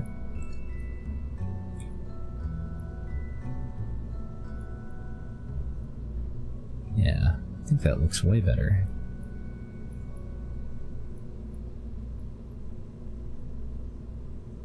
Kinda like it. So our TWR is still far too low. Our burn time is only at 1 minute 40. Solid rocket boosters might actually come back. And Dr. Floyd, welcome to the stream. Thank you for the follow, man. Pleasure to meet you. We don't have anything like flaring out at the bottom. So let's go with some flush radial decouplers this time.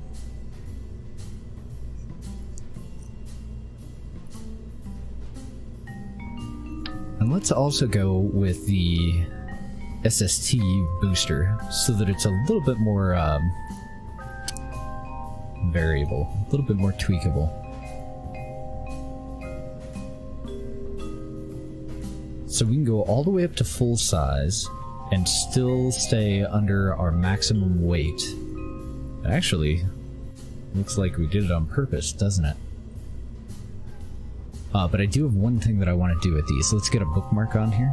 I think I'll actually just use tail fins so that I can tell which way is outward.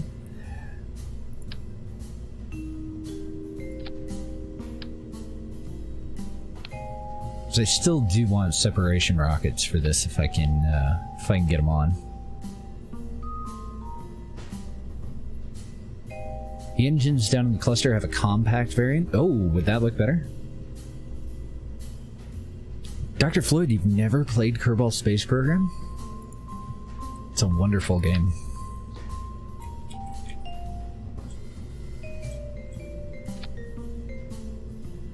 Just takes a little bit of practice.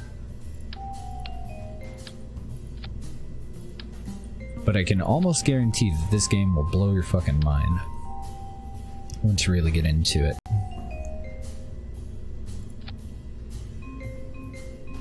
Okay, those look fine.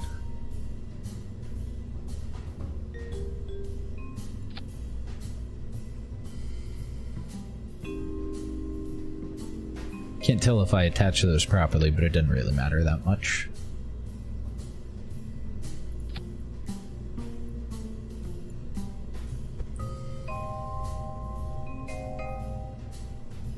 Okay, so looks-wise, we're on the money. I like it.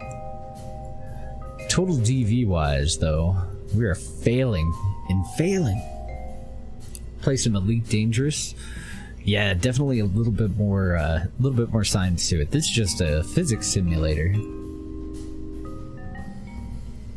But I do hear really good things about Elite Dangerous.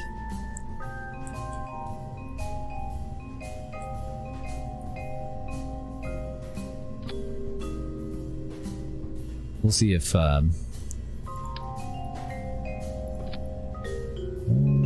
see. See if we can make this look okay with just the 4. We're at 139.3 tons. Oh dear. Real-ish, yeah. Real, but scaled.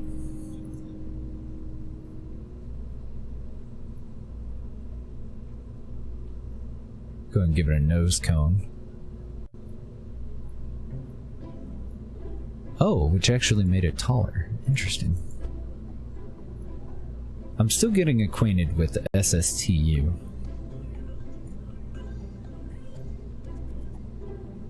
Definitely not well experienced with it.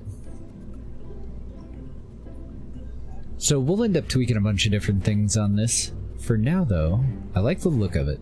Let's move our engine cluster down to the bottom. We can start out at probably about a 1/3 throttle. And we'll end up definitely short of an orbit though. That's the problem.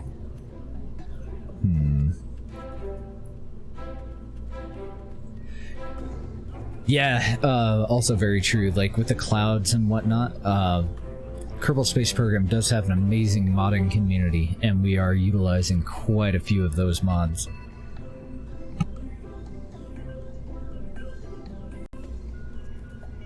I'm still thinking that it's probably just gonna come down. Let's fix the rest of our staging.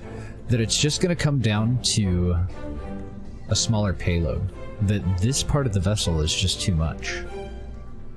I do want to go with the 12-man version, but I might not be able to actually achieve higher than 7. Well, it'd be a 6-passenger version until I can get an upgrade in.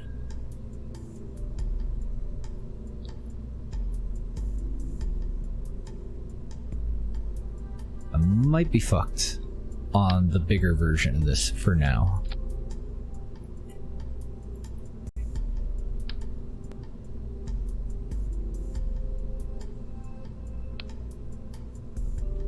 I like the look of it though. Definitely like the look of it. So I do think that we want to stick with the triple configuration. We can very easily shorten this and just do a 6-man.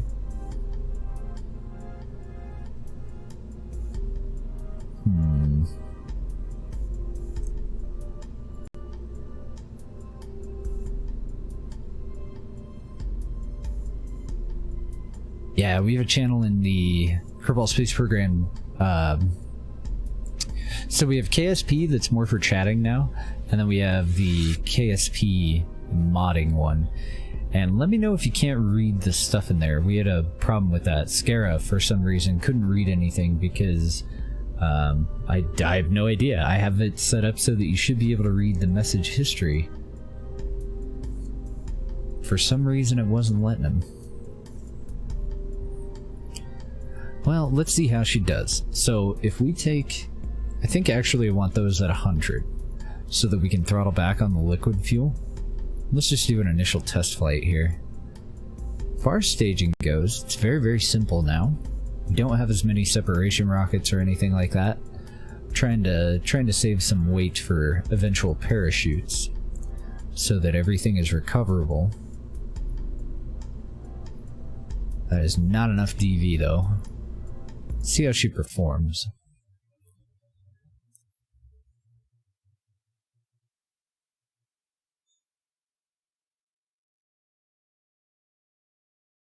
Yeah, the actual mods one does change around a lot. So Kerbal Space Program, since we played it for so long, it was the original exclamation point mods. And then if you wanted a list for like X4 or RimWorld, it was like exclamation point RW mods or X4 mods. Alright, 3, 2, 1, go. See how she does.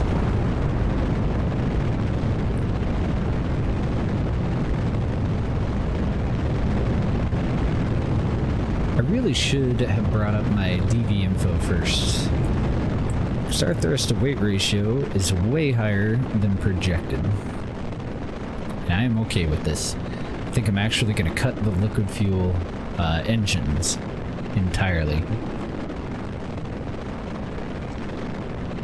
think we'll probably end up doing another launch without them even igniting.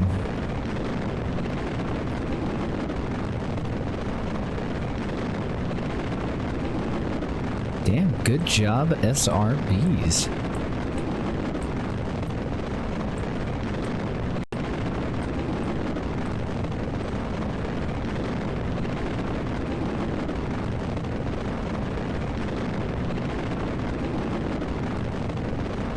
Just starting to nose us down a bit. We'll full throttle before separation.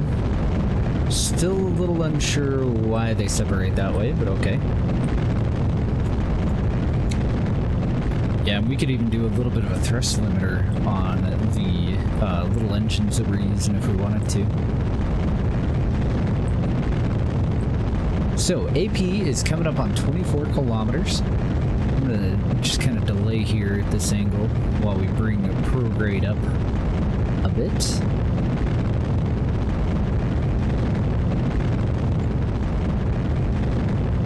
Down to about 2/3 throttle, just a little over 2/3 throttle.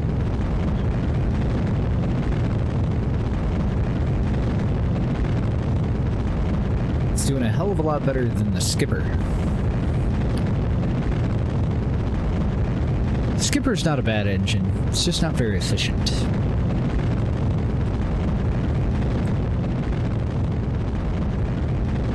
Not compared to a cluster of smaller engines, anyway.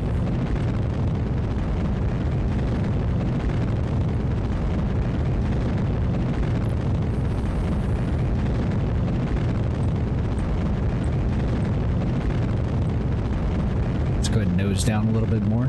We're at 42 kilometers of actual altitude. Apoapsis is approaching 60K. So we'll delay it here again at 30 at the top of prograde.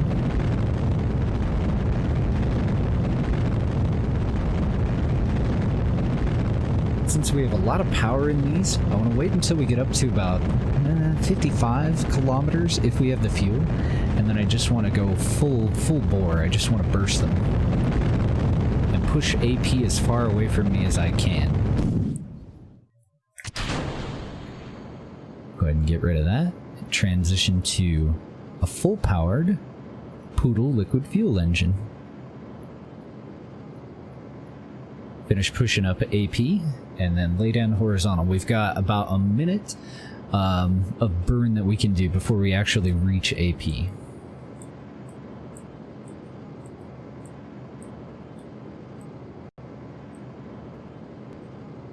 We'll see what we get. Last time, by the time we were at about 70 kilometers, we were only doing about 2,500 meters a second. So I do think that we're doing better this time, with the same amount of weight and just a slight reconfiguration with the solid rocket boosters. Another thing that we could definitely do is a cluster of very efficient upper stage engines through SSTU and transition this tank from liquid fuel and oxidizer over to a gas, which should lower the total weight of this quite a bit.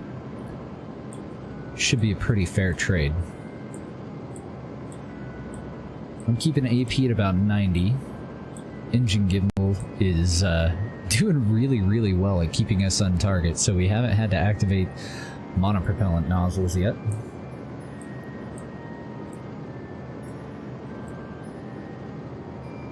Not gonna have quite enough power to get into a proper orbit, but we're so close that I fully believe that with a reconfiguration of the upper stage to something a little bit less heavy and a little bit more efficient, we'll be just fine.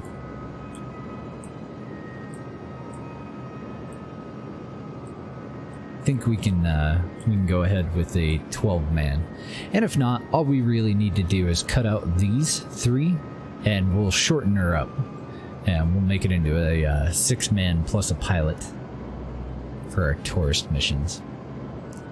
So I have gone past AP, but we're not going to have enough DV to actually achieve an orbit anyway. I really just want more horizontal velocity. So I'm just going to maintain while we burn out that fuel. I think we'll get rid of that. Let's just continue to vent monopropellant forward, since we have so damn much of it. Oh, right, I can't do it in warp, can I? I can do it in physics warp, though.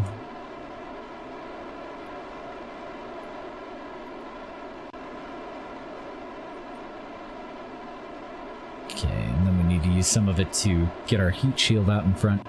So, quite a bit better. Ended up re-entering at, by the time we get down into the 70s on our altitude, we're at 3,100. We're still a full kilometer a second short of actual orbital re-entry speed, but definitely getting better.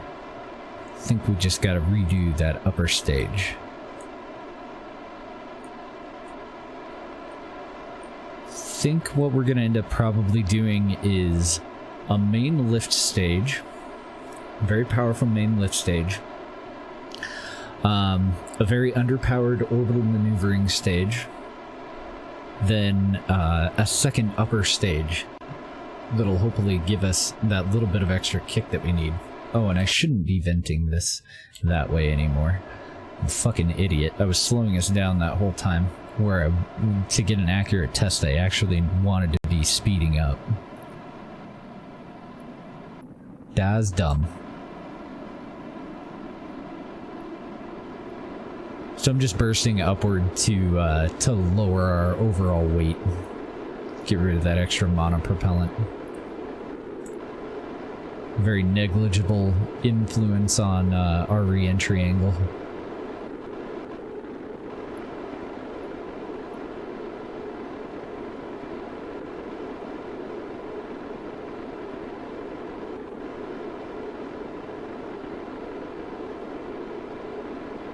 Ooh, you gonna be okay there, Jeb?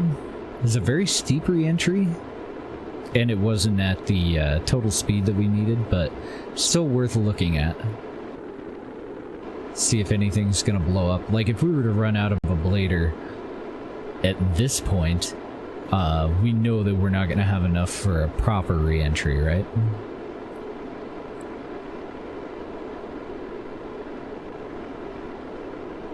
I have no idea, Raze.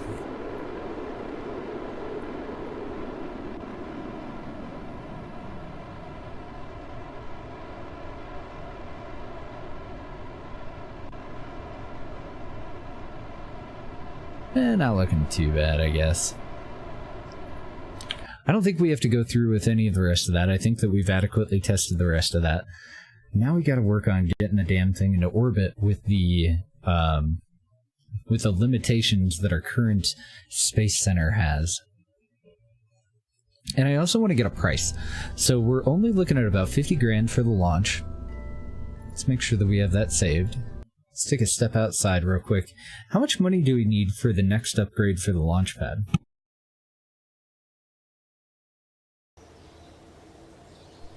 Because we're not having a problem with part count, so it's not the VAB that needs upgraded.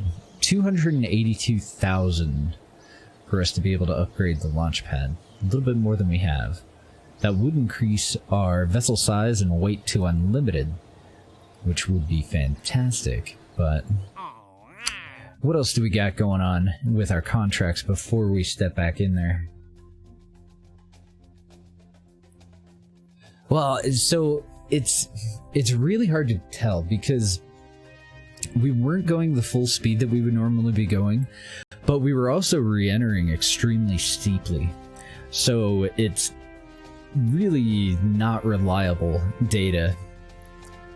It's more, you know, what's going to overheat? Do I need a larger diameter heat shield? That kind of a thing that I'm looking at. Because we're not going through anywhere near as much atmosphere as we should be, so we're not losing our speed, you know, in the correct way. Launch a satellite into the specified orbit. We have 3 of them. I've never done these. Very specific orbits, but that shouldn't be a problem. And it looks like it just has to be unmanned. I don't even see any science equipment that goes on these.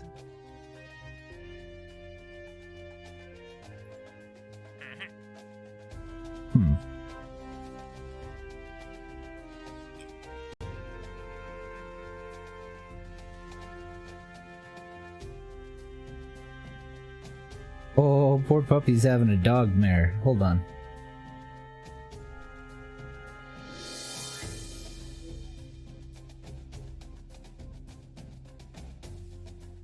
Aw, poor girl. She's actually awake. Poor gal's having an allergic reaction. We think it's her new food, so we swapped her off of it about 2 or 3 days ago. She just itches all over the place. She's in there, like, scratching her head on the side of her kennel, whining. So I thought she was having a doggy nightmare.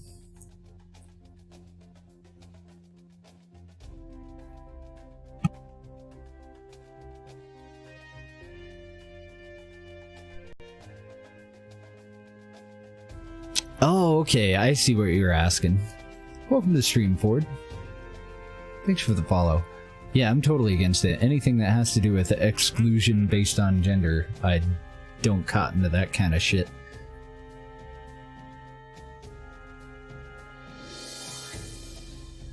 I don't know, maybe the smart move is to take these on as separate flights. We won't be able to make anywhere near as much money. We could have potentially had a $50,000 flight that would make us nearly $350,000 back.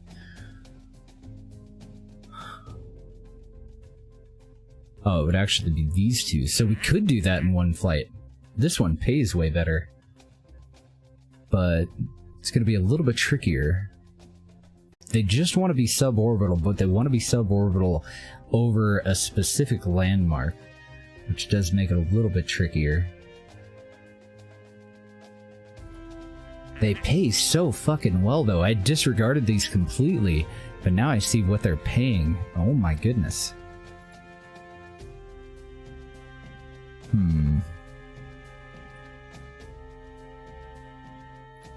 Okay, back to these ones real quick. Poor Ford. Meanie Paula, no bully. I don't know, these don't seem to pay anywhere near as well. This would be an easier thing to achieve, though, from the looks of it here. If I go into the tracking station, is it going to show me those orbits?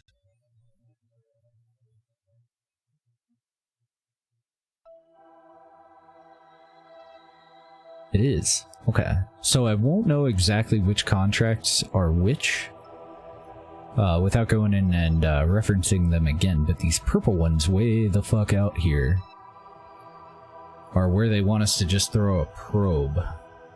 And that really wouldn't be too big of a deal.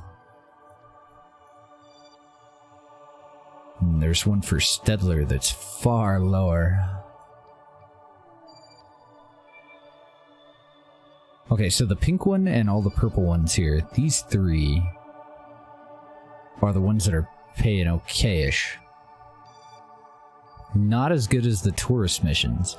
When it comes to the tourist missions, we've got to find the actual icon for them.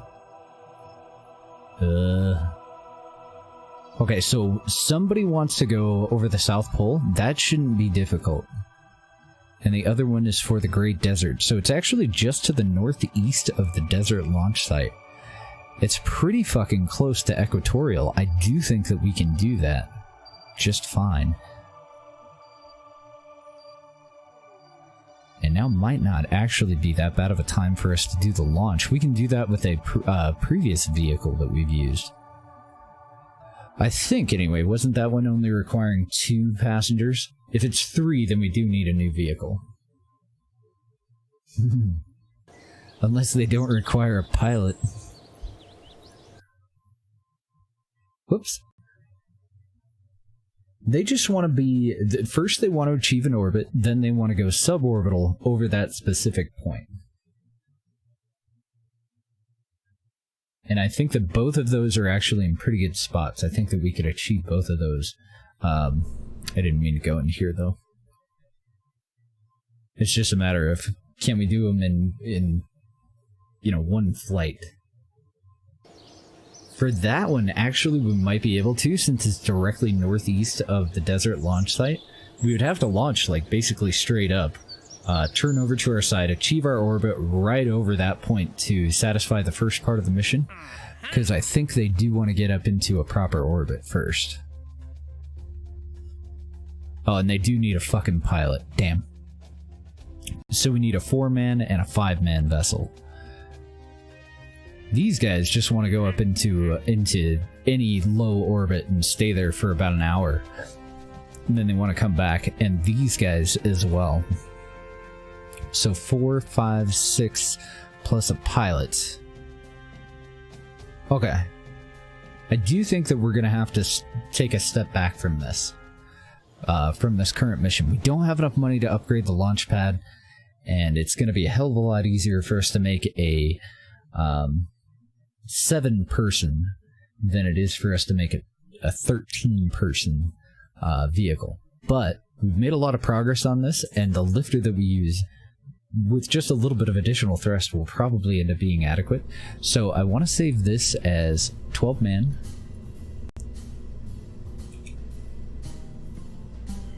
Wait a minute. What did I save the other ones as? I think the other ones were actually cheese.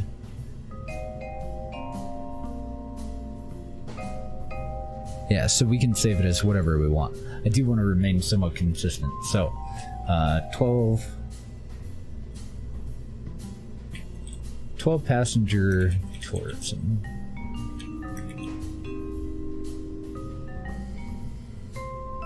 I want to save that one the way that it is.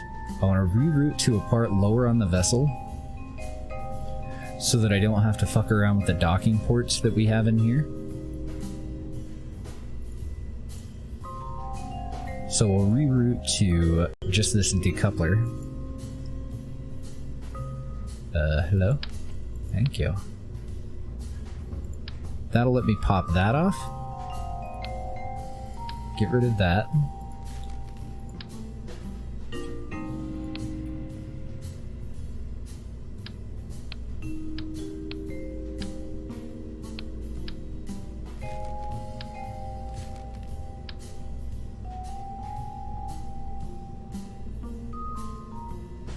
Oh wait, I don't want these attached to that. I need this reattached here, and then I need these attached to the top part.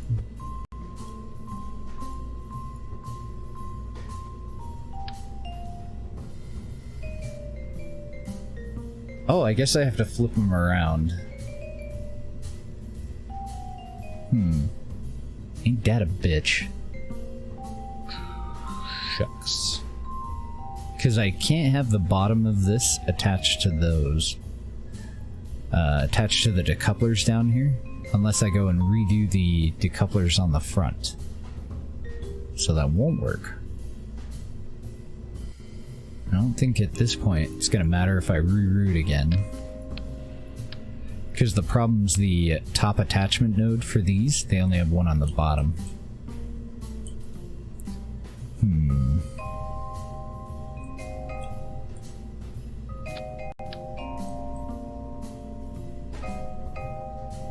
Okay, so you've got to go, and you've got to go.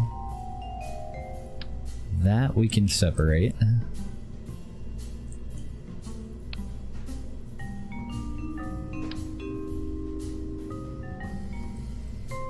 It's rotating all of my parts as I click on them.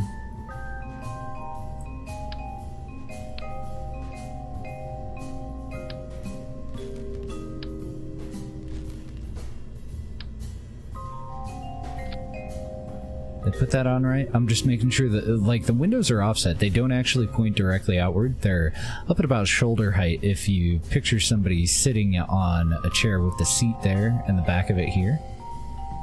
I think it's actually opposite. I think the seat's here and the back of one chair faces backward and the other one faces forward so that they're facing toward one another. So I think that'll be fine. Copy view over there.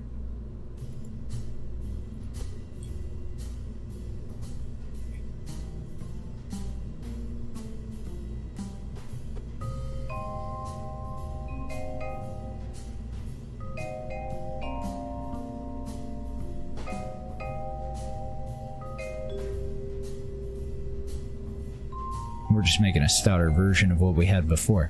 So, this decoupler goes. Or does it? Wait a minute. Yeah. That one goes. And that one goes.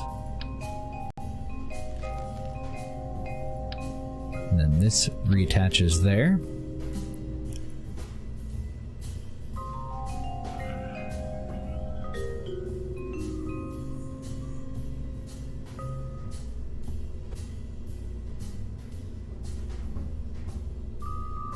I think it actually attached to the bottom of the cabin. So I gotta pop that off one more time. I need it to attach to the decoupler that's inside there.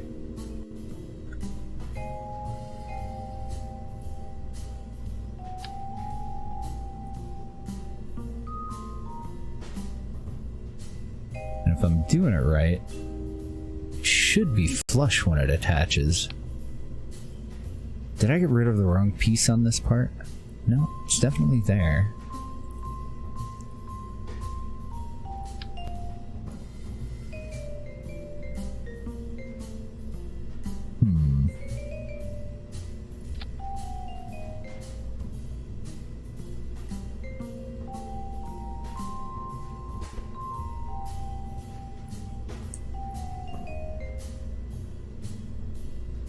I'm really worried about eyeballing that, though. There's a lot of room for error. Don't want these decouplers to clip into one another. But I don't want them to have to move to do the actual coupling, since they're clipped within another part.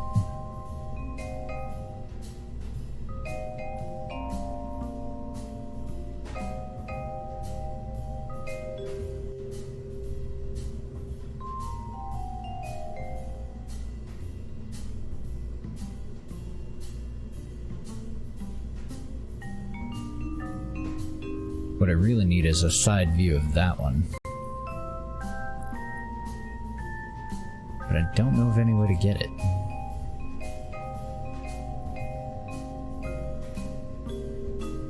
I kinda got a side view there. Okay, let's compare that to these ones. That actually looks just about dead on. And this would be a 6-passenger.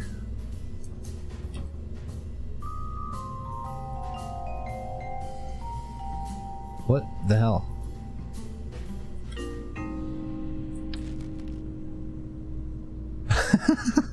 The fuck was all that? Hello?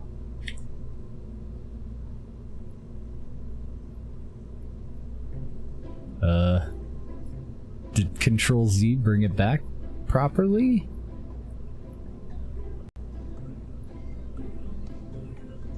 I mean, it looks good.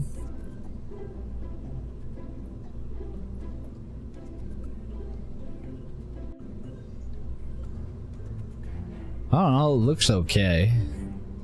I think we've got all the right decouplers. Let's go ahead and just set it out on the launch pad. We're not going to check over staging or anything. Not yet. I want to see if it just spontaneously combusts on the pad.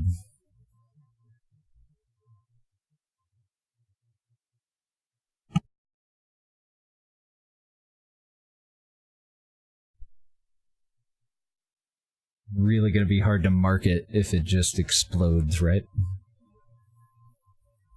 If it doesn't work, then we go back to the basics and we just redo it the way that we did it before.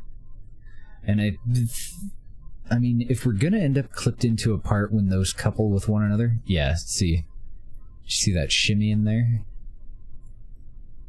Oh, I also think that my strut was attached from the bottom part that we got rid of.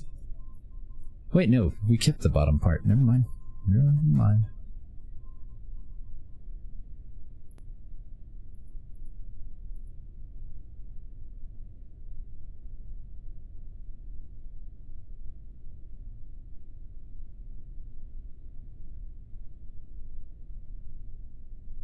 Oh, it's not moving. I did see a little bit of movement there when we first came out on the pad, but that could have just been the decouplers. They're kind of magnetized, like they pull at one another to attach. What I'm worried about is that they're going to continue pulling. Like if they're too far away from one another, we'll actually tear part of the vehicle apart when physics kicks in. And if they're too close to one another, then they'll clip into one another and they won't be able to dock. And those two pieces will be able to move independent of the rest of the vessel. And we don't want that. I'm trying to think of a quick, easy way that we can test that. Just the structural integrity of this.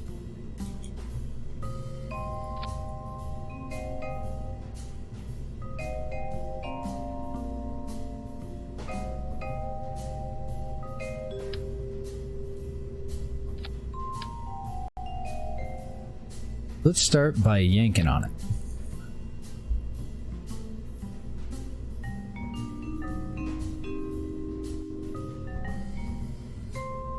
And we know that this one's already docked to this part because we attached them in the VAB. So we're going to use that as our control.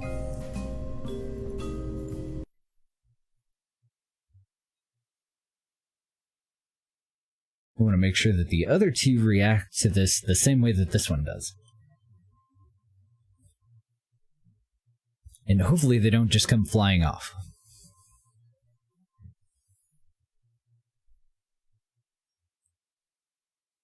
If you're not sure if it'll work, just hit it with a hammer, right?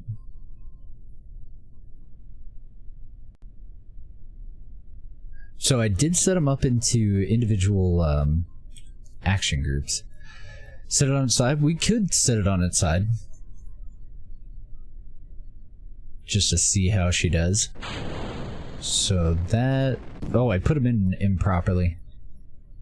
Well, it didn't... the bottom of it didn't move away. I think I actually want to move these downward a little bit for a more reliable test. They seem just as solid as that one, though. So far so good. Since we're actually testing out the connection on the bottom, I should have the torque being applied at the bottom.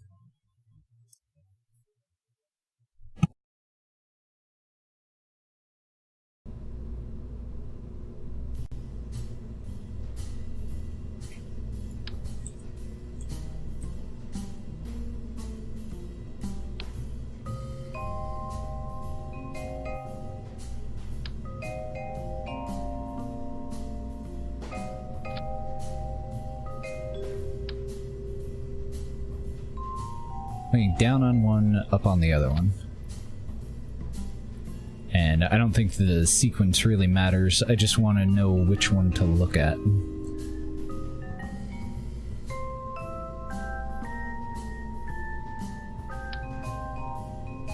Now one can just go. Okay, so it's going to be this side firing first, the one that's facing upward.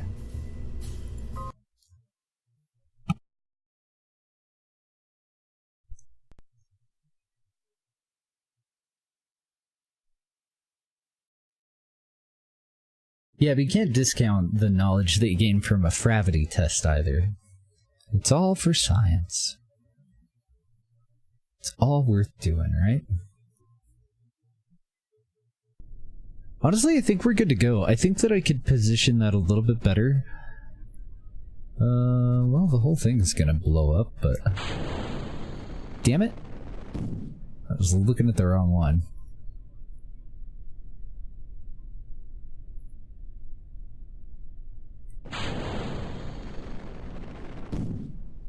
I definitely see some wobble in there that I'm not comfortable with. So it actually kind of worked out that I didn't redo these. Because just the way that that's jerking around, well, I don't know. That one actually moves just about the same. Maybe they are solid and just fine.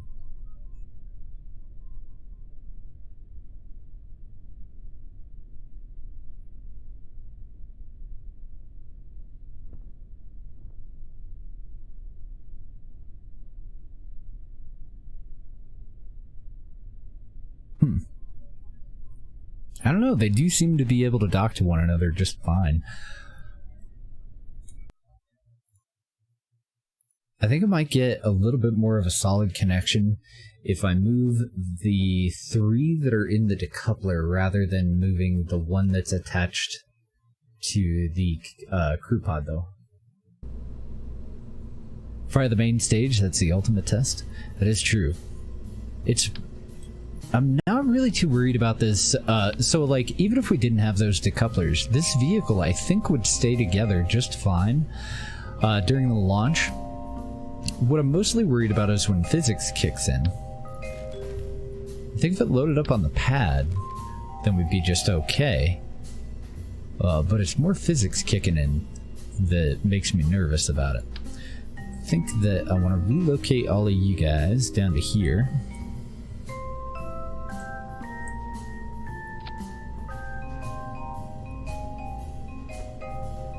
Because if we're being honest, you looked like shit.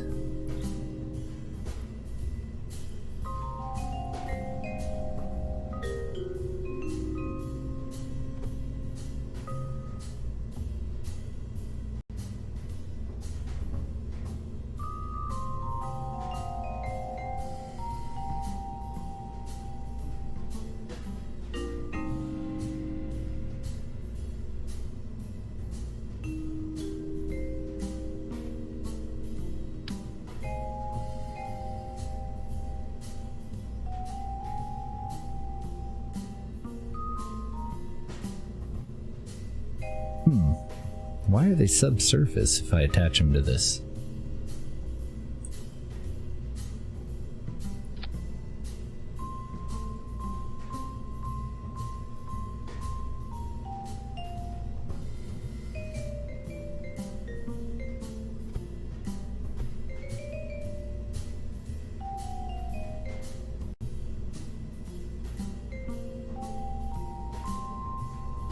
That looks way better. Than having them right over the batteries. I like that a lot more.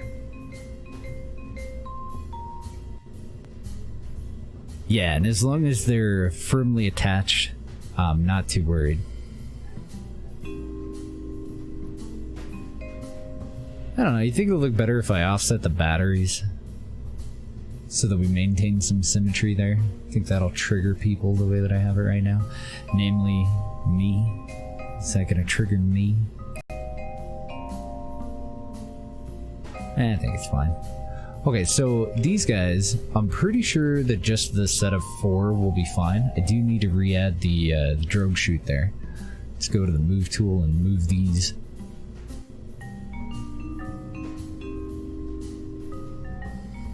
Just like so.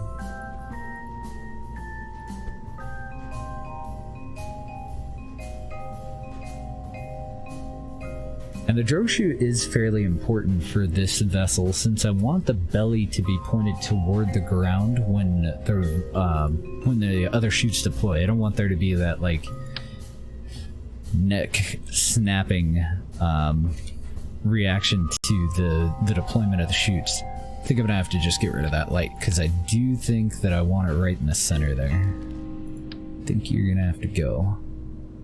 But that's fine. There's no real reason for us to have a light on the top, is there?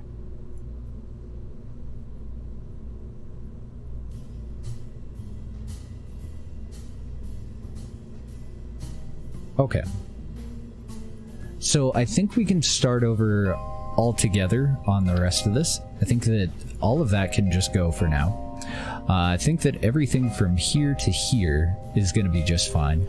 Although that is a hell of a lot more monopropellant than I need. And I do have a nice flat surface that I can attach these to here.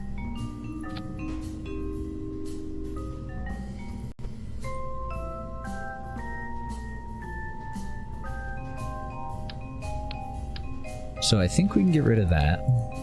And I'm probably just going to go with the little radial tanks.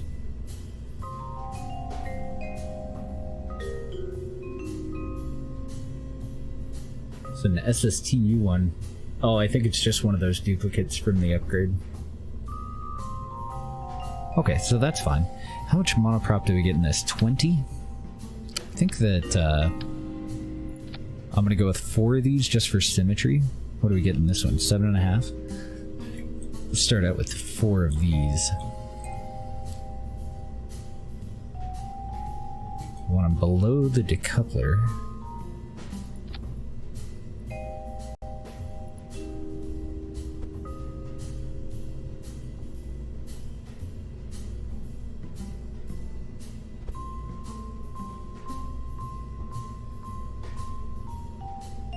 Making sure that they're not going to interfere with anything. Yeah, that looks like we did it on purpose.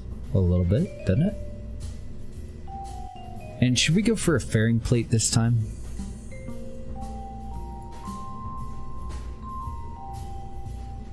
Oh, well, if I do, I'm going to end up having to cover up the tourists, and I don't know if I like that.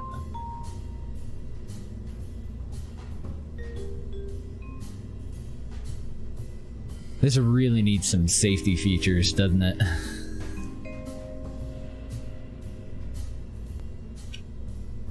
I don't think I'm going to start doing stuff like that until we have the, at least the launch pad upgraded, though. Alright, let's go over to payload. Do I even have a fairing that'll work for this? Not one that I can attach down here. Okay, so we could do a fairing on the top, though.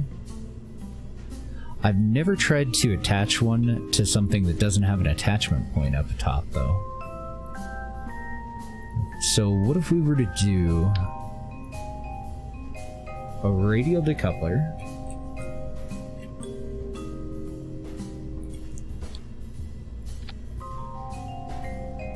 It's at a bit of an angle.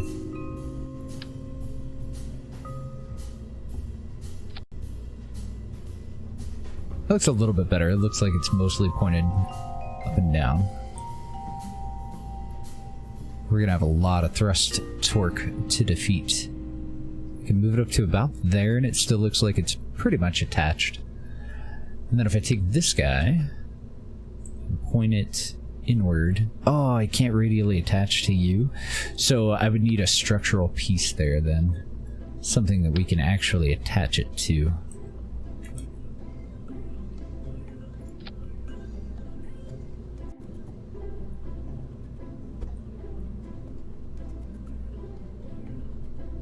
Just mostly for the sake of the game, not really much other reason.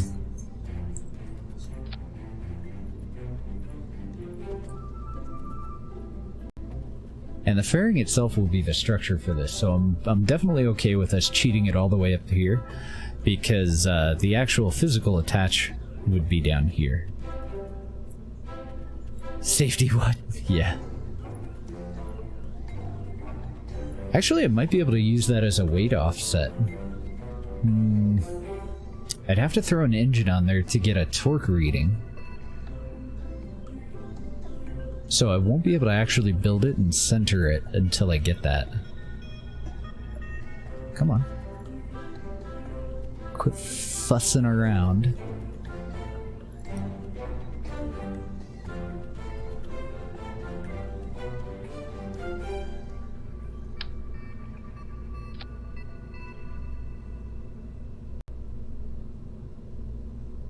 See where I'm going with this? Now I definitely want the decoupler and the structural piece to fuck off that way, the same direction that they're attached in. So we'll do that with ullage motors.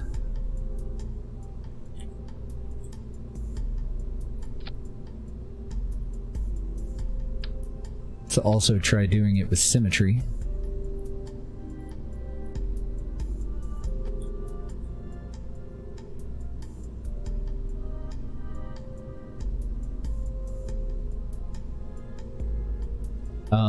I wonder if it'd actually be safer. Yeah, I think it'll work out better if instead of doing it like that, I attach them this way.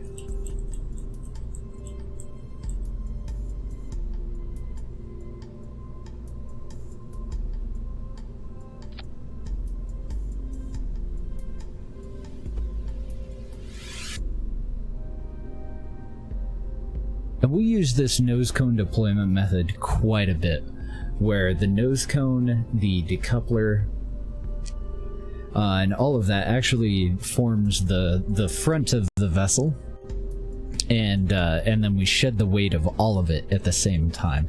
And typically would also throw like parachutes and whatnot on there, but I don't think we need to go that far in depth at the moment.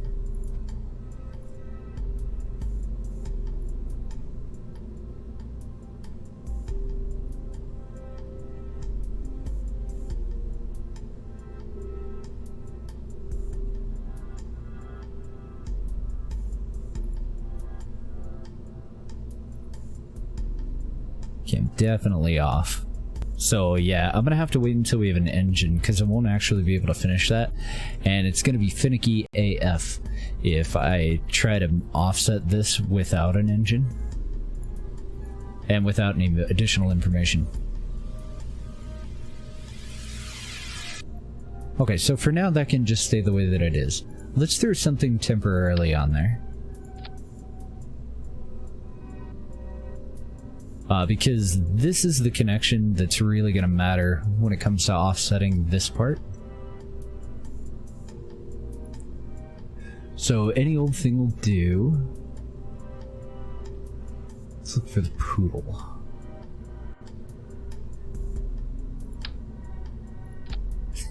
That's perfect. I see no problems with that at all. Okay, poodle down here. So, staging the actual shell of the fairing and firing the ullage motors is all going to occur at the same time with the decoupler. And that should also encourage the whole thing to kind of move that way anyway, I think. I've never done one with a radial attachment point though, so I don't know if this is actually going to work at all. And I think to get an accurate reading on this, I probably need to figure out what the offset of this is, because this is definitely not perfect either. So I'm thinking a structural offset that's within that part of it. Well, we're only at 1.5K. That's really not that bad. So let's just see where we need to move this for the lowest offset. Oh, are you not going to tell me because I don't have this in the right spot? There. I wonder if it's calculating those into it. There we go. That should eliminate them.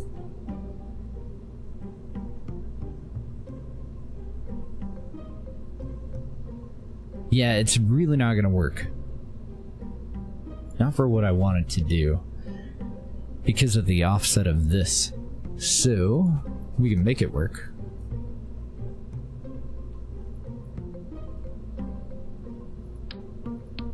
We disconnect that. We still have 1.53.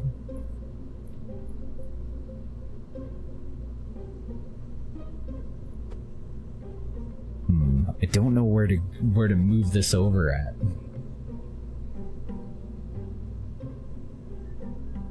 I'm just not sure what's gonna look the least shitty. We could just say fuck it and go with a four-way split here, but I don't have an appropriate adapter for it. It's the only problem there. I have bicouplers. I guess if I have bicouplers, I do have a way to make a four-way split, don't I?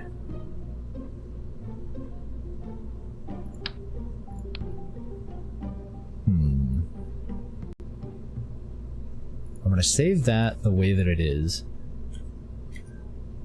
I'm going to do a 0.1.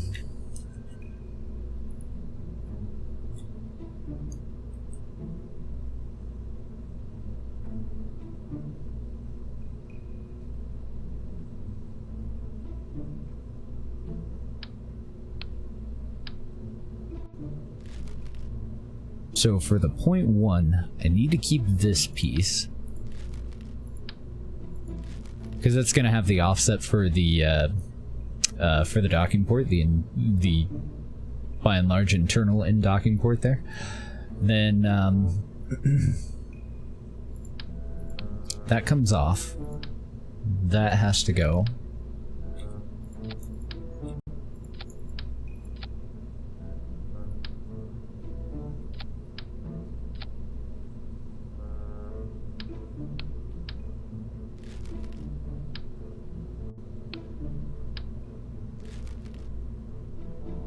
So the cool thing about this way is that overall we do cut down on our thrust, on our drag torque. We can maintain a little bit better symmetry with a three-way cabin, or with a four-way cabin, than we can with a three-way cabin. Doesn't look quite as cool. That part's definitely fucking weird.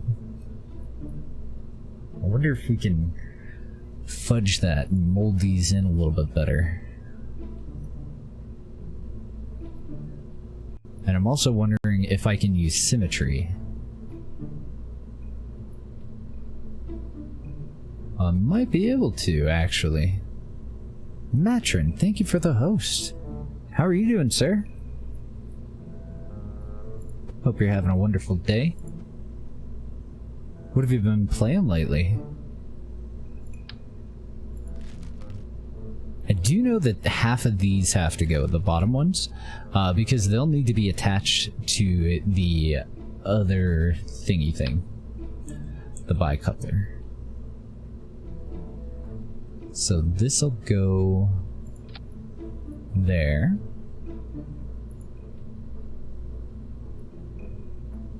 And then if I did that right,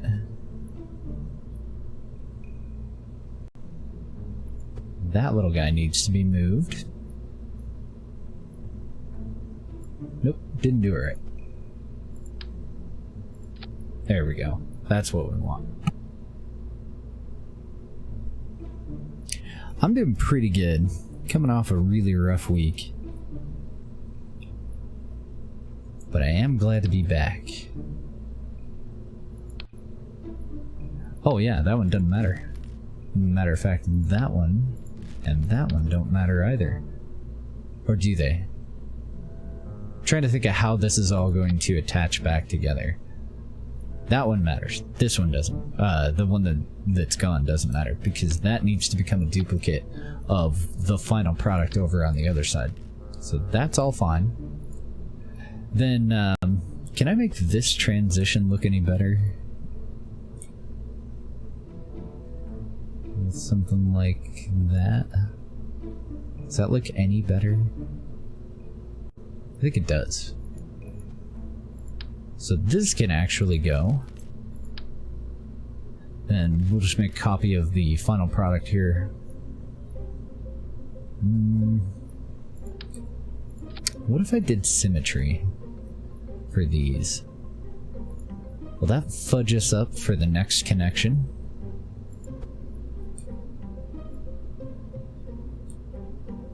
I mean, it might.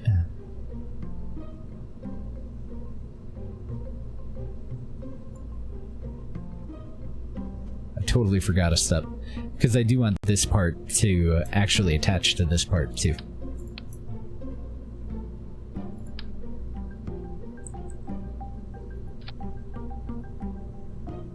And this is where it gets real tricky.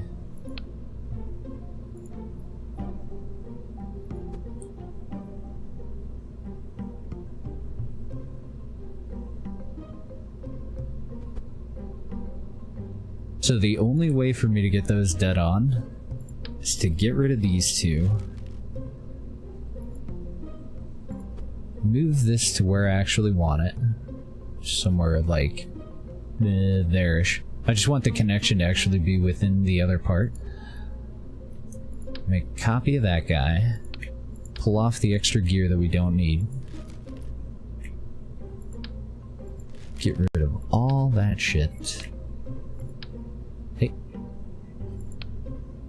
Come here, parachute. There. Pull the bottom one.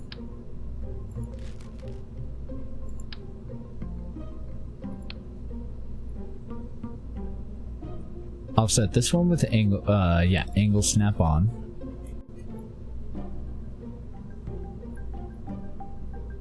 So that I know that it's attaching to the right thing. Replace these two without symmetry. Is this enough of a pain in the ass yet? Go back to move. Select this one. And put it back to where it goes. Let's see if we can get an internal view. Oh, that's not where it needs to go. That's where it needs to go.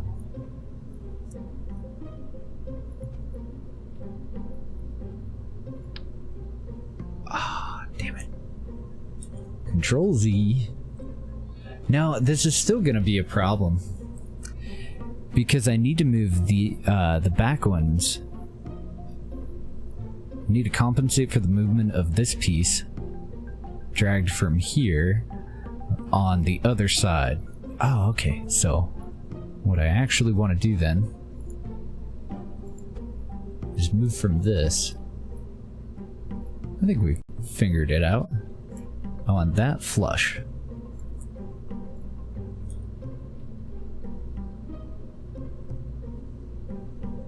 And then to make sure that this one and this one are perfectly the same, then I tear this off again. Those go. I make an additional copy of this. I get rid of this part, which will still leave it with the internal docking port. That one. And it should be in the exact same spot on all four of these. Okay, we figured it out. This is like Legos that hate you. That's what I feel like. Welcome back, Ozzy. Oh man, Deb had mentioned that They Are Billions came out today, and I've totally spaced it. What did you think? I haven't played it in a long time. How long has it been? As a matter of fact, I don't even think that this date is accurate. They Are Billions. Okay. Apparently I was slightly more of a fan than I thought. I didn't realize I had 329 hours in the game. Last time I played it was 8/11/2018, and I don't think that that's accurate. I'm pretty sure that almost all of these hours actually came from way earlier in the alpha. And I think I loaded it up one day, and something interrupted me. And I never ended up actually playing it. Like, I loaded it up, there was some sort of an issue, and then I don't think I actually played it. I didn't know I had 329 hours. Jesus. Hell of a game, though. Definitely one of my favorites.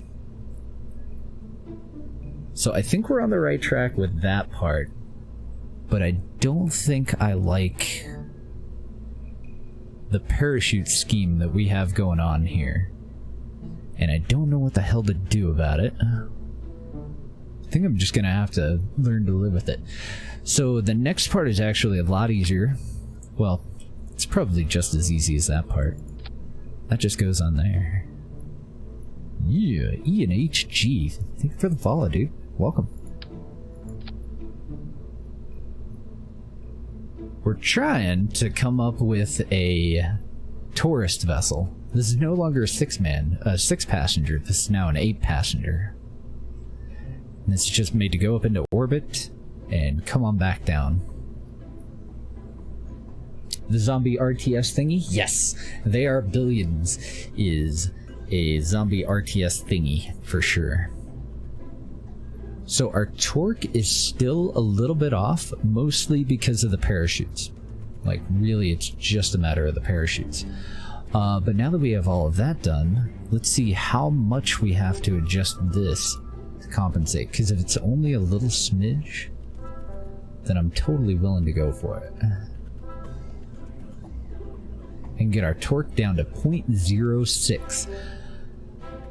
But it does look kind of shitty.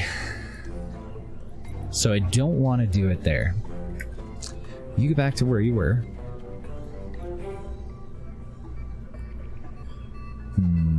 Where else can I fudge that much out of? Nowhere really. I know that I'm going to dead end the fairing here, though. So I think we do it on the next tank down.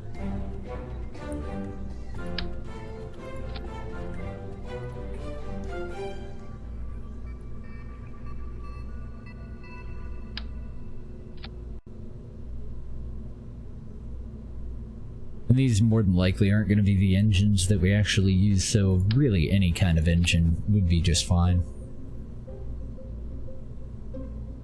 Ooh, damn. I should compare the Poodles to the engines from Tundra, shouldn't I?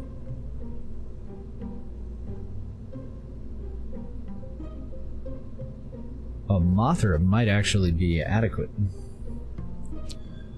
Then we also have a Marlin and a Marlin Vacuum. Oh my god, that thing is powerful.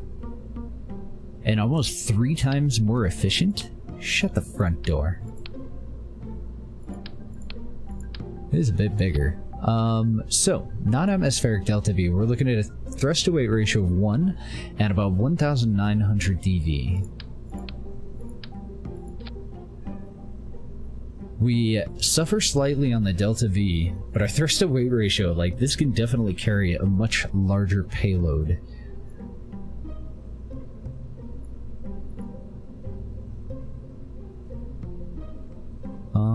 But it doesn't look like I have a plate for it. I would need some sort of an adapter if I wanted to make it smaller and therefore more efficient.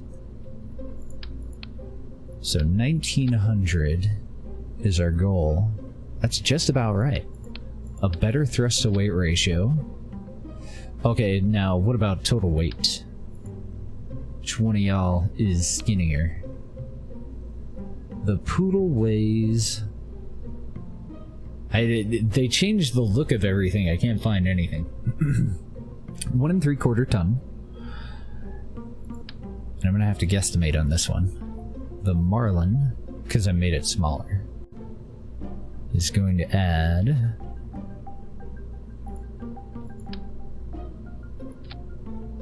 about 1.5 ton. So I think they're actually just about the same in that respect.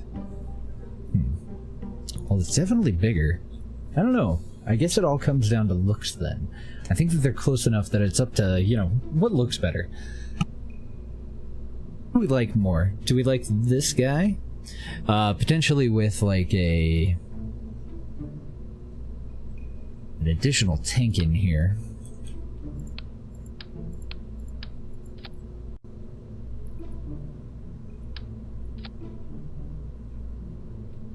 Or no additional tank and the Poodle. Definitely shorter, and I do appreciate that.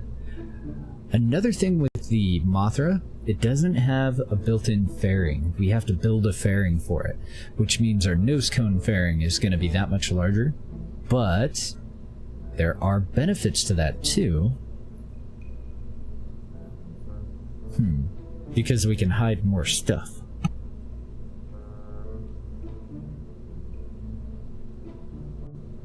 I'm so torn. I don't know how I feel about either. So let's fiddle with this one first. Mainly because we end up with a little bit more DV because of the angled tank there. And a lower burn time as well. 1,890 something versus 2,130. Weight-wise, 25.9 and 24. So, I don't know. Upper stage does weigh, when it's full of fuel, an additional 1.5 tons? That actually seems like a large enough downside that I'm willing to say fuck that. 25.9 and 24. Yeah. I mean, it's almost 2 extra tons on the upper stage. Oh, and I always forget to do it, but that whole, like, if you're new to the channel, my name's Dan Shu. We're playing Kerbal Space Program. Blah, blah, blah. I'm sure you've seen it before. Welcome. Pull up a chair. Grab a beer. Yada, yada. I don't know, I'm really bad at that kind of promotion stuff. I think I'm gonna get rid of that. I do like it, but I like how this one's shorter. And I like how it weighs a hell of a lot less. That's gonna definitely pay off with the lower stages. So anyway, if we go back to the lower stage,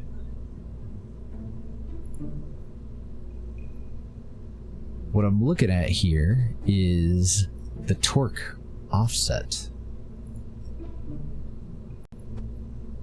So if I bring the fairing all the way down to here, can I negate that?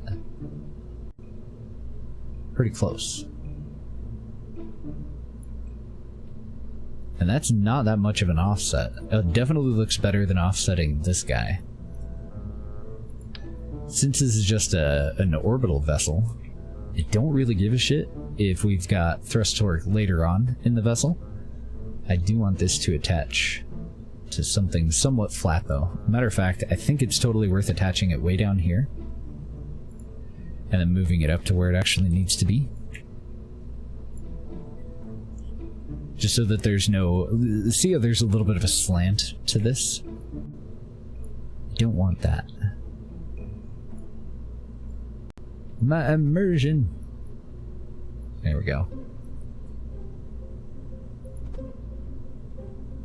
And then I have to match this up with that bad boy.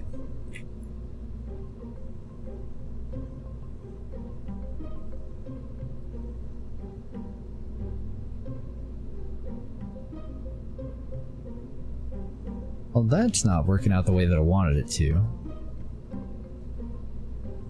At all. What is our other offset here? Because the parachutes can't be that fucking bad. Yeah, maybe it is the chutes. Okay, so fewer chutes then.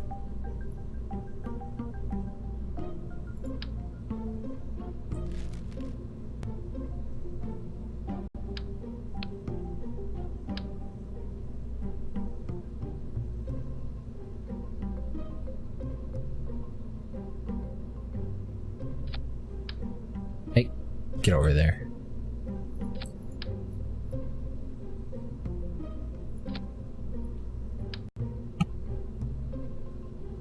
Problem is, we've still only got one there and one there, but we're doing that on purpose. We want this to settle down on its belly.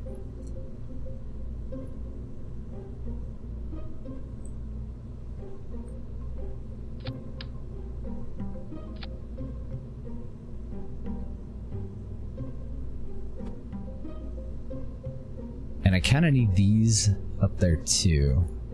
Let's see, I think I'm getting a little ahead of myself here.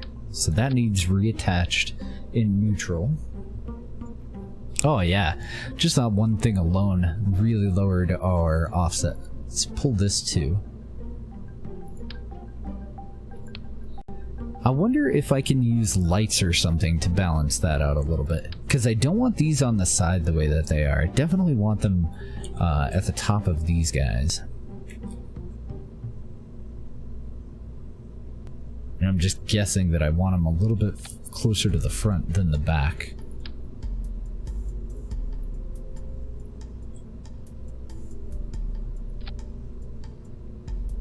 So that brought us up to 1.47.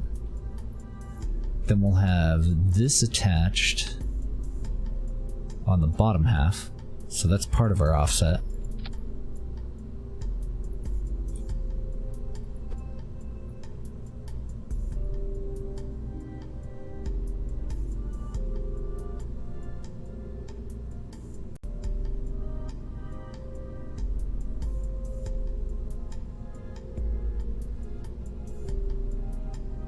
I think we can make this work, but you know, it may come down to one of those, is it worth all the work just to make it happen kind of things? Might be.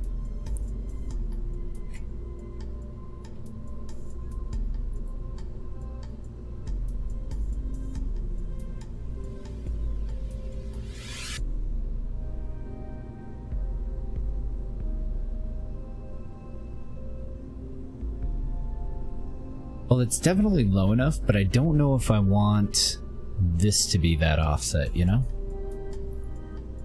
Not you. You.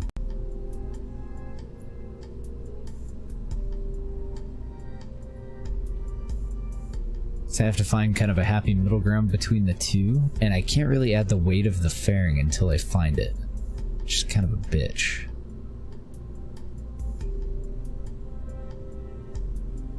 Yeah, I don't know if it's worth it. There is one other thing that we can do here, though. I would need to make sure that I have the actual final engine. I think I can attach this whole thing to a radial decoupler, and that would definitely be better. Or, sorry, an inline decoupler on the center stack, and then I don't have to worry about it.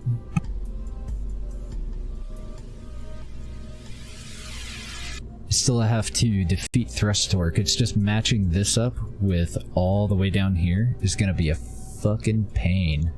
Let's see how close we are. I definitely don't think that I one-shot that shit. Hello? Mr. Fairing?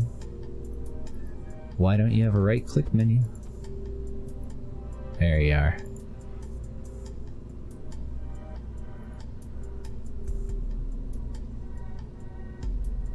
Oh, I left my parachutes out a little bit too far, too.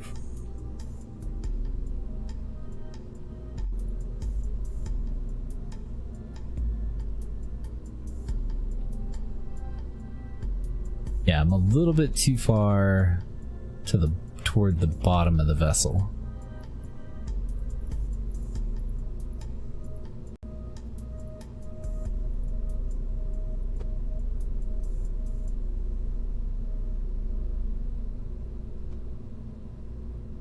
And I really don't know what my tolerances are on this either. I guess for this though, we just flare all the way out because we're not going for final product, we're going for positioning.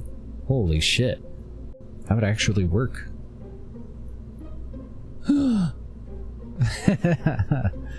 Okay. It still seems like I'm just a little bit off.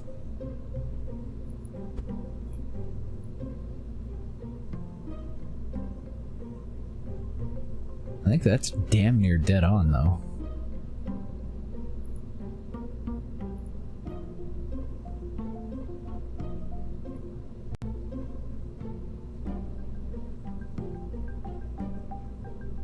Now, why can I not finish cross-section there? What am I missing? Ah, I need to flare out a little bit wider up here.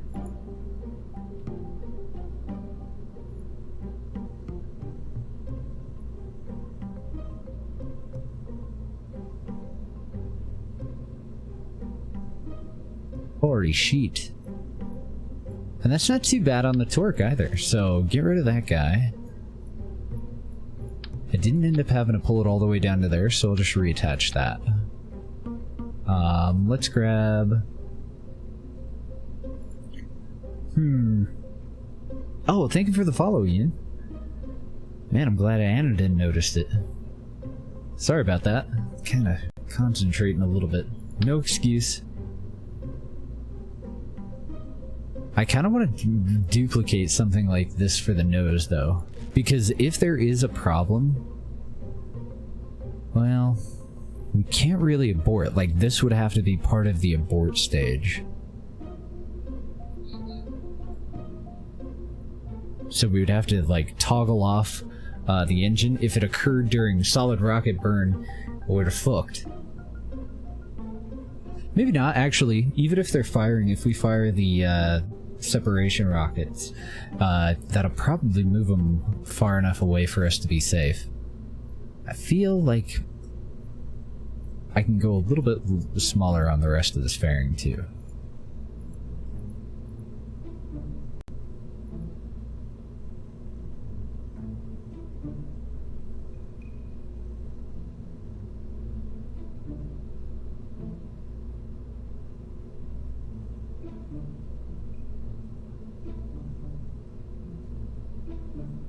Oh, it's a texture on the fairing. I thought there was something clipping through from here.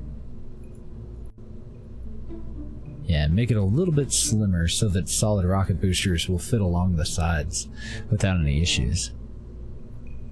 Okay, so back to the lifter. think I like going with 2 of these cans, the way that we had it before. What else do we have? Should we do an SSTU can?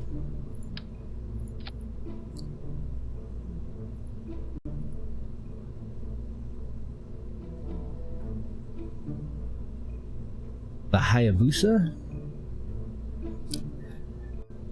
I don't think you can orbit an asteroid, no. I mean, in reality, you know, you could if it were large enough. But I don't think so. You could maneuver around it, though, and still simulate it. You would both be on the original flight path.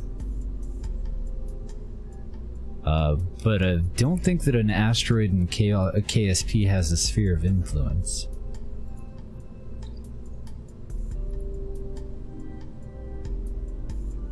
What are some of our bigger lifters? Actually, let's go for a cluster. Let's go for something that's fairly powerful at sea level.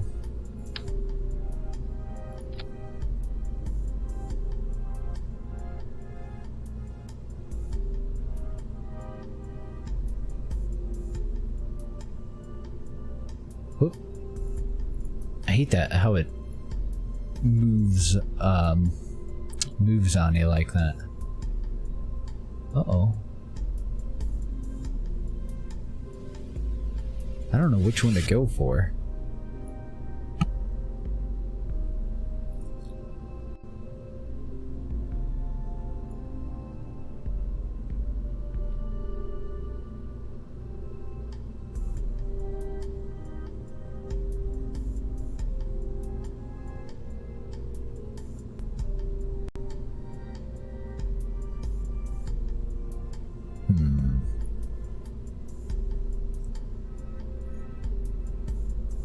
In, with Principia? Maybe?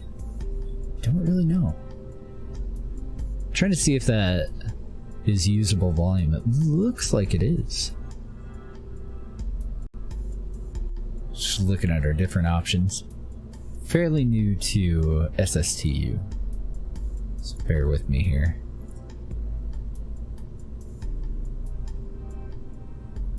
Ah, here we go. Mount diameter. Not exactly what I wanted, though, is it? SSTU is very, very nice. It's definitely an adjustment. For someone who's never used it. Oh, okay, I was fucking around with the wrong stuff anyway. Oops, I just went to grab the adapter tank. Nope, I just need to undo that. There we go. It's like it knew what I wanted.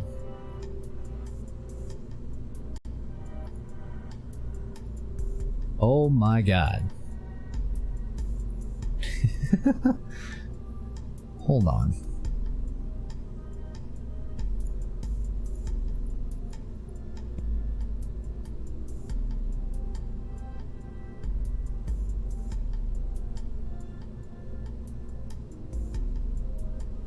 We're gonna need a lot more than triple, right? Oh shit. What I'm not seeing... SSTU is a parts pack that really only contains very, very few parts. And all of them have just an outrageous number of different things that you can do with them. So right now, with a regular tank and a fuel switch, you can choose different contents for a tank, right? SSTU kind of does that with everything. I can choose a different top to it. I can choose a different bottom to it. There's no reason to add a nose cone anymore. When it comes to the engines, right now I'm trying to cluster the engines, and it still counts as just one engine. And it's pretty well balanced for career playthrough too. What I'm not seeing here... Ah, wait. What do you guys consume? I'm feeding you the wrong fucking fuel, aren't I? Which one did I go with? These guys. These are liquid hydrogen engines. That's why it's not changing anything. We need hydrolocks.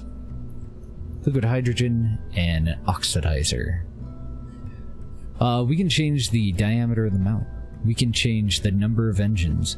We can change the size of this tank to many, many different things.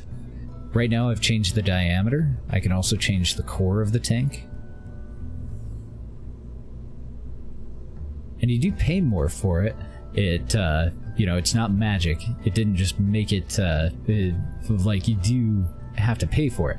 But the thing is, you can make these monstrous heavy lifters with, like, 6 parts.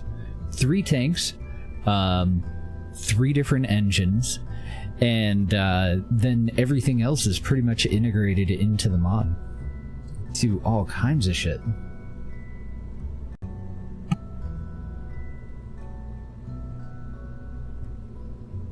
Yeah, I probably will end up scaling down. I just now got it to where I can get actual info on thrust to weight ratio and whatnot. So let's make it quite a bit shorter.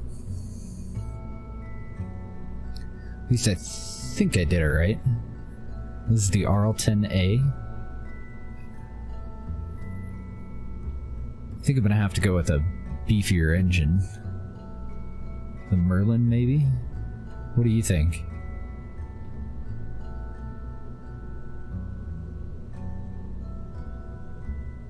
Using the RLA 10.5. I don't think I can cluster enough of these to make it work. Hydrolocks, variant, Carolocks.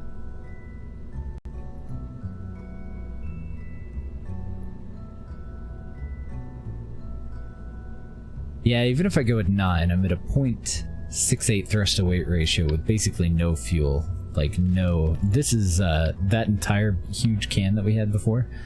This is one version of it. I've just taken it down to the smallest.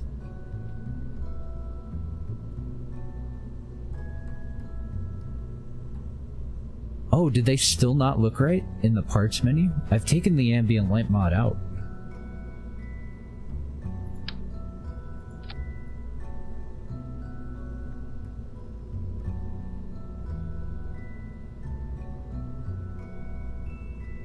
This is a liquid fuel, I believe.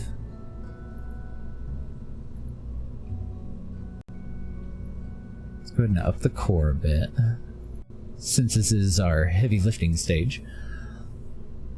So at 3 of them, we've got 0.66 thrust to weight ratio. If we go up to 7 engines in a cluster, we're at a 1.4 with only 1,500 dV of total delta V.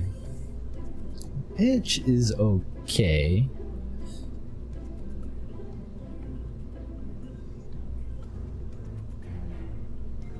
Oh, is it DirectX 11 that's creating the problem? 7 of these, so even if I were to add these guys, I would need... Yeah, I would need to cluster them too.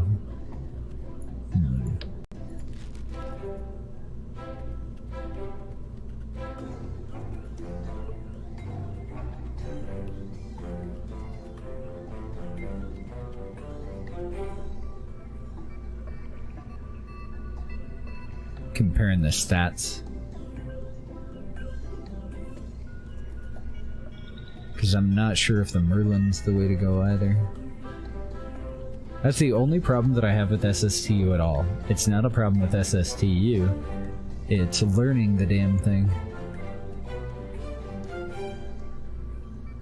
Because there is a lot of stuff you can do with it.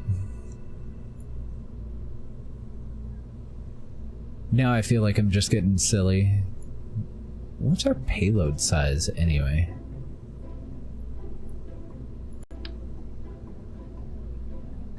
Somewhere in the neighborhood of 10 tons. That's a hell of a payload.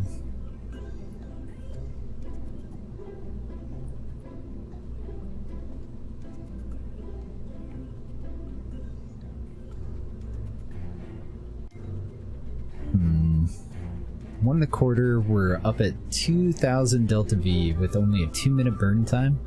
I wonder if that'd be doable with SRBs. Probably not though, huh? I think I've gone way larger than what we actually need. And I think the problem might be going center stack at this diameter. I do need to be at that diameter for the heat shield, but I don't necessarily need to be at that diameter for the propulsion.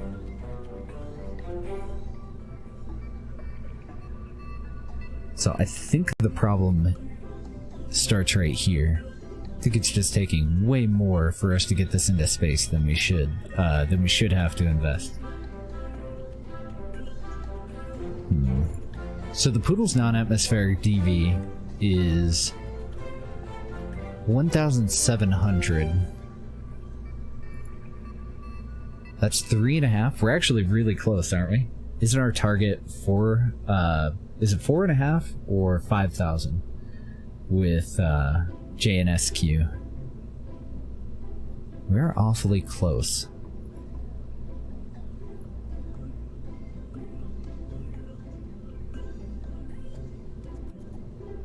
Make that a little bit smaller.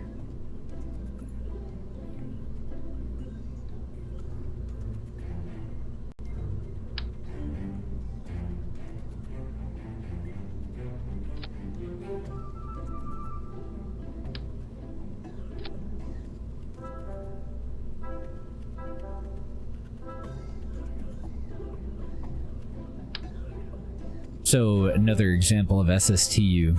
These are one of the SSTU solid rocket boosters. Don't look like much, do they? You do whatever the hell you want with them, though. Like, we can turn them into super SRBs. Without any additional part, we can give them a nose cone. Like, there's just so many options with these. We can change the lower, we can change the texture, we can do all kinds of stuff. Trying to hide behind the Kerbal? I don't know. They do have them big ol' heads, don't they? It might be doable. How are you doing, Mr. LGG? And where the hell? Why isn't your little diamond showing up?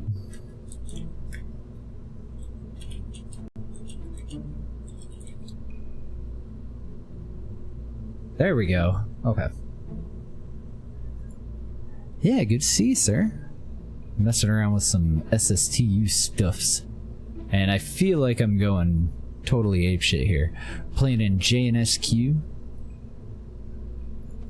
The 2.7 scaled overhaul that Mr. Galileo has put together. And it's kind of kicking my ass. Oops. What have I done? I'm trying to learn SSTU. Ah, upper is what I want. There we are. Don't know if I have enough room there for that to actually work. We're still not over on mass, but doesn't that seem like a lot more than what we would need to get this payload into orbit? I don't know. Maybe it's just the scaled. Engine Light Relit has issues with their solid rocket boosters. Oh, really? Once you finish the shuttle challenge, how is the shuttle challenge going? It looked like you were building a monster there. I loved it. I want to grab one of these guys. Actually, do I? Yeah. Because I think the nose cone will tell me what... You son of a bitch. Just attach. There we go. Yeah, it'll tell me what direction I need to put on the separation rockets. This is the entire reason that I added KW rocketry back in. Not the entire reason, honestly. Like, I'm so familiar with it that it is a hell of a lot easier for me to look at something and just know, for the most part, what you know, what I want to add to it. What is it gonna take to get it into space? Because it's like one of those things that I played with for so long. It's really good though. It's absolutely gorgeous. I'm hoping that tomorrow we're going to get a telescope up because we are using research bodies. So I'm hoping that tomorrow we'll actually be able to take a look at some of it. Right now we have a cacti telescope up. But I don't think I have the one that I can take pictures with. I can look at stuff, but... Your current shuttle is 22 kilotons at launch. I love it. It looks like a pain in the ass, though.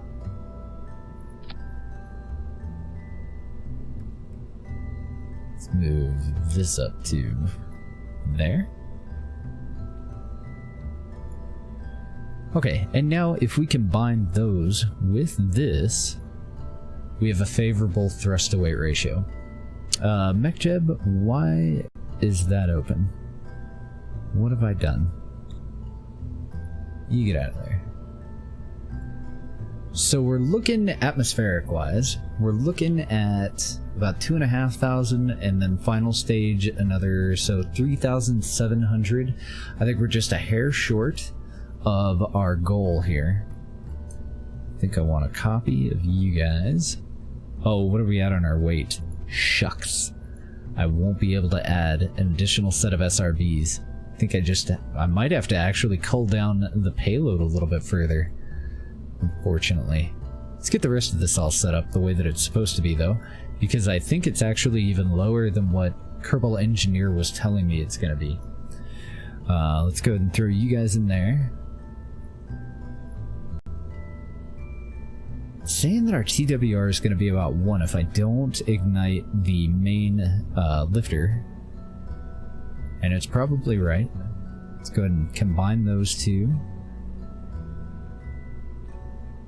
And then I'm thinking that this might be about where we get rid of the fairing. And I've never done a belly attached one before.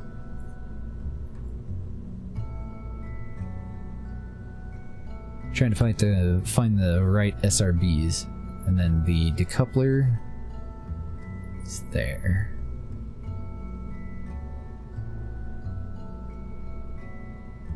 Okay, separation ignition, detach from the fairing, deploy the nose cone and everything. Then separation from the orbital stage. Reorient ourselves, and our final stage is deploying the heat shield. Hopefully safely. Well, let's see what it does. I do want some control surfaces. I don't know how the hell I want to attach them, though. Is there any way for me to put these on here that doesn't look bad?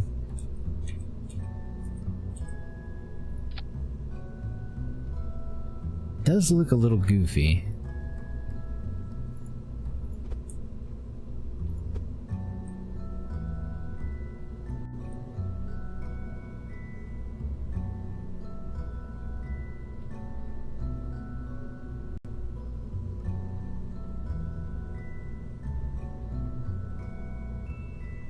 I think it might do. Okay, and these being attached all the way at the bottom there, the solid rocket boosters, I do think that I need to either auto strut them. Let's auto strut to grandparent. Let's take it out and just see what happens. Should we do launch stability enhancers as well? I think we have a little bit of leeway in our weight limit here to go ahead and add them.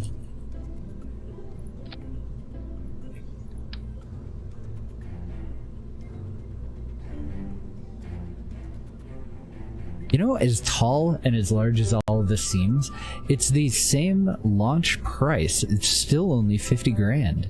So I don't know, maybe it's just because we've been playing with like 1.25, 1.25 meter parts for so long that this just seems excessive to me. Because it's really not that bad. This is no longer a Taurus 6 passenger. This is now an 8 passenger. Going for a happy middle ground. And I'm definitely not going to be happy if I don't add those there. A passenger at 1.1 already exists. Does it? Override it. I think it'll be okay. Hopefully I didn't save over the 6 passenger. Not too big a deal if I did.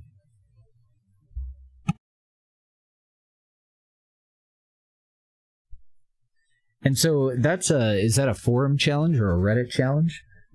It's an SSTO. I can't remember where you said you had to send it.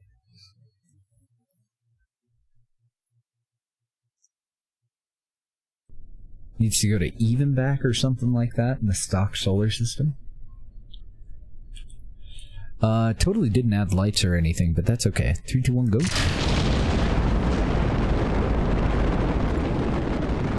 Get some initial speed here. And we do need a little bit of throttle.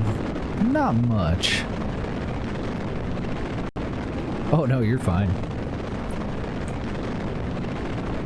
Not your fault I didn't pay enough attention.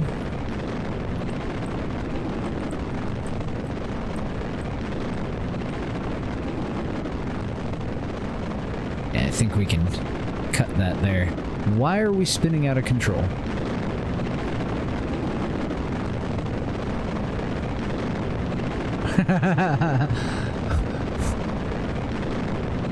What is this?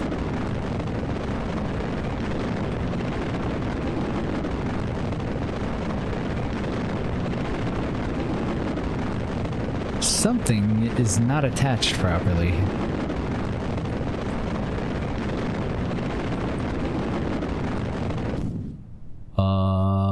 Okay. Did I have my SRBs on at an angle?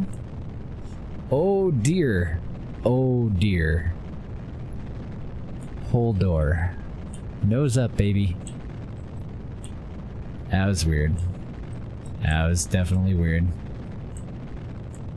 Looks like every rocket you've ever launched. Oh, I wish. Mr. Chicken of Destiny is a mastermind at Kerbal Space Program. One of the best. How you doing, Mr. Reed?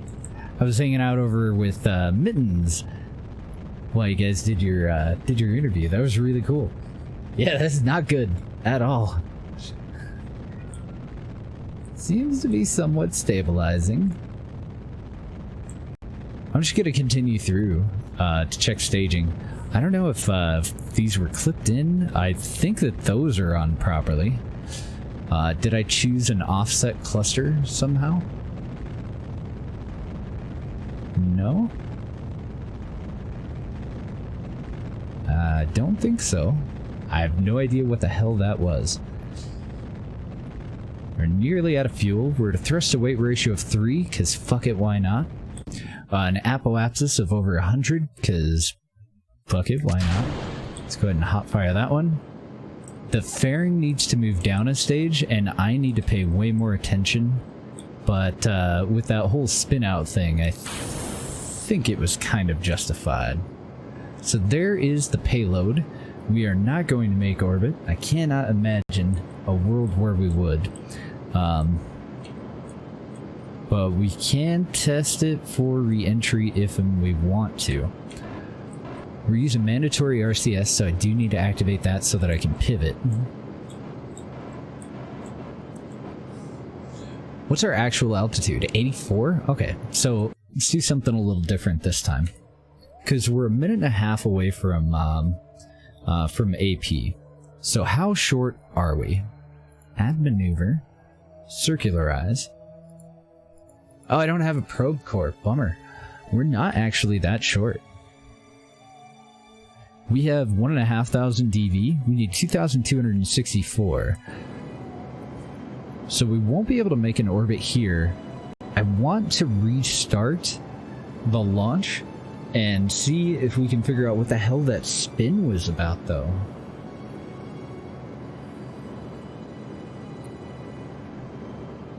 Oh, what is that at the nose? That's our little tourist vessel.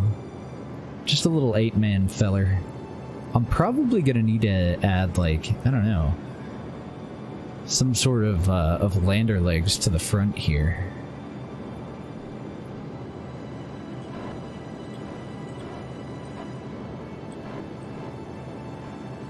What's our time to AP? 43 seconds still? Holy moly. This might not be a bad re-entry test, but if it's really steep again, I think we'll just can it. Because we've already tried that before and it seemed to work out pretty well. Oh, you know what? The new shape of this invalidates the entirety of our previous tests. I think we're still okay. But I may have to actually move the parachutes inward a little bit closer to these windows. So that because they're going to be sticking out from the protection of the heat shield a little bit further, and I hadn't even considered that.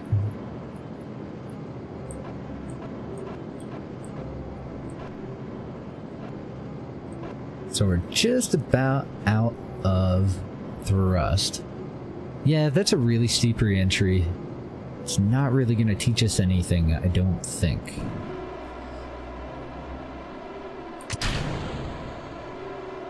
Get rid of that guy. Cut throttle. This is where the heat shield comes into play. That's an unintended side effect that I dislike. See the decoupler that came off of the cabin there? I can't connect that to that. I had totally spaced out the fact that, fuck. So I have to rebuild the entire decoupler. Or, the entire fairing. Because as long as I cover that up with the fairing itself, I'll be okay with it. Then it'll just stay attached to that tank. But that was too much jank. It's not gonna happen.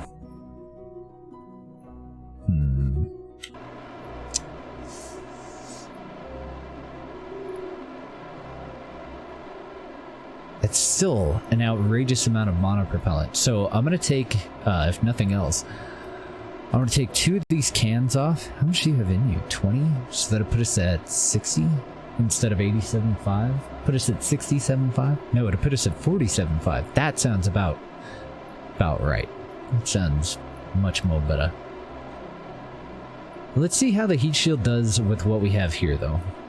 So I'm just venting monopropellant downward, similar to what, you know, if we were to burn radial. It's not going to have a whole lot of effect on it. You can see that our negative PE is getting a little bit more positive. I'm mostly just looking to lose the weight. It's not much weight. I believe that Mr. Linux Guru Gamer actually has a mod that will allow us to do a proper vent, where we can just right-click on it and vent everything out into space. I think it's Smart Parts has a part that will do that. I don't know about this guy though.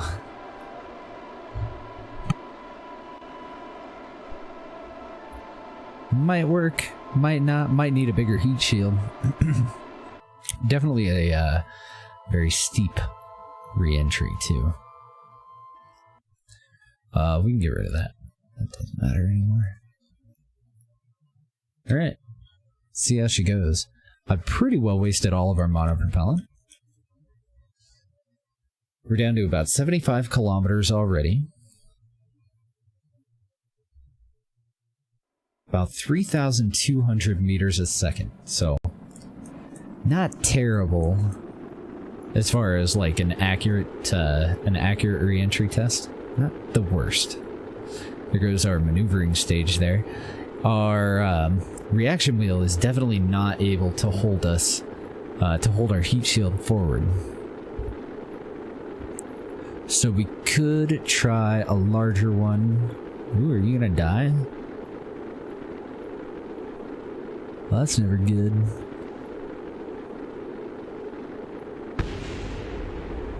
And we could also try a larger heat shield too.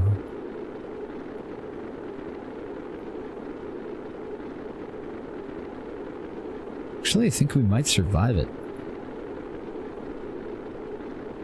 This re-entry, I mean. Yeah, it's like we're gonna be just fine. But unfortunately, didn't really get any usable data out of that.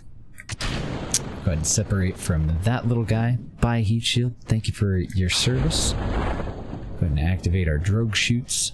I do want to get one little additional piece of information here, because I am very curious. With the 4 chutes and 2 drogues, what speed are we actually going to be at when we touch down? I like precise maneuver. There's another one called precise node that I often get confused with it, but personally I prefer precise maneuver because of the maneuver gizmo. I dig it. They're both really good mods, though.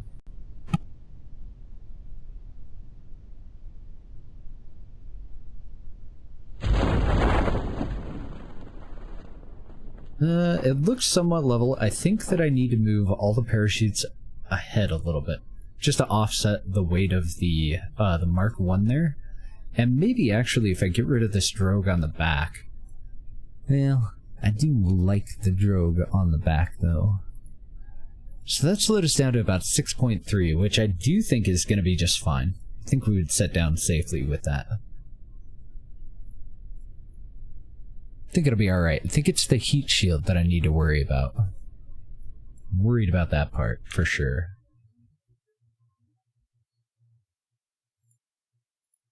So back to the VAB. I'm also a little worried. I have no clue what the hell was happening with that whole spin situation. Yep, back to KSP for a little while. Center of mass on the re-entry thing has to be closer to the heat shield. Yeah, so that it'll get all of our weight up to the front of it. There's a couple of things that I need to change here.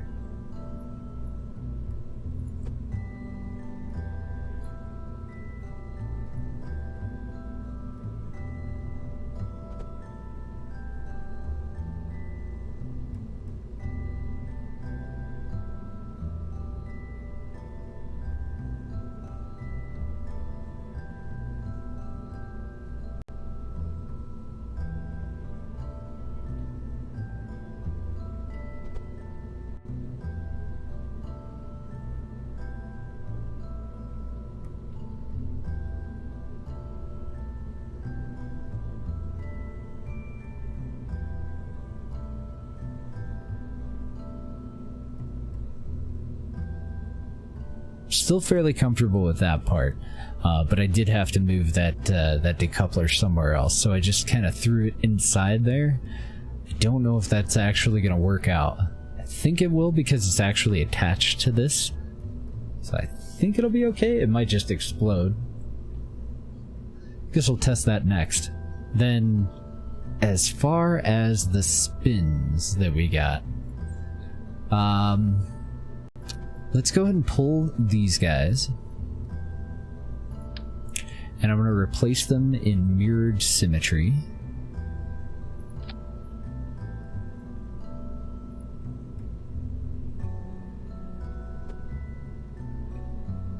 We've got 8.6 kilonewtons of torque, thrust torque. Let's see if we can negate some of that by offsetting the SRBs. Let's see if that makes us any more stable. I can't think of any other reason though. That was so weird that we just we're totally losing our shit there. Let's additionally move those to there and add one more set of control surfaces to the outside of the solid rocket boosters.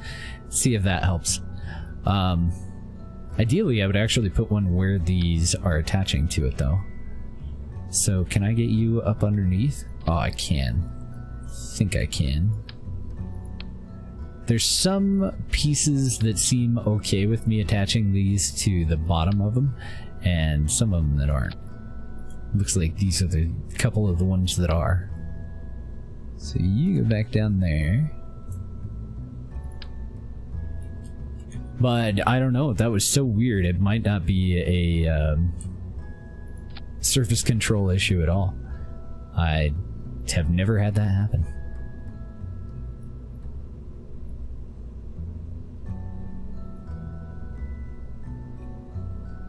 Okay, so I'm going to go ahead and just move that out of there. I want to see what we're going to be on the pad. Because we were so close to an orbit, and I was so inefficient with the orbit, with the initial takeoff, as well as all that spinning and shit that happened, that I think we're actually awfully close. Like, extremely close. And then as far as popping the fairing, I think that goes there. Isn't that right? I think we had to pop that before we actually transitioned to the poodle. But that's based purely off of altitude, so I'm not positive. Okay, see how it does this time. I had SAS on, so that definitely wasn't the spin. It may also be the way that I've attached the control surfaces at kind of an angle. I don't know, maybe when the engine gimbals, maybe there's some interaction there. Some odd interaction there. So I may have to attach them higher up on the ship and then move them down to where they should be attached. Just kind of fake it till we make it.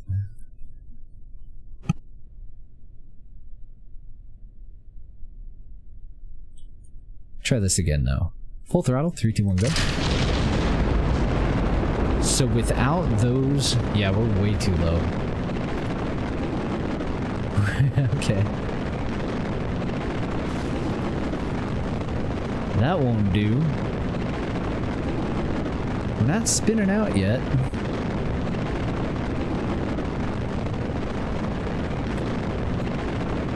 So whatever the heck that was, it may have taken care of it.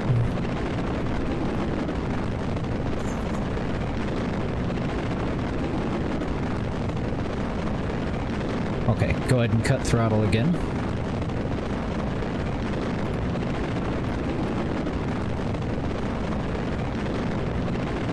The SRBs do the work.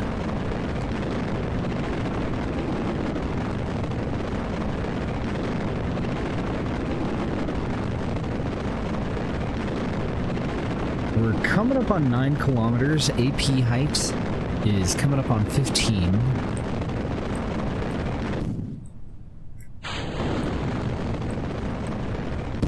And get rid of those guys. Oh dear. Oh dear. Oh god.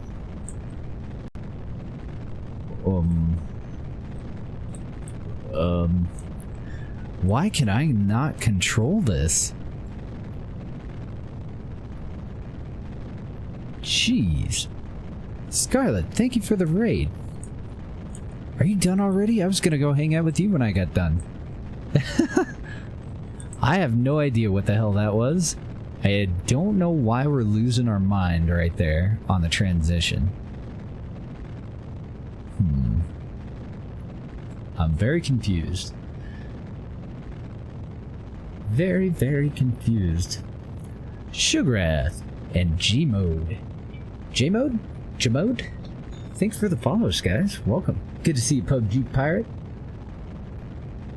Mr. Incognito-ish. I like it. Very general. How are you guys doing today? I don't know how we're doing today at all. Not yet. Oh god, I just now noticed our AP. It's terrible. So I do think that that stage needs to go a lot lower. Please don't judge me based off of this launch. Usually things are a hell of a lot more smoother. We're playing Kerbal Space Program on a 2.7 scaled planet, and I'm rusty as hell.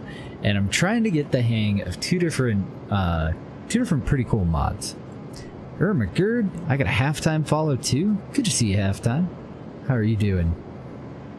Yeah, everything was good until we got rid of the SRBs. So I'm thinking that it's a gimbal issue. But I would have thought that the additional control surfaces would have taken care of it. I don't know. So the Kerbals, as far as your question, are doing pretty good. Jeb looks a little bit bored since there haven't been any explosions lately, but trying to make a nice fancy little tourist vessel, and it's really being a pain in my butt.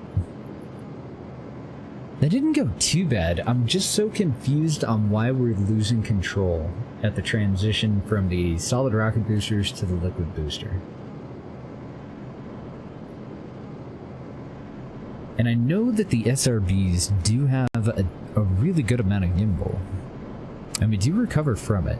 I'm thinking maybe vernier engines to give us a little bit of extra control on that stage. I'm thinking that it almost has to be the surface size of the payload and our very high speed. Maybe we're losing a lot of speed in the transition there, because that would introduce instability as well. But I don't know. It's a little funky.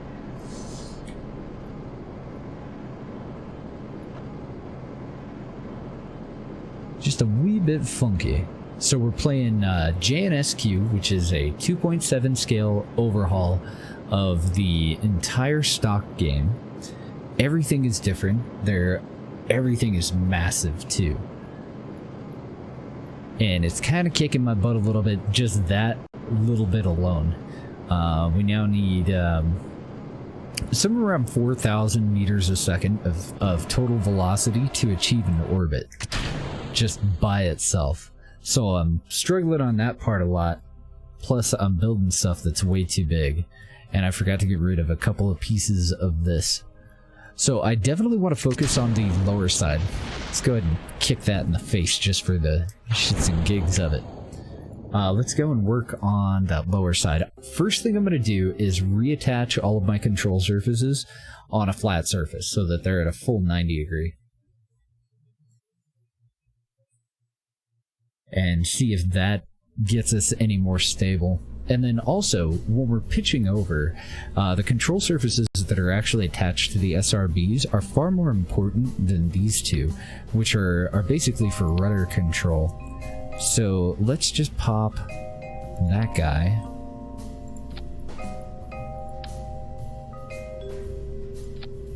Throw all those back on. Normally I wouldn't stack something like this. If we're gonna lean to the east, I wouldn't want it to be on the east and the west of me. But just for additional control, I want to make sure that we keep this wing, and that we get rid of rudder control more than we get rid of pitch control. We'll see if that makes it any more stable. Then for these guys, I don't know if there's any way for me to really attach them to the flat part of this and make it look good, so we'll try. I guarantee nothing.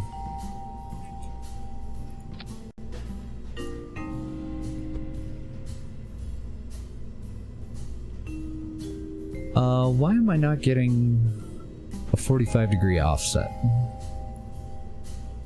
Because I clicked on the wrong part. There we go. Now the world makes slightly more sense. Yeah, I don't think there's any way for me to attach those unless I put them at an angle. But I'm wondering if the angle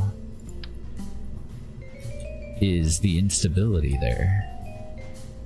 Let me also grab a fresh set just to make sure that I didn't hit the wrong button and do anything funky there. I'm pretty sure they're okay. Just very confused.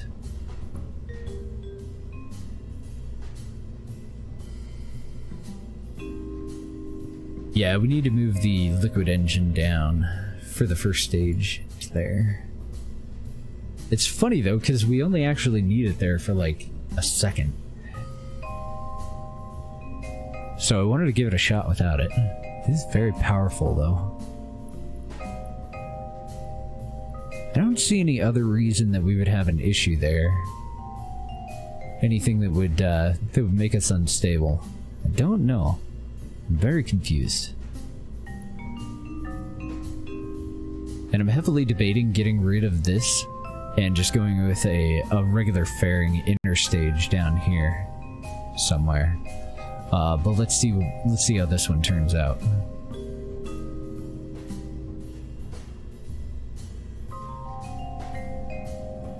So I'm just checking over my staging. Looks pretty good. That all looks fine. Okay. Let's give it a run.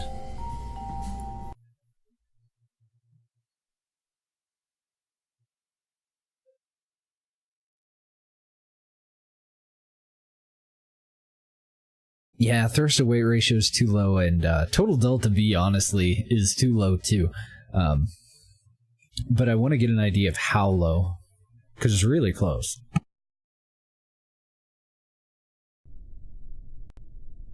And it's hard for me to rely on Kerbal Engineer when we're deadlifting part of the rocket for so long. Okay, so SAS on, throttle up, 3, 2, 1, go.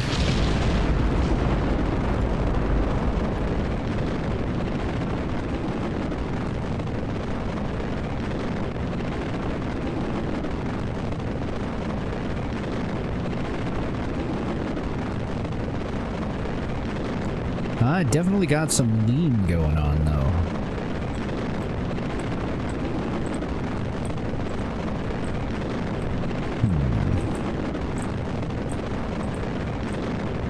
Something just ain't right.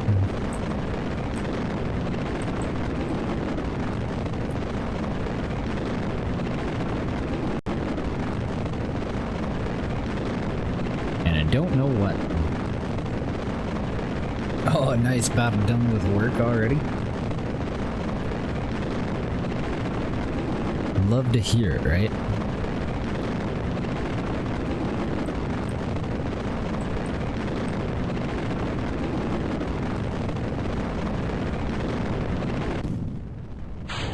Stage, okay. Now we are stable. AP is at 28 kilometers. This is odd too. How quickly I'm pulling prograde up. Odd compared to our other vessels anyway. Definitely don't need to throttle up that high. I could probably put about a 33 limit on the throttle too. Take it down to about 70%, and I think that'll be plenty.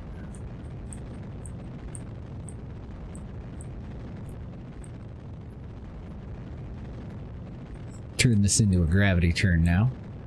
AP is at 55, target is anywhere between 90 and 100, actual altitude approaching 40k. We do need to stage our fairing next. And I'm hoping that we're going to get up to about 55 kilometers by the time we do. That was a lot smoother. So I think fighting into the gravity turn much earlier is going to be the ticket.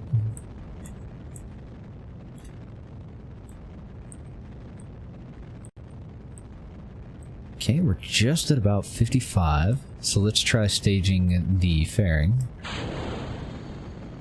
Okay, looks good. Nose cone did clear, no prob. AP is still a little bit low. Let me nose up.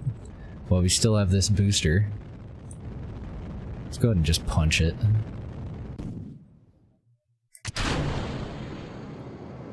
Bye, big booster. That thing is huge. I say that, we're going to be building shit that's so much larger.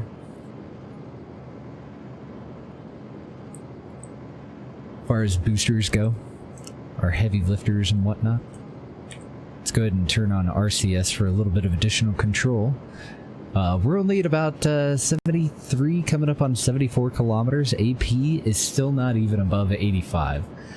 So I still got to work on that ascent profile, but I don't know, let's just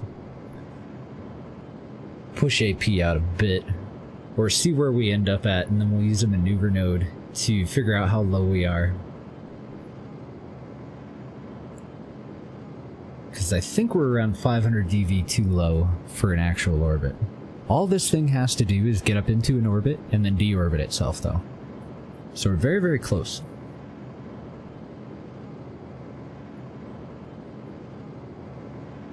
I'm kind of thinking we'll get a lot more out of our SRBs if we do go with a liquid hydrogen main stage, go with a gas rather than a liquid fuel.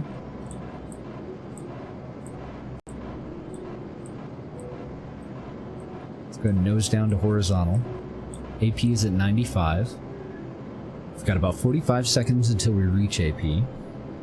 But we are in space. We could actually find out right now. So, if we do a maneuver node to circularize, we need 1,305. We are literally 500 meters a second short. We've got about 800. We need 1,305. Damn. So, I'm kind of thinking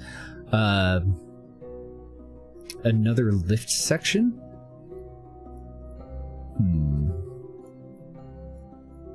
And a much smaller orbital stage.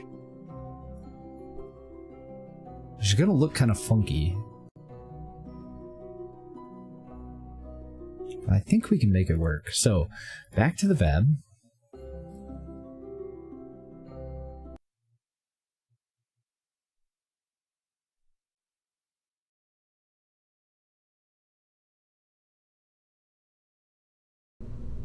Right, but since my thrust to weight ratio wasn't really desirable, if I were to point prograde, I would reach AP much more quickly as well. I needed to push it. I needed to pull AP upward.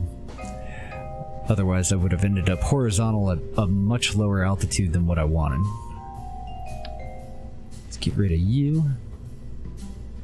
Let's get rid of you. Let's get rid of you.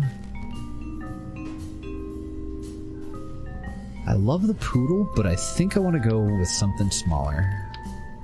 I want that final payload to be much smaller.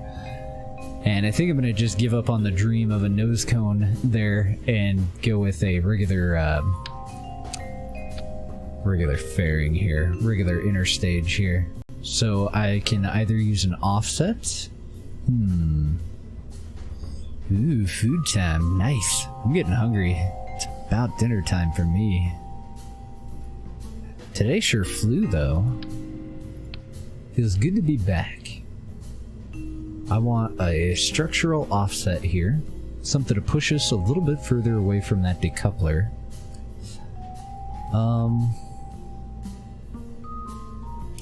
I think what I actually want to do is move the fairing even lower. It is kind of extra wasted weight.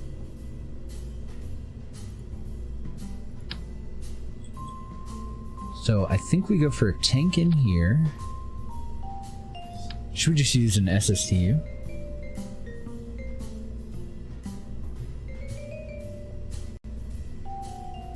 Ooh, that'd be a killer job. I'd love to be a smooth jazz radio host.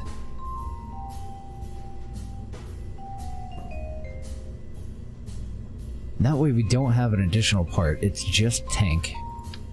Then I want our engine for the upper stage. And I have no idea what the hell to use now. Probably...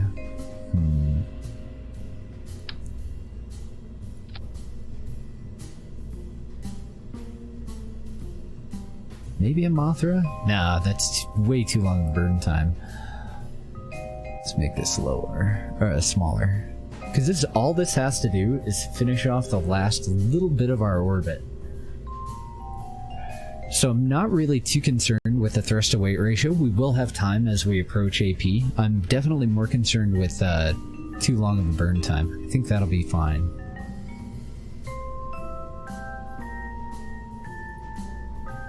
And I do want this to move away from us. No, we can separate from that stage pointed normal or radial, so that'll be fine. And we don't need a, the Mothra engine doesn't have a fairing. Oh, it does. Interesting. I didn't know that. So we'll go with an undersize then. Or we'll go with an appropriate decoupler for that size of engine. I don't think that the fairing actually weighs anything. The shroud. Pretty sure it doesn't. And that's where we want our little suit. Instead of on the nose.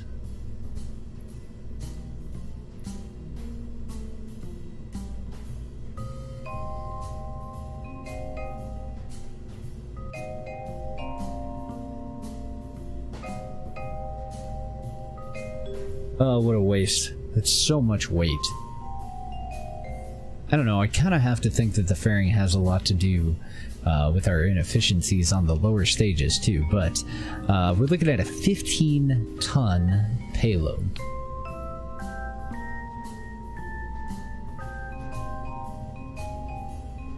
Which is much bigger than we've launched with on any other mission that we've done so far. At least in JNSQ, like we used to launch shit that the final payload was a couple of kilotons. But not in not in JNSQ, not on a scaled solar system. What am I looking for? There we go. There she is. I'm just gonna stick with the SSTU tanks. And I think I want, not the core, diameter. I want that to match up at the bottom of the fairing plate there. This will be the, an inner, like a middle stage. Previously we just had 2 stages. This time I want to go for 3. I want to shed more of that excess weight as we ascend. Yeah, we gotta put Jeb on a diet. It wouldn't hurt. I think I do want to start the flare out here. And then we have to choose an engine. I need it to be fairly efficient in the vacuum, because this hopefully is going to be fairly high up there before we switch over to it. So we're already using a Mothra for the top part. A Marlin is fantastic in vacuum, but I don't know if we're actually going to get it up high enough to be able to use it.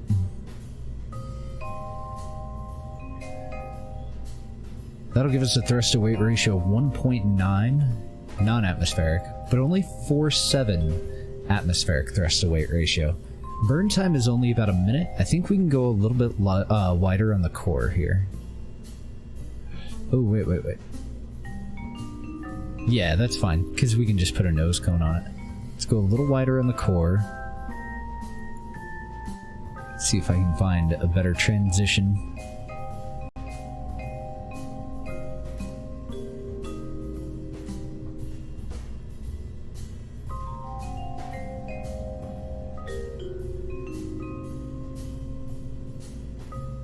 Ooh, okay.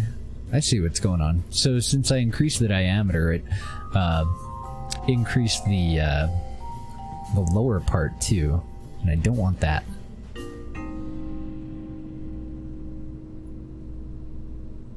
T3 long doesn't look too bad though.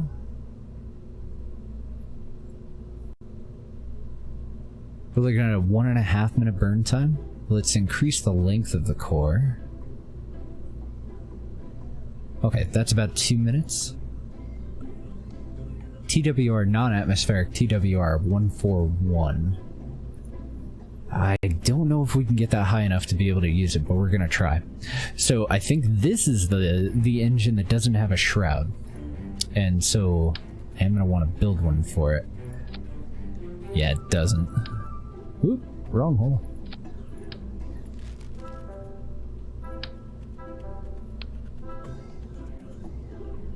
Is that my biggest freaking fairing base? It is. Okay. That's fine. We'll want a decoupler, and then we want our heavy lifter on the bottom.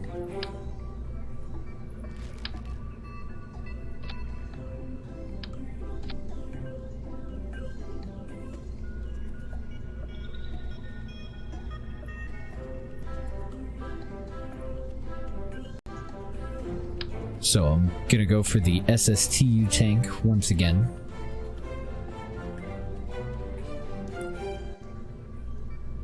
I'm trying to think if I want to increase the diameter of this. I'm pretty sure that I do.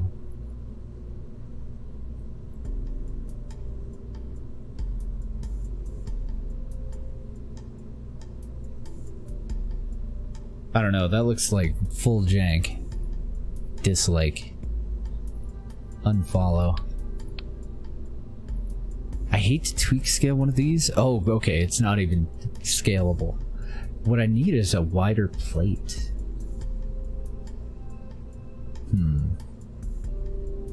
So WTF am I gonna do about that? Because do not have one.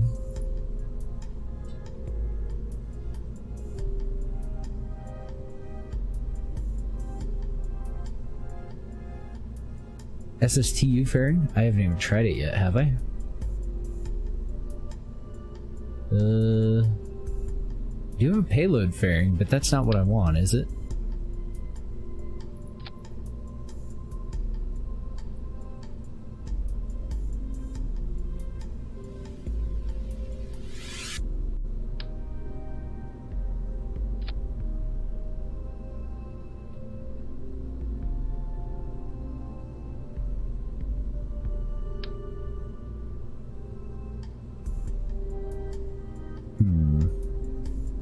I have it upside down right now. Debating whether to use that as a replacement for what we've got.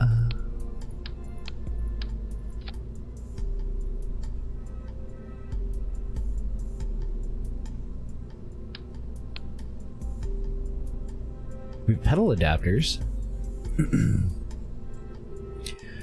One wide nose and one straight. I don't see the straight one. Unless you're talking about these.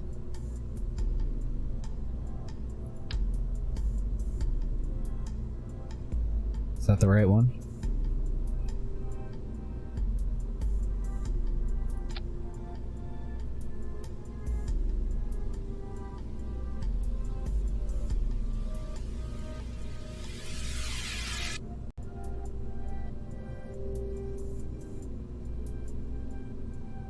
That one?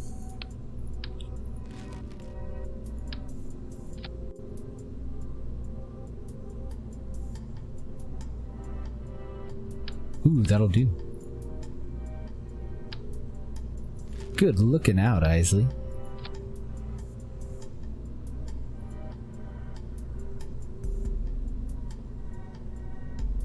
Maybe. Maybe it'll do. There we go.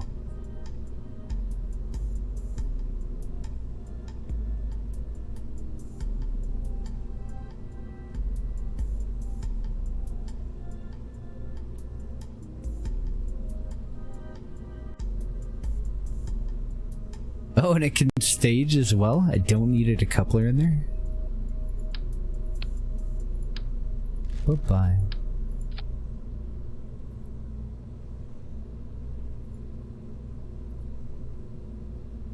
The hell just happened there? Come here. There we go. I was gonna try to match it up with the bottom of the mount for that, but apparently I don't need to. Cool. Okay.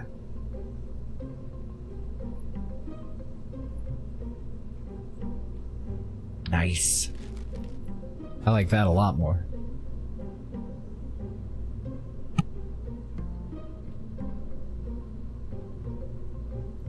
Oh, okay, so if I don't disable staging, then I just use it as both a decoupler. So that'll stage the shell at the same time. That's so handy.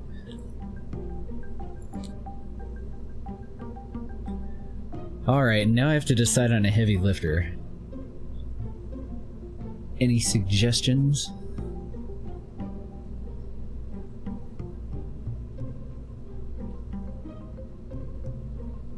I don't know, I am kind of debating pulling that back out. Because this is such a great engine in a vacuum.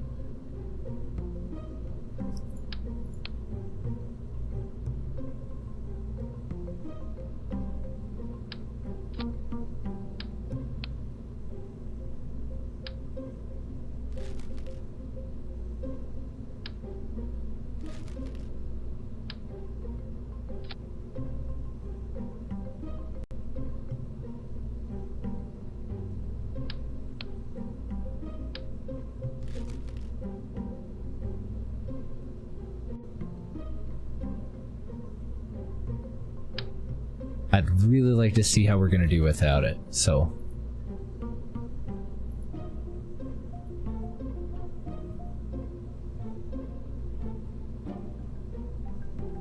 We'll give it a shot.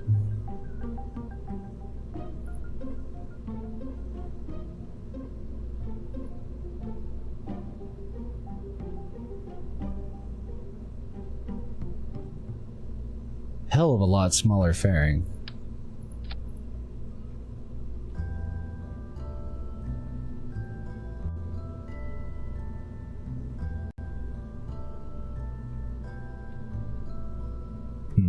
I wonder if it's worth it to go down to the lower diameter now.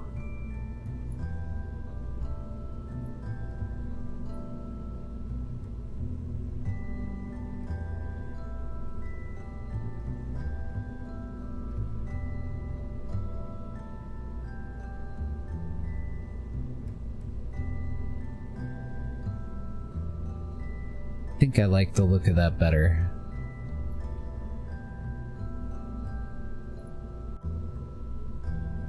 Okay, so for a lifter, the hell do we want to use down here?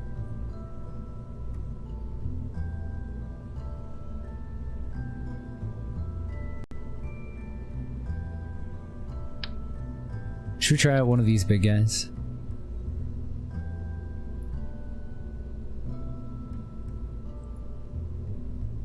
It's like if we go with a quad, we're in the right place. As far as thrust to weight ratio goes. Do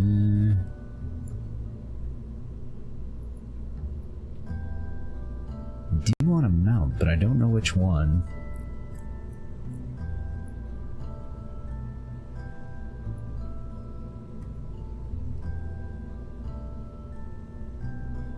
There's a whole lot of engine. Now I am okay with this. Actually, that's a little high. We probably don't need the quad, do we?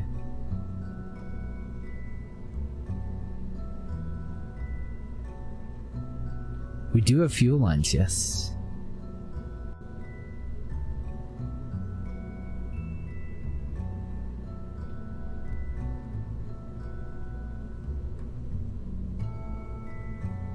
I don't know, if I go with a dual, then we're down to 0.86 at sea level with a max out of 1.5. Let's try it though. Let's go with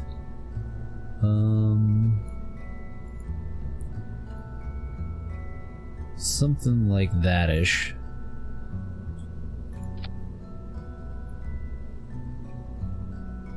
And then solid rocket boosters.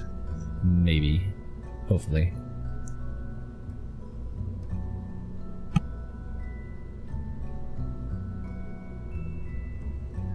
Actually, the only thing keeping me from doing liquid boosters on the sides is being a cheapskate.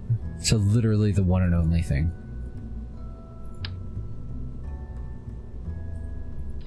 Let's try it. Oh, I'm making bratwurst? I'm on my way. I don't know what I'm having for dinner tonight. Oops. Probably chicken. Or salad.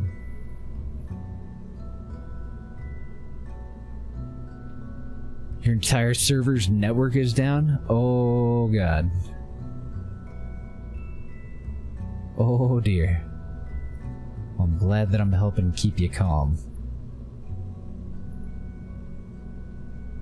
Instead of shitting your pants, cause I'd be shitting my pants right about there. I think I'm gonna go just a little wider down there. I just wasn't very happy with the transition there. Okay, I kind of like that.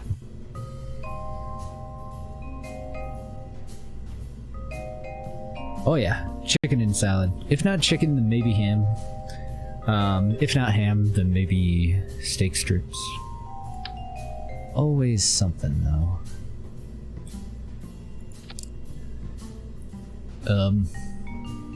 That is not symmetry. Hello. Okay, there we go. That's symmetry.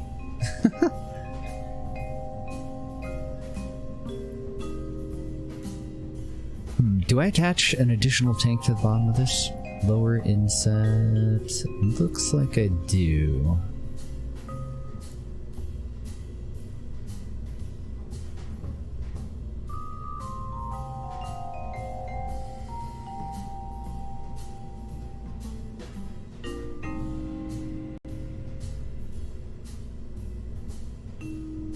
I think we can just leave that at 0. I think we can leave the top at max.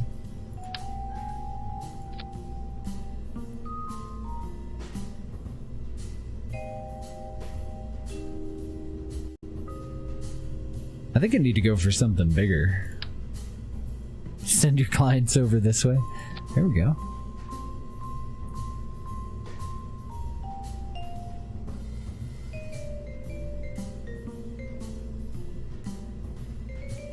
Well, maybe not. That did add 0.65, but only for about 40 seconds, so put you down there.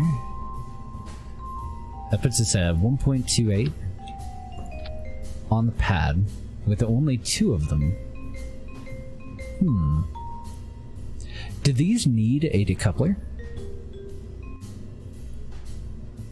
Because I'm seeing the little arms down here. Do you decouple yourself? Oh. Holy shit.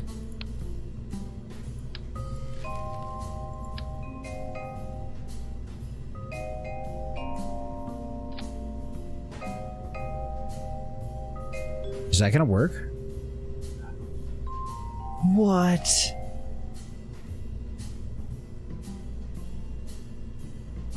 That's amazing. Although it doesn't give me enough of an offset for this fairing. Delete that. My goodness. Scarlet gifted Mr. PUBG a sub. Holy moly, thank you. Welcome, sir. Enjoy your emotes.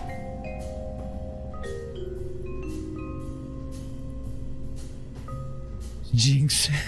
She's like, you stole it. You stole it.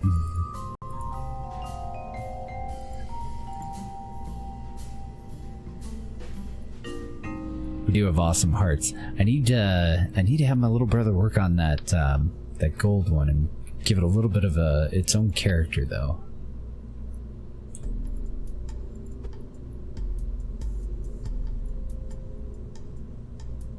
Because at the moment, as you can tell, it's just kind of a reskin.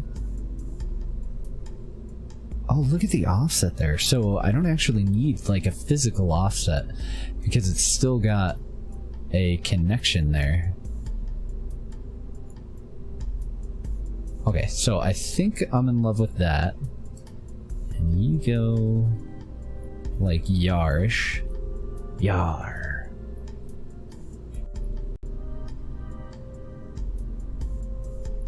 I'm a little bit worried about the tanks clipping into one another. You go back down here. What are we looking at?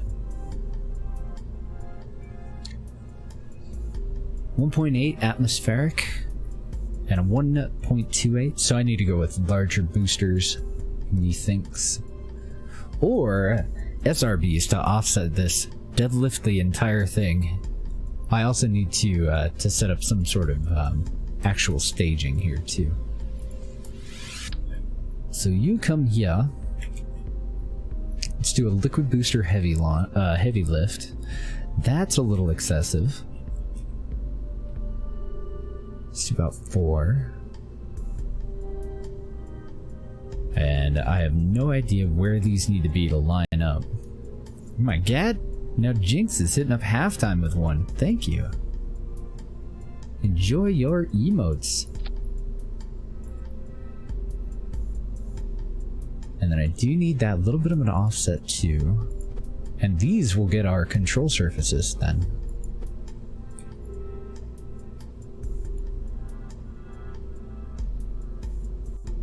I'm really digging how well these fit. Although that one is clipping into those two. That's a problem. That's a problem.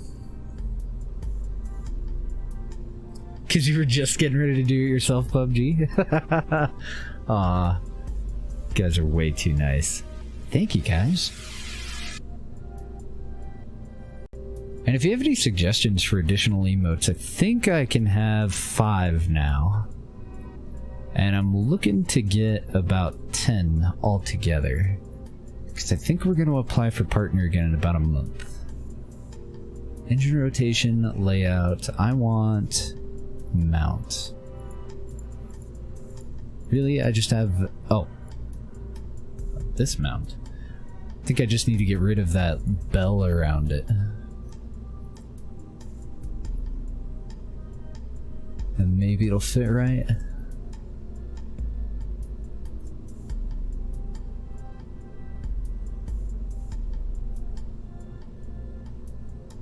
That is goofy looking, but it'll do. Mount none.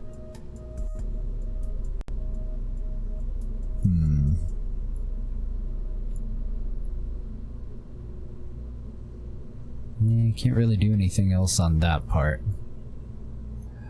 See if I have one little step in between here, so I can get it to match up and look really good.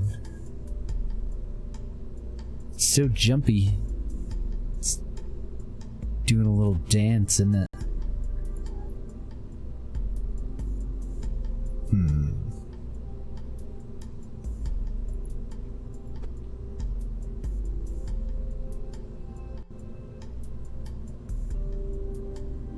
I totally think I can live at that. Yes.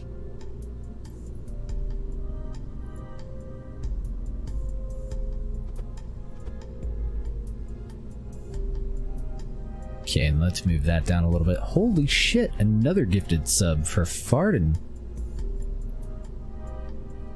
And if you guys haven't met him yet, Mr. Farden is a THC Apex Pro. And a really cool guy. Totally fun to hang out with.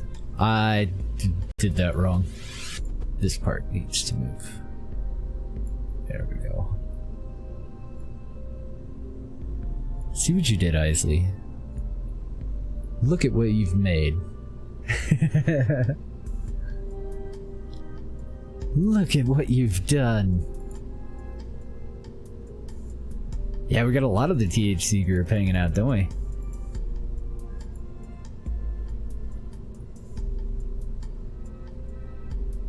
Man, that was such a great game. I'm gonna actually watch the second day of relegations again tonight with Deb, because she was asleep when I watched it over the weekend. And ironically, even though she doesn't really play any first-person shooters, at least not that I'm aware of, she does like watching PUBG.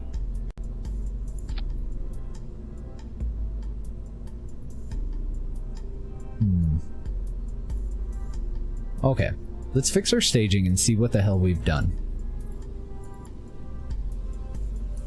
You'll go there, you'll go there. The two side boosters need to go larger.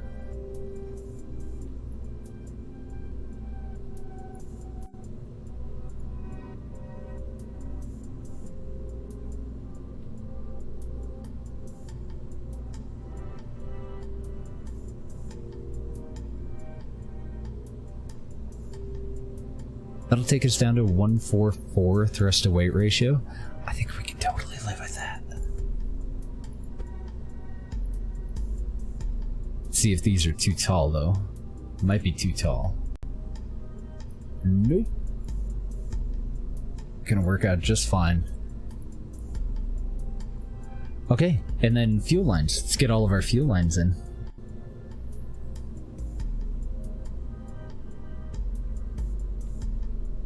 She might be. Oh my god, mind blown.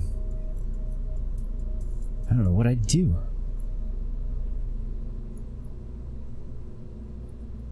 Well, I know what I'd do, but I can't think of any way to say it that's TOS appropriate. Giggity. And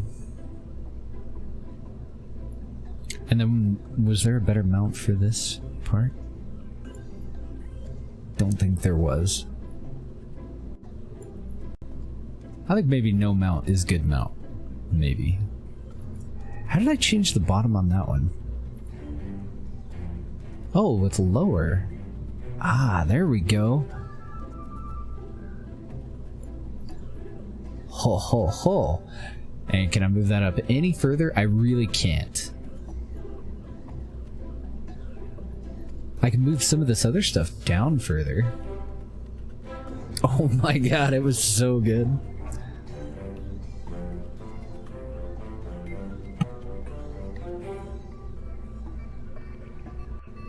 Think you need this THC team name? Oh, hell yeah.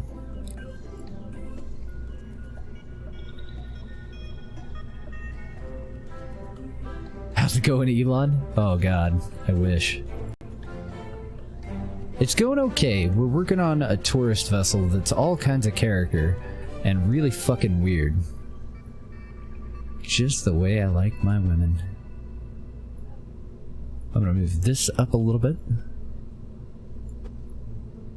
Just to try and make it look a little bit better. There we go. And then we'll move the whole thing down.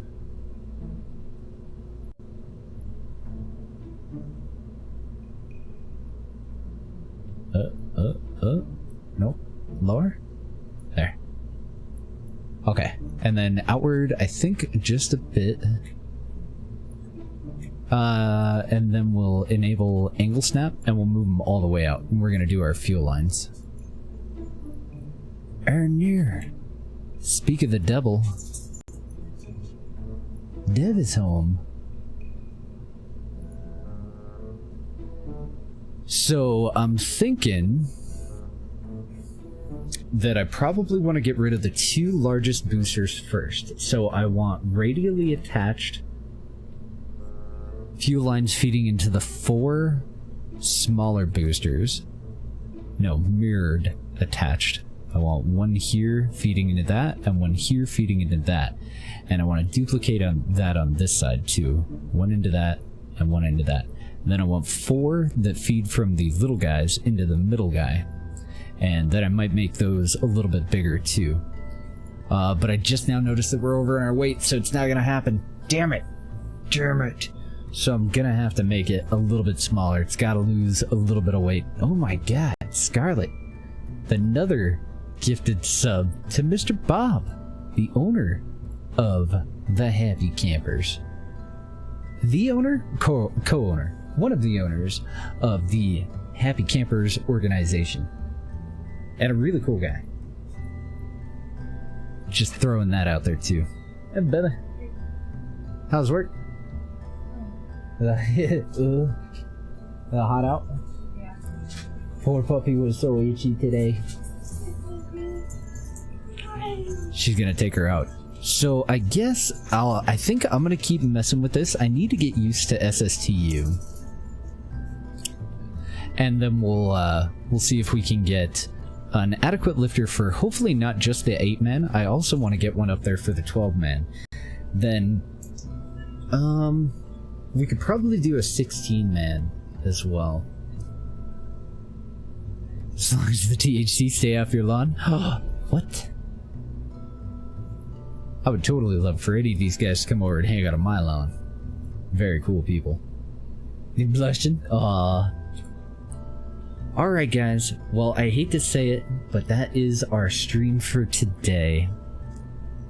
I hate to go, but I am starving. We need to go find somebody to hang out with. I'm going to continue to work on this though, so that we can hopefully get some more contracts completed tomorrow. I need to come up with a decent lifter.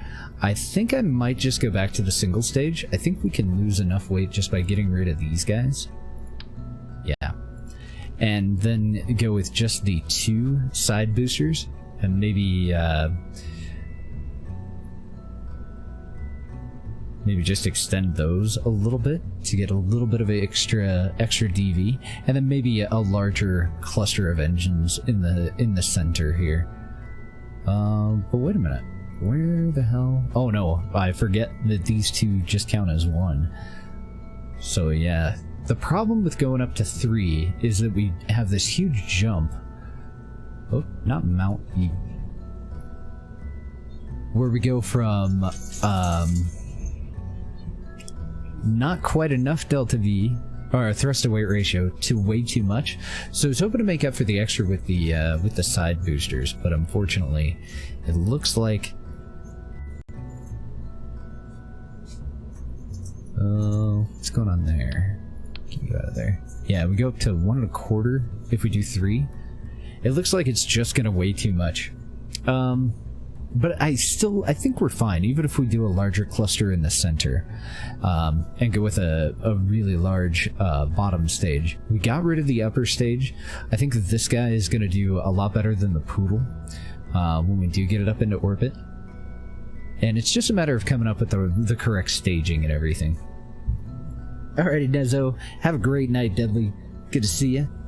Mr. Crave, thank you for stopping by. Bob, great to see you. I will tell Deb hi, she's walking the dogo right now. Hell nah, no, I gotta go. I'm starving. I'm dying here. And I have no idea what we're gonna have, so I probably gotta go cook something. But who do we have that we want to hang out with? Any suggestions? I haven't been paying attention to who is going online today. I didn't actually have my preview up even. Let me open that. Let's go see who's on. Dan's on? That guy's okay. I don't know. Seem better. You got a hot dog? I want a hot dog. Who should we chill with? Oh, you know who we haven't chilled with in a while? Mr. Car 6. Mr. Car 6 is on. Helafino is on. Oh my god, so many cool people on today. So many.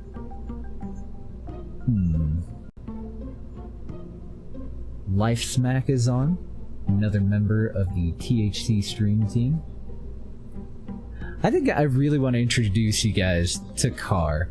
Car is also getting up there in the stats. He's doing really well for himself, and little things like us going over and hanging out with him for a little bit do get him that much closer to partner. He's currently sitting at 76 viewers, and you're gonna see why almost immediately once we get there. This guy is so fucking cool. So I would definitely like to introduce him to the rest of you guys.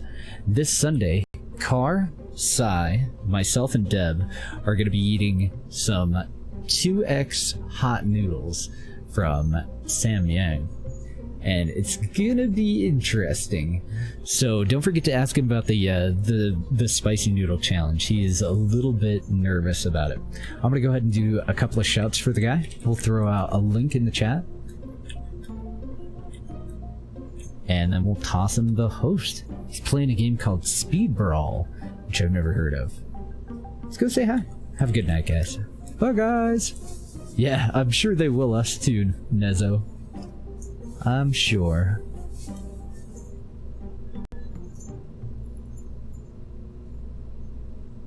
God.